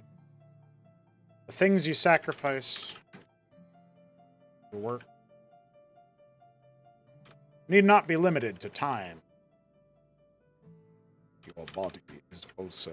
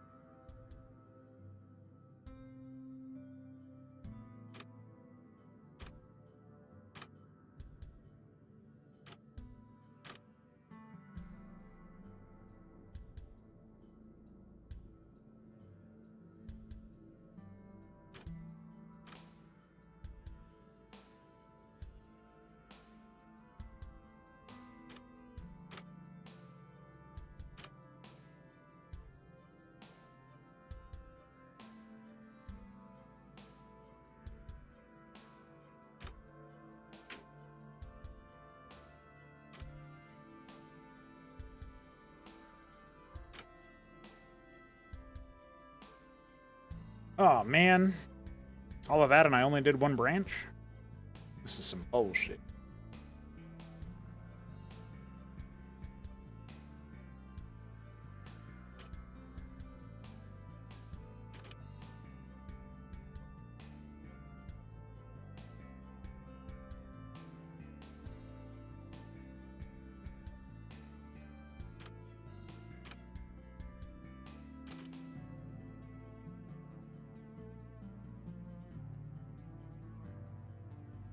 I really don't think this could have caused a freeze, though. Like, I would have thought maybe it would print out an error. Maybe it just wouldn't do anything. This will probably improve the Zerg AI, but...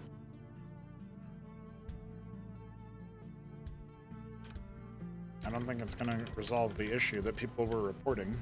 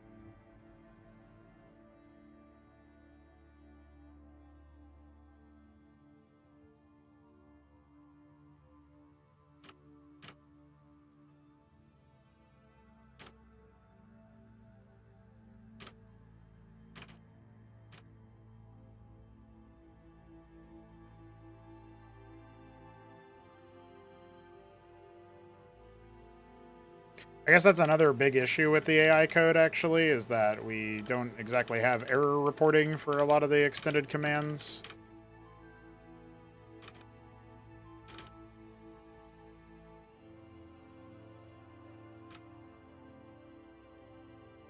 You get into territory like this where you have to refactor it differently than you thought.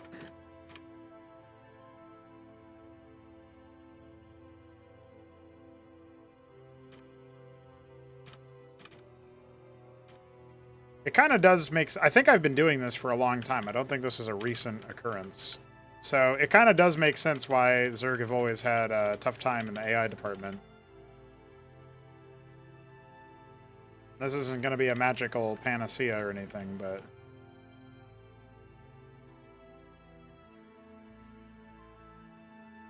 it'll be a pretty good one. Regardless.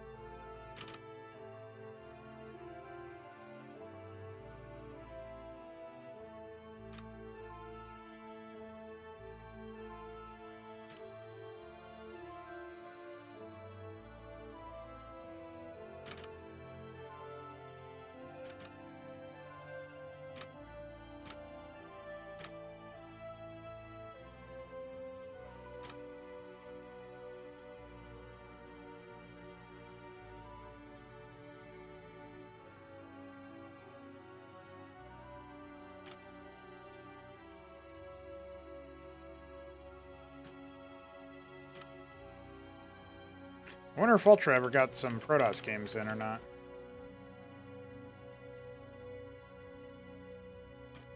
That'd be a fun stuff to cast later.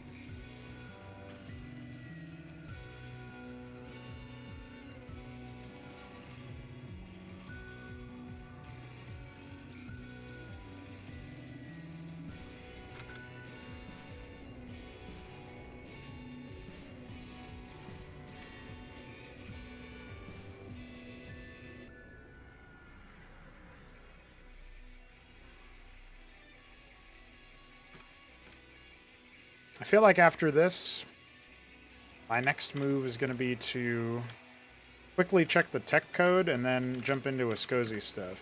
Because that's what we're all here to do. This is just a sideshow.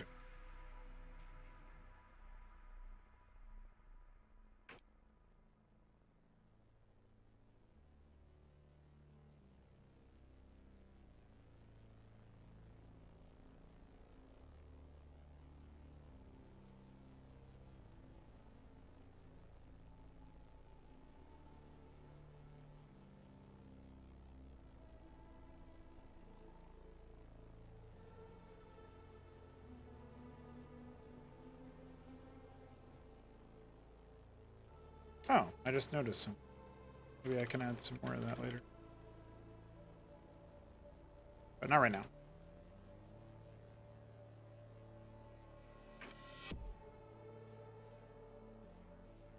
There's like a logic to make the AI attack with only air units, or that's supposed to be what happens, but it looks like I forgot to hook it up to every single file or every single potential unit that gets added.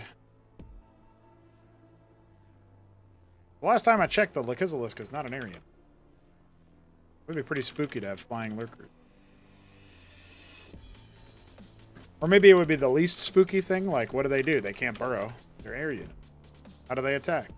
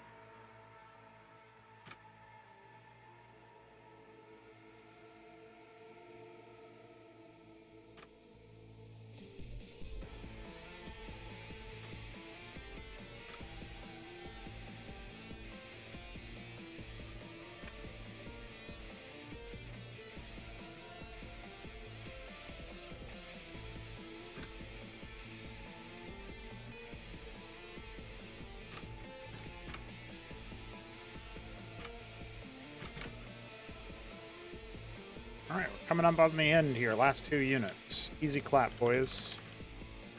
Totally didn't take way more time than I thought.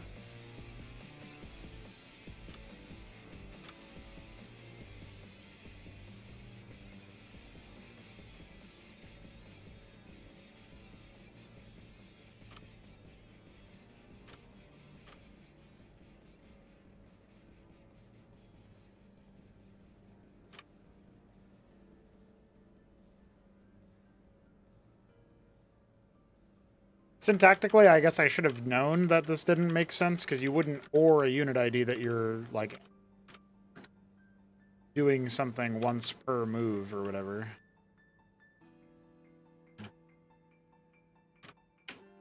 Alright. Let's check that tech code that I mentioned. We'll scroll down to the end here, make sure we're not missing something. Okay, yeah, looks right. Tech, Uzos. Okay, so as you can see here, we are jumping to certain functions or blocks of code based on what we have here. If we have a Quasith pool, Vornath Pond, or Calculator Lake, we skip that. If we have a Vornath Pond or Calculator Lake, we skip that. Yeah, this is another case that I saw that was a bug, so we've fixed that problem.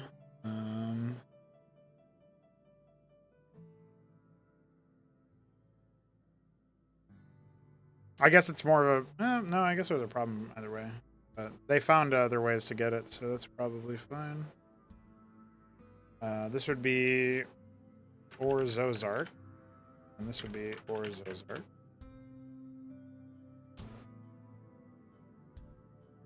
Healthist Mountain doesn't exist anymore, but we can... whatever, it's not that big of a deal right now. Okay. So... actually, maybe it is a big... they might get a request for a unit that doesn't exist and they can't make it, so... never quite...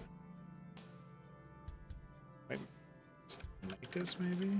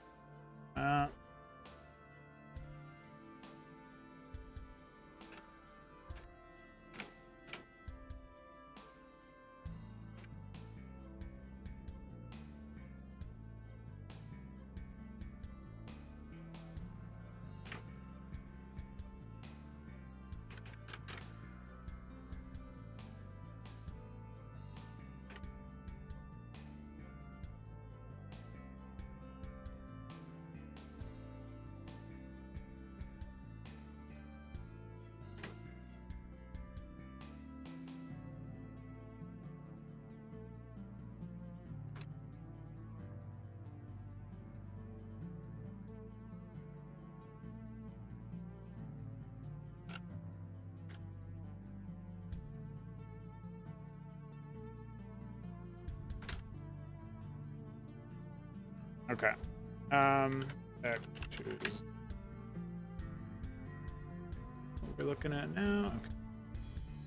So yeah, we've done all of that. We jump to blank return each time.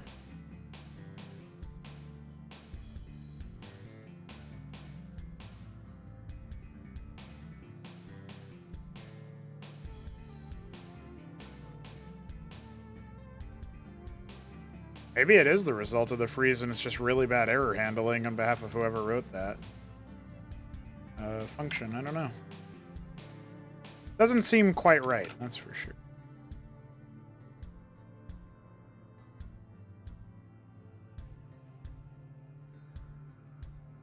All right, so we're going to go ahead and sync our changes. I guess we can just copy the folder to the queue folder. Go ahead and get status ourselves. Oh, I think we have to reset, actually. Set hard.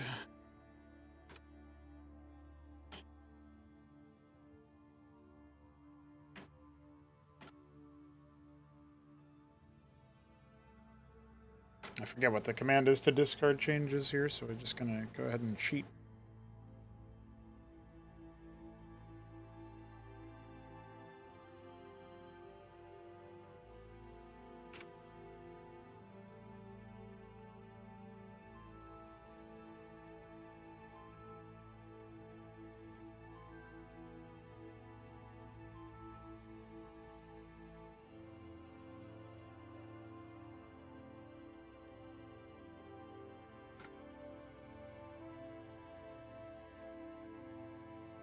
Is that a fucking crow?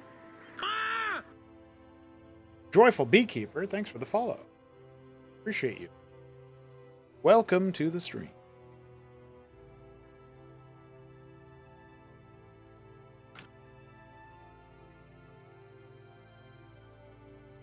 Is that a fucking crow? Ah! And Xandromeda 999, thank you as well.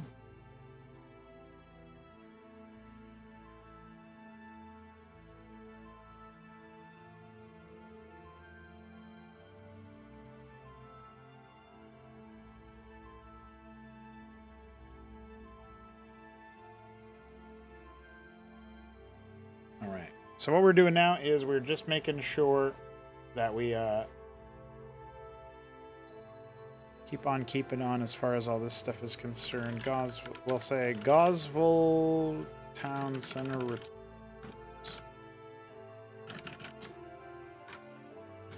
See what we can come up with here as we check our changes. Yep, I think that's pretty much it. I don't want to get ahead of myself and say, oh, Daddy, I fixed all of the desyncs. I don't think I did that, but I did do some changes there, so maybe somebody will give me some information about that later when they play. So we fixed that problem. I'm going to go ahead and ping Art of Turtle. The town center return bug is fixed. Okay. All right, and that is a wrap on that. Let's go back to the Ascosi. So for the Ascosi, I have an assortment of graphics here that I've prepared. So I think one of the first things that we can do is we can I guess we might not actually have the images TBL entries. Let's see, Arch Chantry maybe. There we go. I guess we should just find all of the Ascosi. We got Landlocked, the Rubbles. Oh, we're actually small.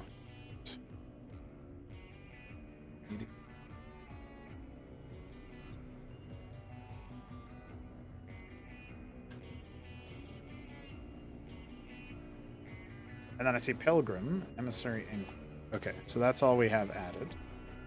All right, so now we're going to start adding some more entries for our fourth race here. Siam, Scozy, Arch. Oh, we don't have shadows for this. Oh, do we have the Vicar? I think the Vicar, if I'm remembering correctly, is the old Golem graphic, right? Oh, it's the old Idol graphic, but the Cardinal is the old Golem.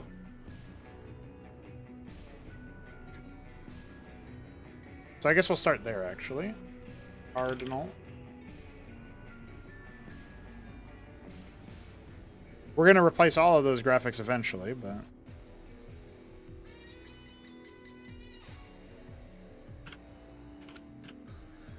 I'm sure I hadn't already added those.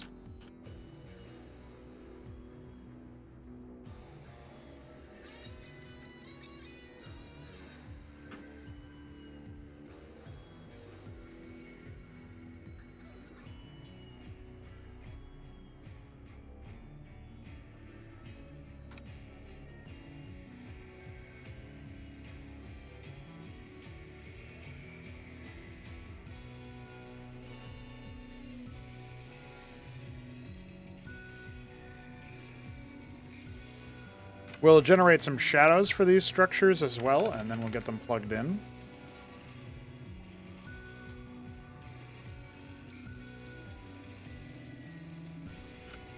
Oh, I guess we're going to need Chantry.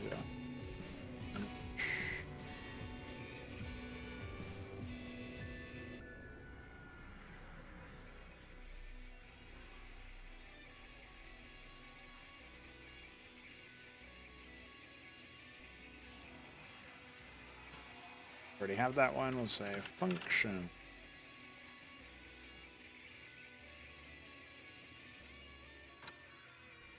They're after us, lads.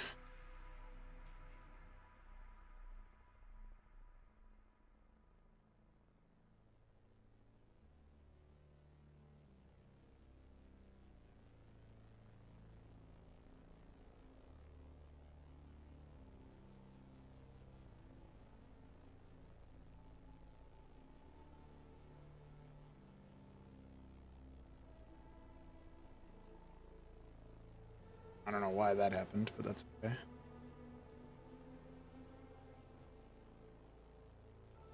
Alright. This will account for all of the graphics I have pre-selected.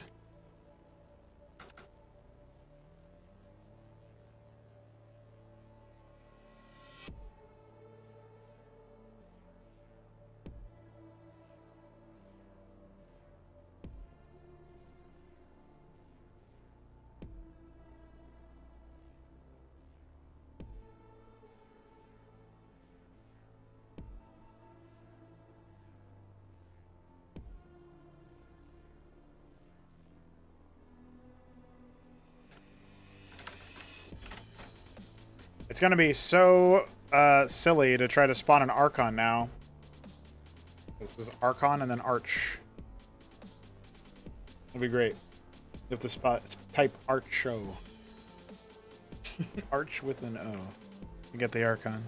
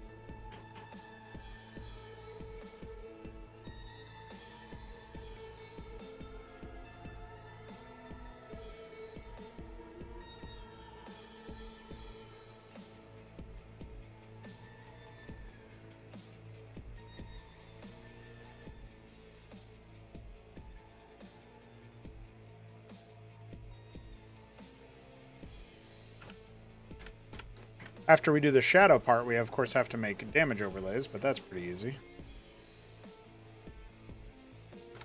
Oh wait, no.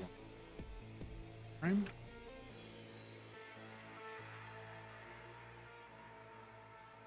Chantry.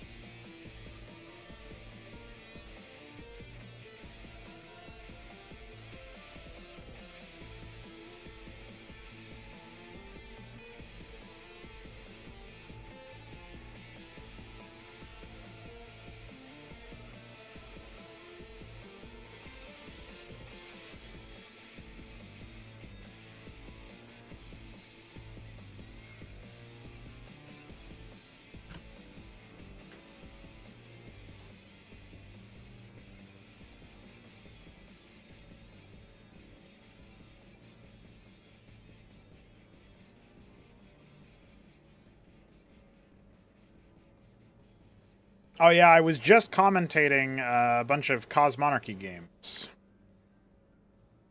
So that's why I haven't changed it. I don't think you can be in two different ones at once, right? You gotta pick and choose. We are doing all kinds of things here, though, that's for sure.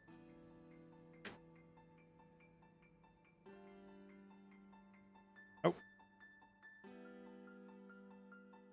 Should not put it that way.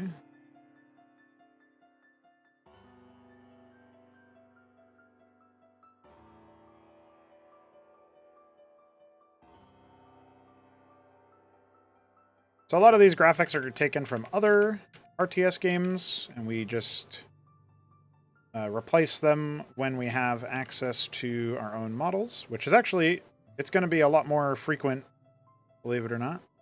Oop, I don't know what I just did.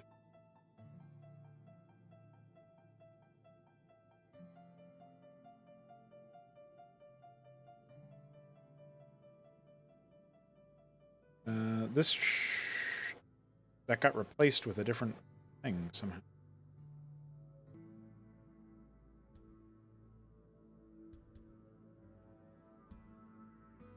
Okay.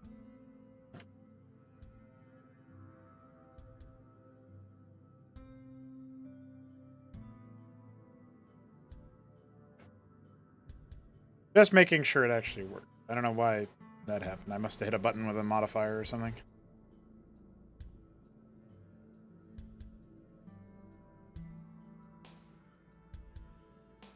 I guess I should look into seeing if, like, keyboard ghosting is an issue with the keyboard that I have, or if it's some software issue instead, because I am noticing that sometimes that happens. That's good enough for me. Placeholder is going to placehold. You know how it is.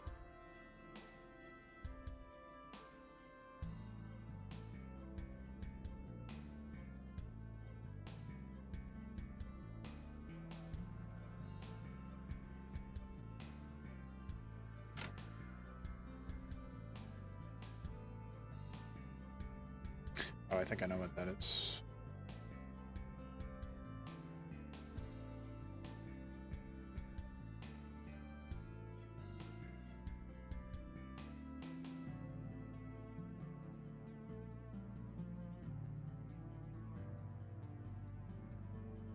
Oh, no, not what that is.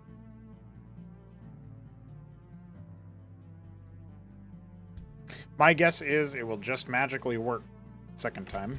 The second attempt. Yeah.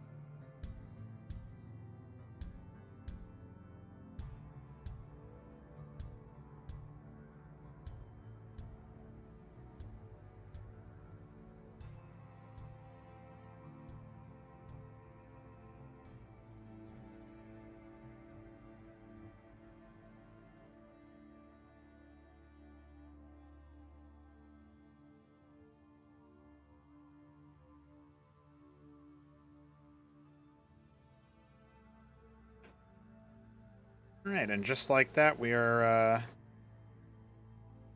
So I should close this. Do we have anything else to do? No, just the damage overlays now. Again, we're going to grab the Terran stuff at first, so that we have the right coordinates. Basing the Escozi a lot off of Terran for now. When we do Blood Summon later on, we'll probably base them a lot off of Zerg. I don't think Kogri will be based off of Protoss. They might just be based off of Terran as well. Oh, it's sorting by file type instead of name, so... This... Mantis probably fine.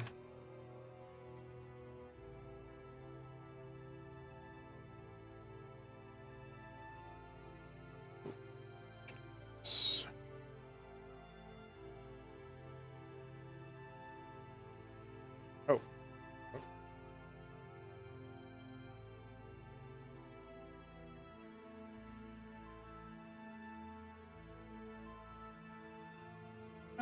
Might be able to grab this later.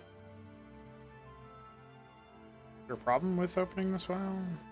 No, this one worked.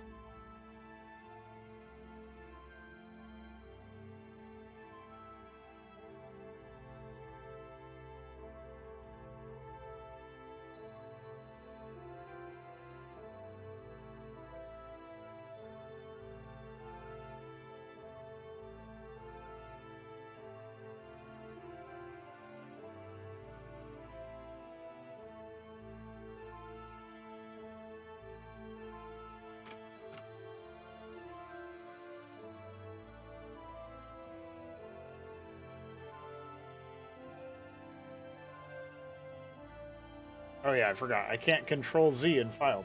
I haven't reached that feature.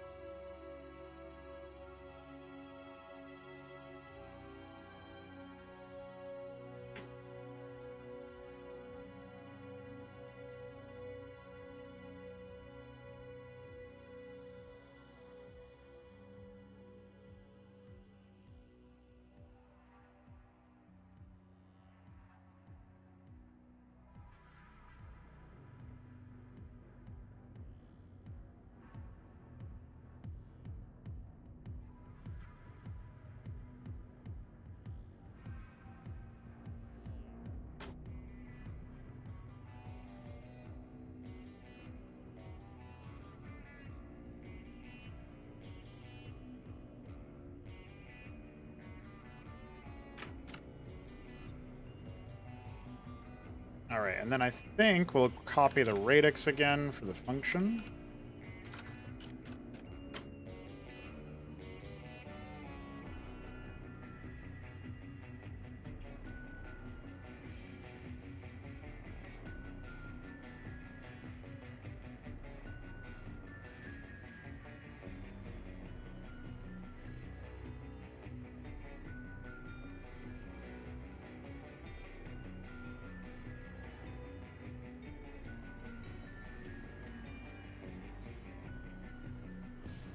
All right, very nice. I think that does it all for the graphics that we needed to add.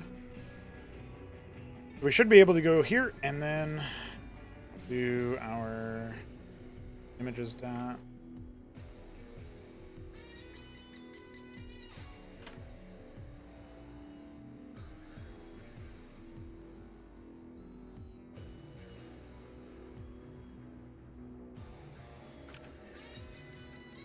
Architect, archives, patriarch, Scozy arc. Just kidding, it's arch. 7.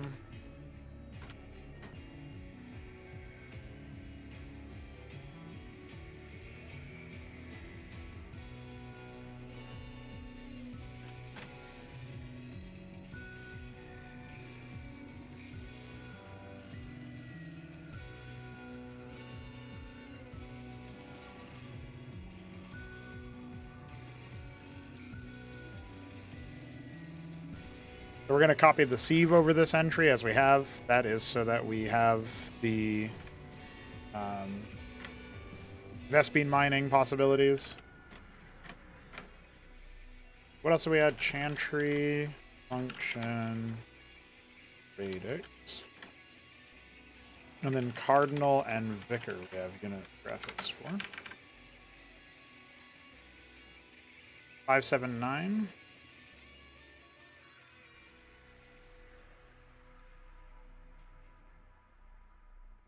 Do the same thing here. Arch, chantry, function, radix, cardinal, vicar. This is 1022.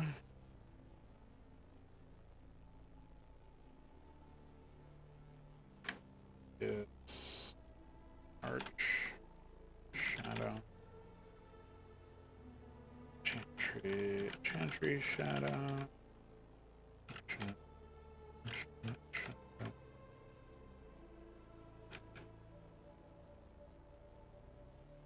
I have a couple others.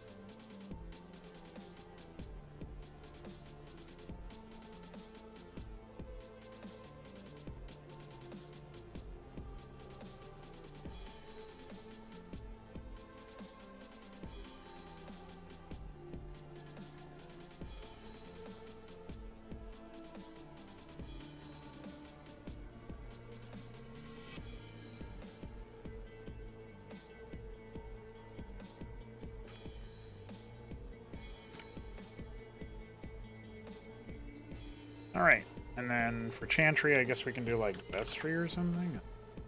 Doesn't really matter too much, I don't think.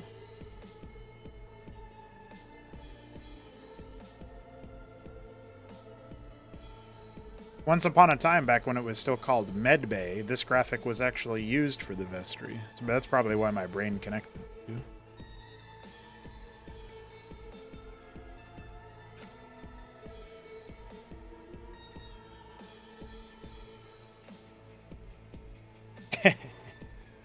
You're right about that one, Cauldron.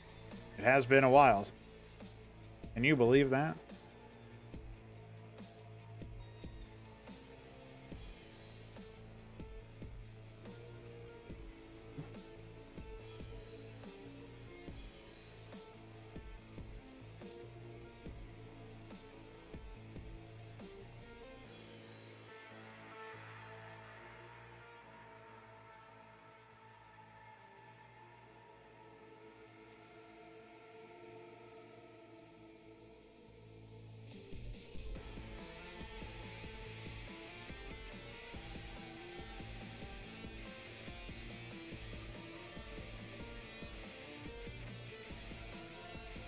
Food prep is good prep. You, in fact, only need to change one letter for it to be good prep. Ooh. Prep.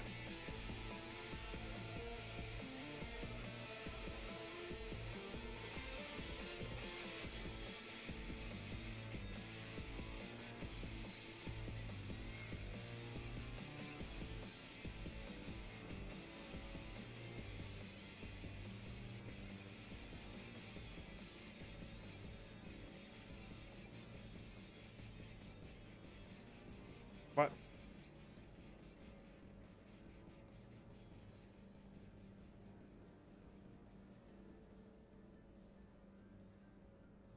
What?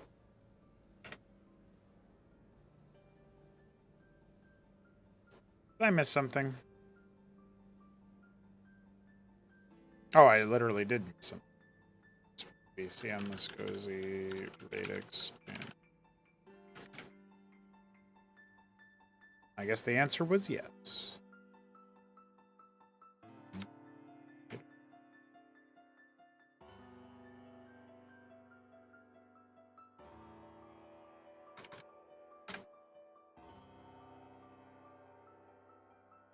That's okay, so that's your good prep.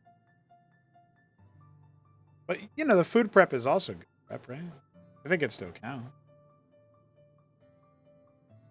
Thank you, thank you. I'm actually finishing up here in a bit. I'm just implementing a whole bunch of Viscosi units real quick. Casually. Just add some fourth race real quick, you know. And then I'll be getting ready to do the rest of my stuff. Got laundry I gotta swap over.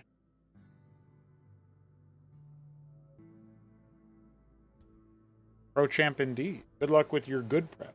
Hey, what's up, Mafias? Movers just delivered all your stuff? Hell yeah. I think we call that a victory.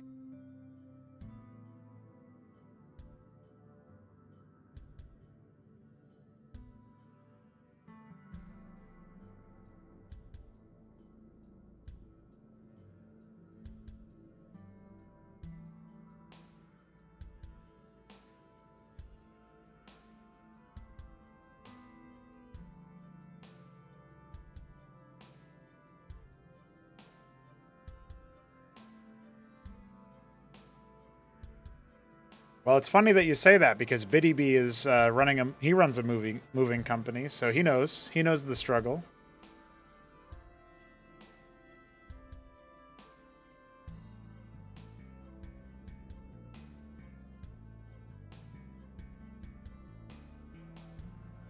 Yeah, Biddy B he's one of our chief sponsors for all the events that we run, and he runs a moving company, the pickup partner. Shout out.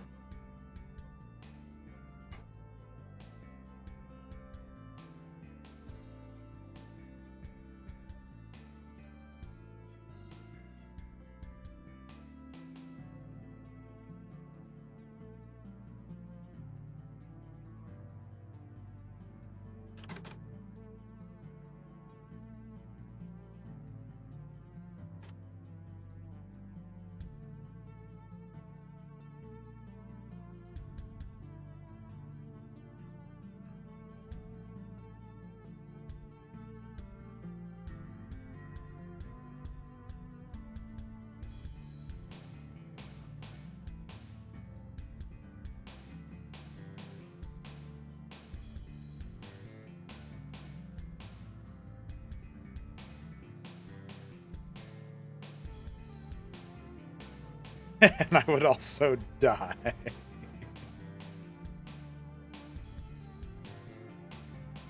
I've done my fair share of manual labor. But I respect the, I definitely respect those who do it as their profession. That's gonna hit different, you know? All right. We've got all of our graphical pointers set up here for the sprites and trees.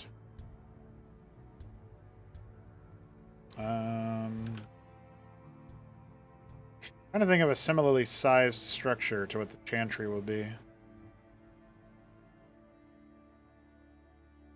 Maybe that's it.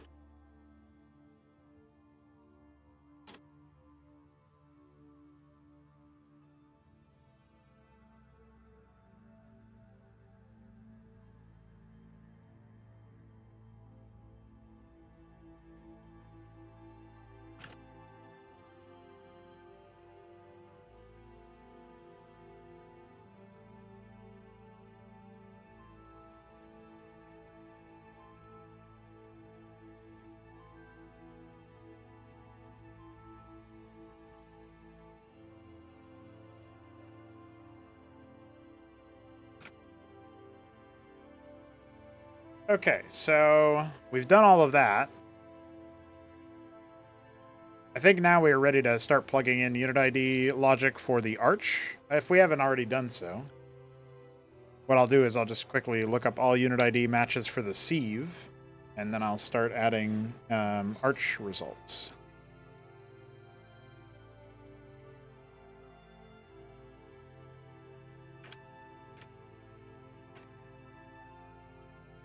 Like so.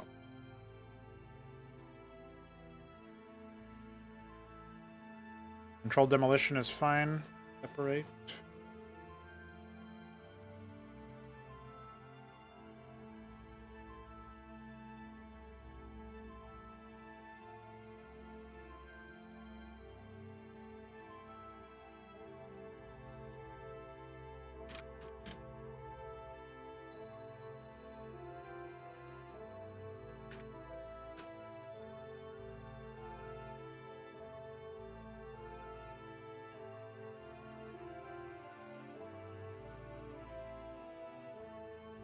I don't remember why we had to add that stuff there.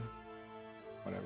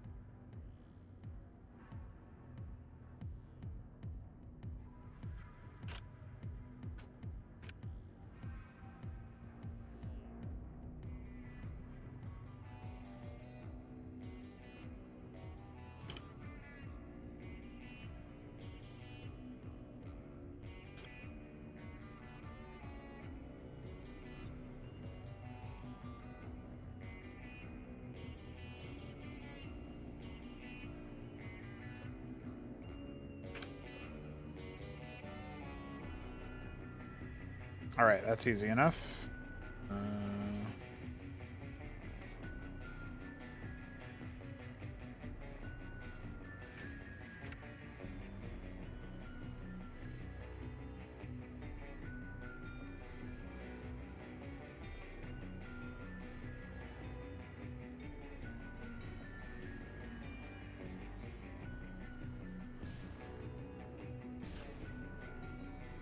I'm not really sure why we're inlining all of this stuff. That's really weird, but whatever. Maybe we can clean that code up later.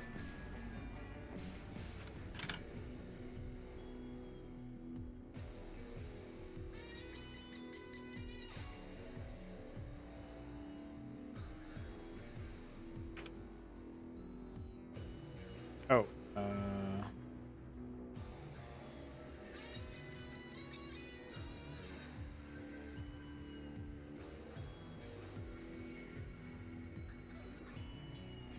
Cool. I think that's all that we actually need, believe it or not. Or the arch itself.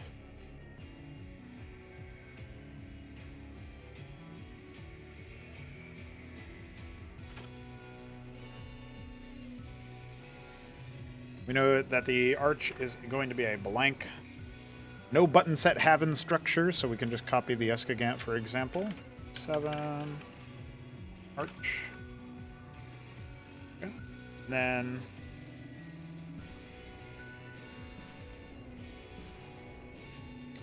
as the requirement, we'll find the landlock in here. Copy that for... Oh, I guess we should also do...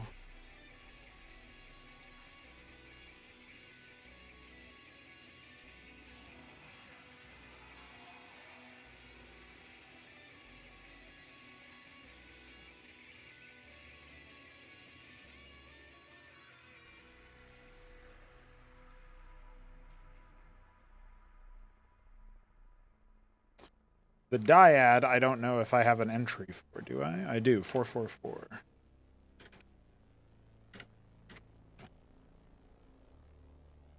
Because I'm going to be copying and pasting this, so I might as well just have it to hand.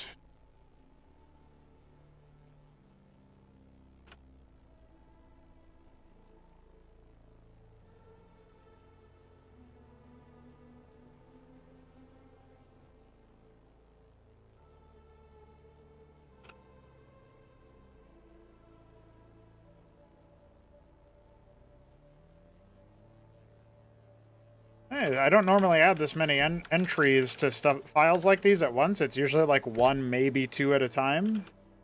So it's pretty exciting to drop like a whole bunch of them at once, because it does mean that I'm adding a ton of units to the game, so...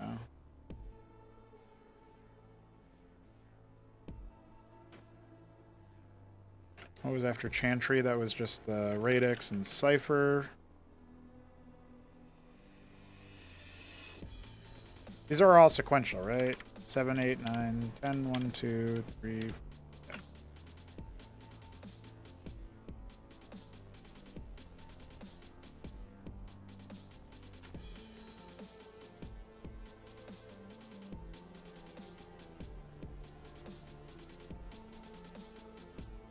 Gauntlet, Cosmos.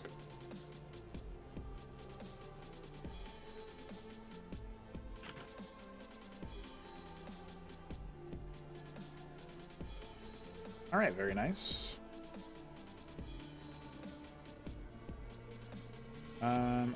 So let's see.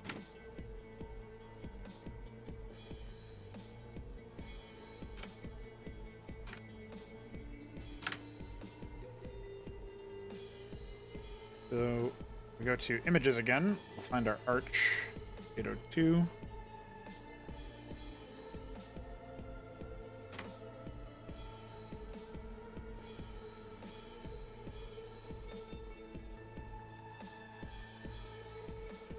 So we have Sivanit, Reservoir Death. Do we have Reservoir Local? Is that something we go to? Yeah, okay. And Death, and then Special State 1, Special State 2, Almost Built.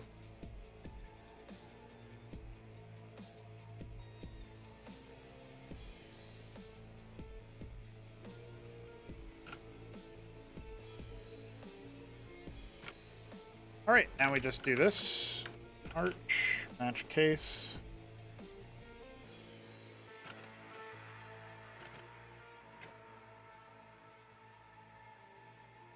And I forget our image entry, actually. It's 2069, 2070. Squizzy. Arch.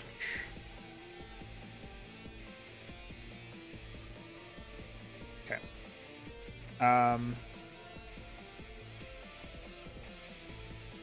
We actually only have the one frame. We don't have, like, in-between frames or whatever.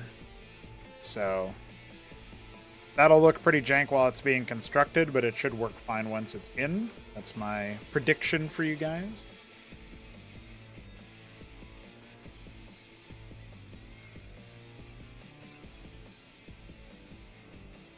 802 in Escozi. 22 points to it. Yeah. Okay. All right. Let me double check the Escozi page itself. Also, I like that the arch is apparently a cleric graphic now. That's a newfound issue. This is a 402 HP unit with a 200 Vespine cost and a 40 time cost and 2 armor and 7 range. Huh. It is literally just weaker than the Sieve, so I wonder about that one. Maybe we could do like 45 seconds, 150 minerals. So it's cheaper on minerals, but it takes more time. I don't know, like maybe even we say it's 50 seconds. The Escozi can team build, so in theory that's not that big of a deal. I think we'll try that. Whilst I am at it, there's one other thing that we can do for all of the units that we've just added in, which is to go into unit names TBL and start adding in their entries. 4, 5, 7 is the... Oh yeah, it looks like we already have. Okay, easy enough. All right, let's see. We can spawn in the unit and we'll see where we are from there.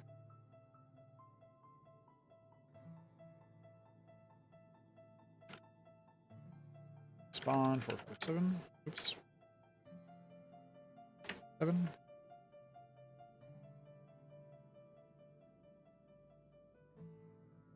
Yep. It sure is working. Oh. What the fuck?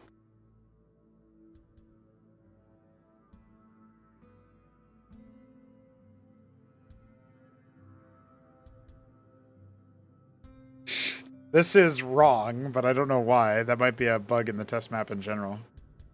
I am noticing that if we cap this for a bit, right? It's like that unit didn't get the reset for whatever reason. I wonder why. Okay. I am noticing that these guys have like a bug here where the Vespine per return part doesn't show up here. The wireframe not showing up is just because there is no wireframe to find. Big returns. That's right, Jude. Big return. Except not really. It's the same amount as normal. You still get 3. Normally that's a problem. Oh, in fact, I know why that's a problem. It's because we didn't actually compile our changes to the button set. But that's okay, because we have to change one other thing about the button set anyway, which is we have to go into basic Escozi or whatever it is. Escozi. Oh, I have enough magic. Basic Escozi facility. So we can enable the Sieve button, which is actually going to be... Okay, pop into PyTBL here a little bit.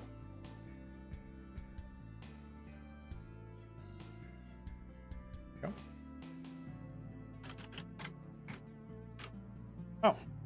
Is the landlock not actually something that has a proper tooltip? I guess not, huh? Go to...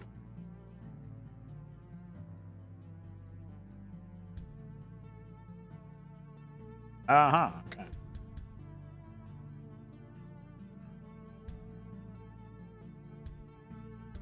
What is the string for... I wonder. So we're going to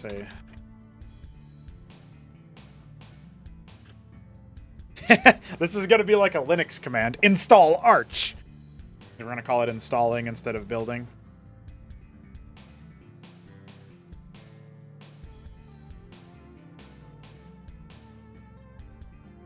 Vespine not processed.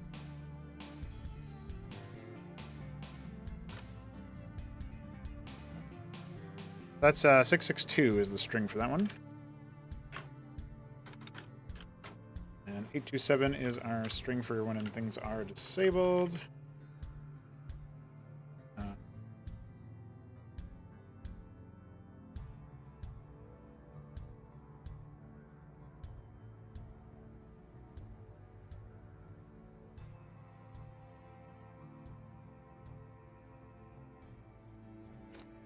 This is going to be grand stand. We don't have a structure for that one yet. And stand.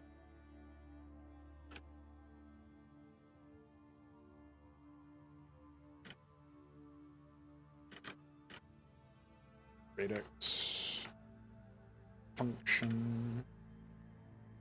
I actually don't know what this is going to be yet. And we have a cipher.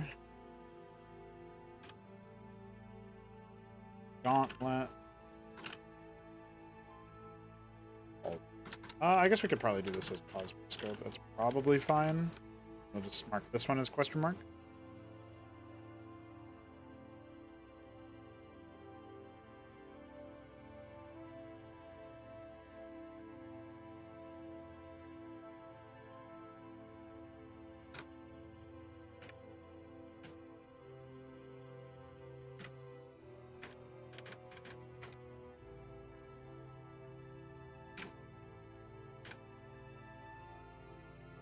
Okay.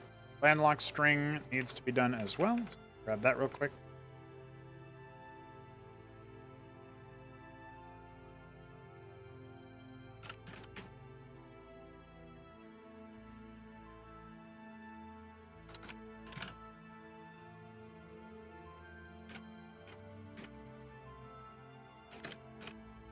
Okay, 697.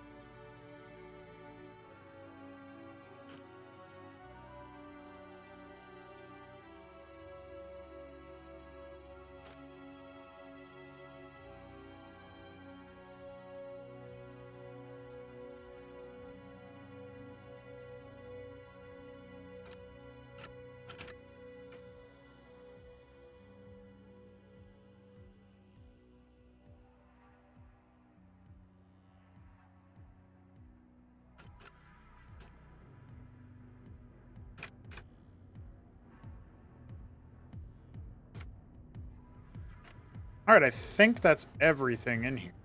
Oh, the chantry is still.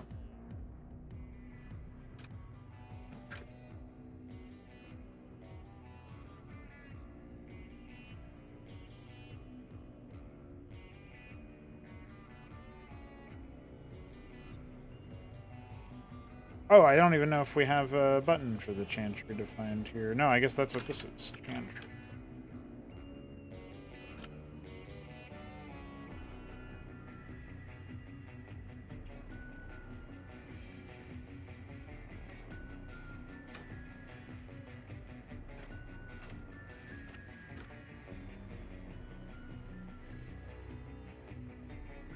All right, so that's 728.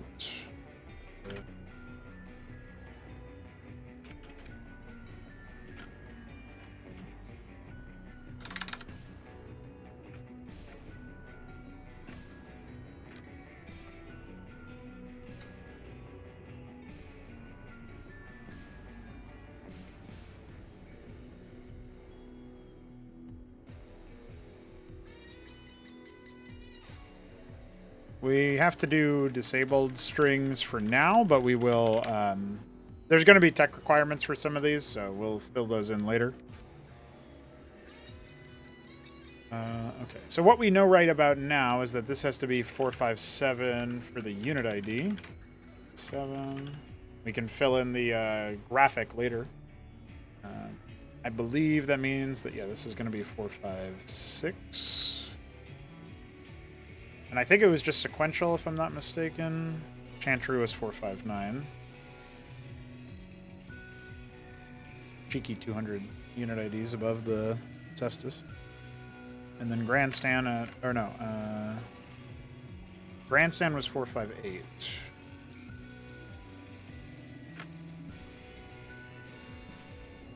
Okay, and then Radix is 460, and then it's a straight shot down from there, it looks like. 60. 61. This is actually 462 is the cipher. No, the... Oh, okay. 461 is the cipher. 463 is the function, right? Or 462, I guess. 463 is gauntlet. Yeah. Okay. So these buttons will all work once we decide to plug them in. But for now, I think we'll just keep it to the arch. And we will process the graphics that we have for the Escozy real quick. At least this one, we'll quickly process it to be... oh, I actually had that out already, which is kind of funny. We're going to quickly process a graphic for it into an icon. And then once the icon is done, we'll plug it into the button, since it's the most implemented unit or structure that we have.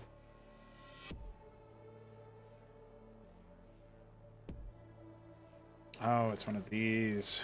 Okay, well. We're going to go ahead and do 96 by 96 for this. And save it. And then... I'm actually going to go ahead and import the graphic again and save it. That's kind of dumb, because we already did a bunch of graphics processing on it, but the reason why is because if it's not divisible by 8 on both sides, the building hollow that you see when you are in the middle of, like, trying to place a structure, that is not going to show up properly. It's not going to be aligned to the grid. So that would get silly. It's 32 by 30, it looks like. Did I already... Obviously not. Is this one? Pile. One other thing that we can do for the arch is give it its own gas overlay. We should do that since it's borrowed from the sieve right now. But there's no reason why we can't give it its own arch gas.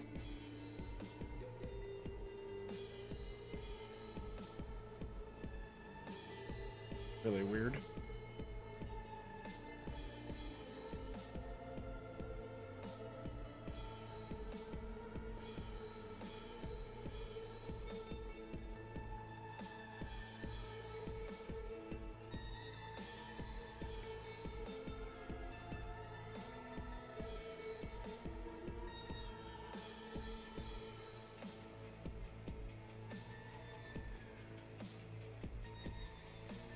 Okay.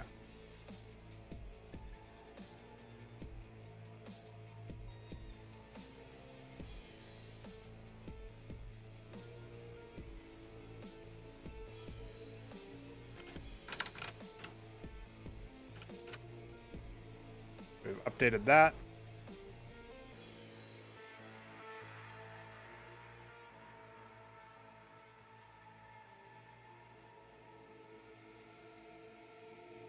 I believe the radix shadow... Oh yeah, radix damage, what we were missing there.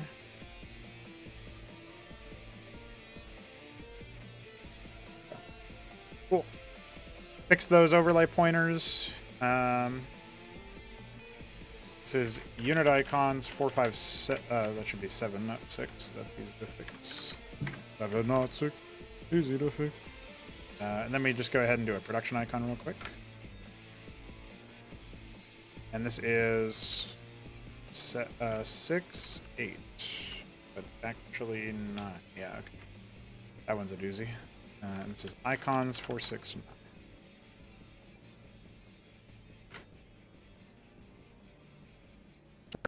Have here is 820. Same day icon 0821.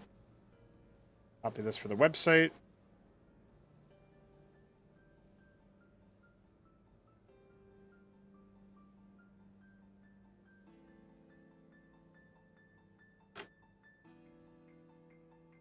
Software. Quickly grab our graphic for this one.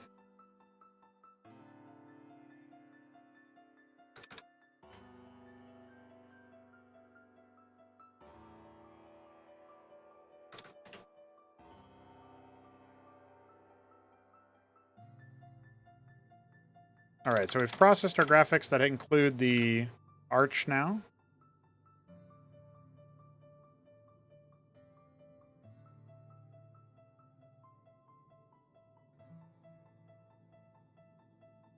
And it looks like our website update is done. We'll quickly update the arch entry to reflect the new changes that we've made statistically to what it is. So this is 150, but 50. Big deal there. And the icon ID is going to be 821. And we can mark this one as implement.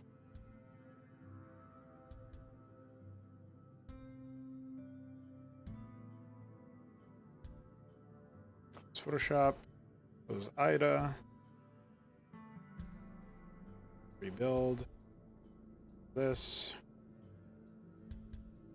There you go.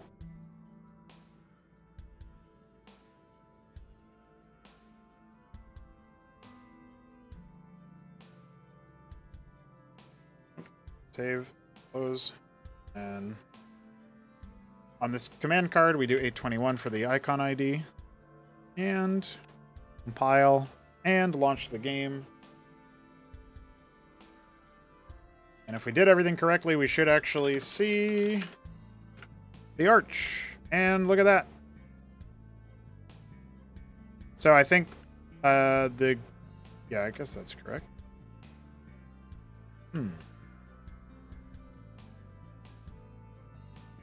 So it looks like maybe we have some missing issue with the new requirements. Yeah, I guess so, right? It would be because we haven't done this. So now when we build, we should be able to do it. If the button is working, but then the unit doesn't follow the order, it's usually the fact that the new requirements file needs updates. If the button doesn't work at all, then it's usually an issue with the button sets file. Sometimes if it doesn't follow the order, it's because it doesn't have the permission to use the build order, but that's pretty rare because usually you set that up like one of the first things you do when you're setting up the worker units.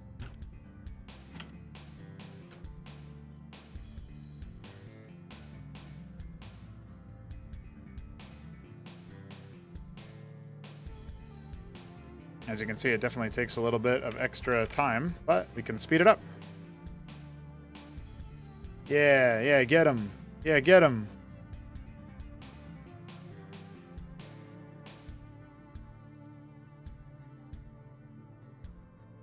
Oh, I don't know what that crash was, but I can fix that later. All right, lads. We have officially implemented a new Escosi unit, and that is hype as hell. We've also done a lot of under-the-hood implementation for the Chantry, Radix, Cipher, Function, and Gauntlet. Or no. Chantry, Radix, and Function. Yeah, those are the other units. And there are other structures. And we've been working on the Cardinal and the Vicar. So once those two are done, it'll just be the Missionary and the Mimic. And then all the initial biotic units will be added. I guess we should start taking a look at the structure or some of the graphics that we might be able to use for the mechanized division pretty soon as well. But that's pretty cool. We got one structure closer to tier 1 being implemented. It's a pretty important one as well. And of course I'll work on the roughness of it later on, but it is working. So thanks for joining me for today's stream. Went for almost 6 hours. It was a very, very good one. Had lots of people check out Cosmonarchy, sometimes for the first time. Appreciate the raids from Zeki and DeWalt. It's that effect. I'll see you guys tomorrow for another round of Epic. And I guess on Friday as well for a final round of Epic. So before the weekend, of course. And then we start all over again on Monday. I'll see you then. Peace.